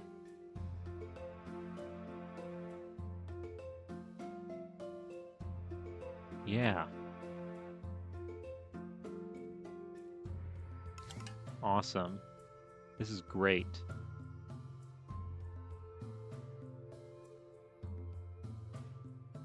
Yeah, I can't think of anything else that has to be done. Got everything, all the rooms decorated, everything's separated. Oh, this looks, I'm very happy with this. And then, all right, so then that means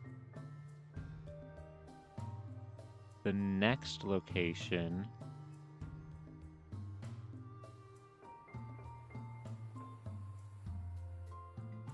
Attention.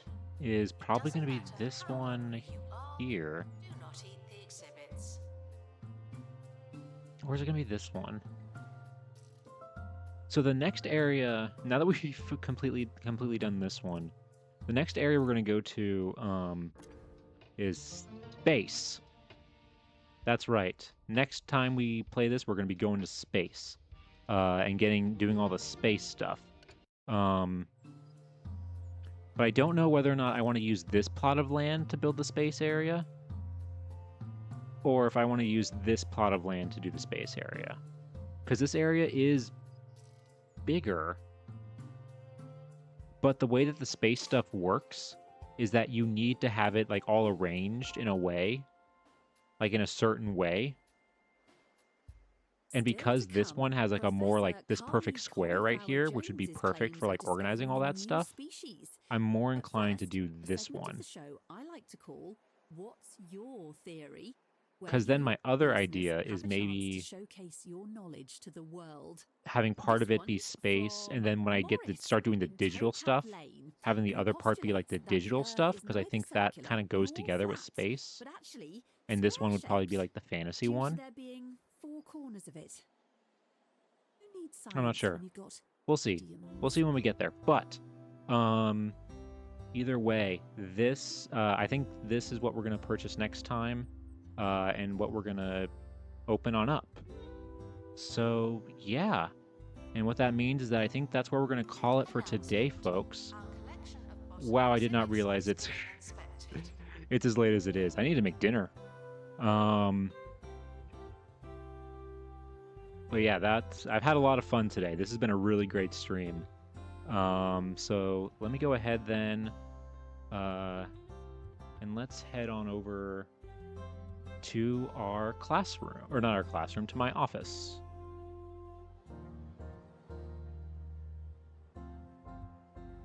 All right. Well, let me pause this real quick. All right. So yeah, that's going to do it for today, folks. Thank you guys so much for being here. And thank you so much for the raid, and anybody who stuck around from the raid from Dee Did It. Thank you so much. If you're new here, again, I'm not a professor. Normally I stream every Sunday and Monday, or Sunday and Wednesday at 6:30 p.m. Eastern Standard Time. But sometimes I do like guerrilla streams like this if I have more time. So if you want to know when I go live next, make sure you go ahead and follow if you're not following already. I normally stream, while I do play games like 2 Point Museum sometimes. I also normally do history research streams. And our stream tomorrow on Sunday at 6 p.m. will be another research stream where we'll be researching some inventors of like cool patents and like looking up their history and their genealogy, using things like Ancestry and old newspapers and stuff. So if you want to check that out, hope to see you there tomorrow night. Also, link down below. I do also have a YouTube channel where I've made some shorts of some of the stuff that we found during our research streams. Hey, John Quills, thank you so much for the follow. Welcome on in. Thank you so much. Yeah. We're going to go ahead and find somebody to raid. So if you would like to stick around for that, that would be great. Let's see. Who is live?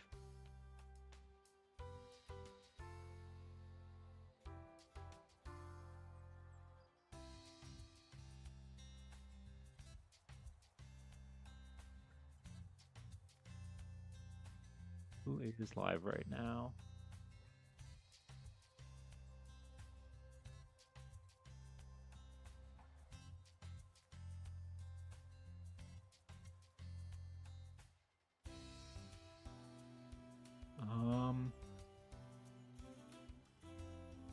All right.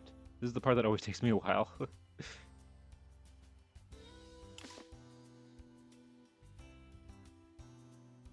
All right, we're gonna go ahead. We're gonna go ahead and raid Denia here. She's actually a librarian. Right now she's playing Arknights, but she actually is. I've seen some of her stuff. She's actually a librarian, and she's really cool. I did see, yeah, Melissa is live, but I literally just raided her like the last stream I did, so want to share the love a little bit, you know, spread things out. Yeah, so we'll go ahead and we'll raid her. So let's go ahead and let's start that raid.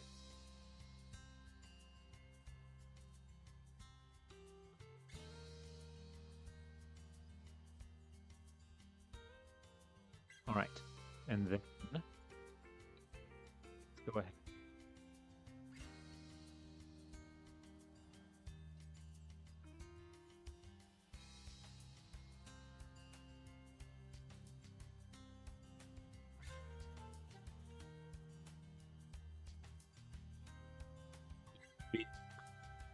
Keep access to the emotes, and then I'll do another one for followers.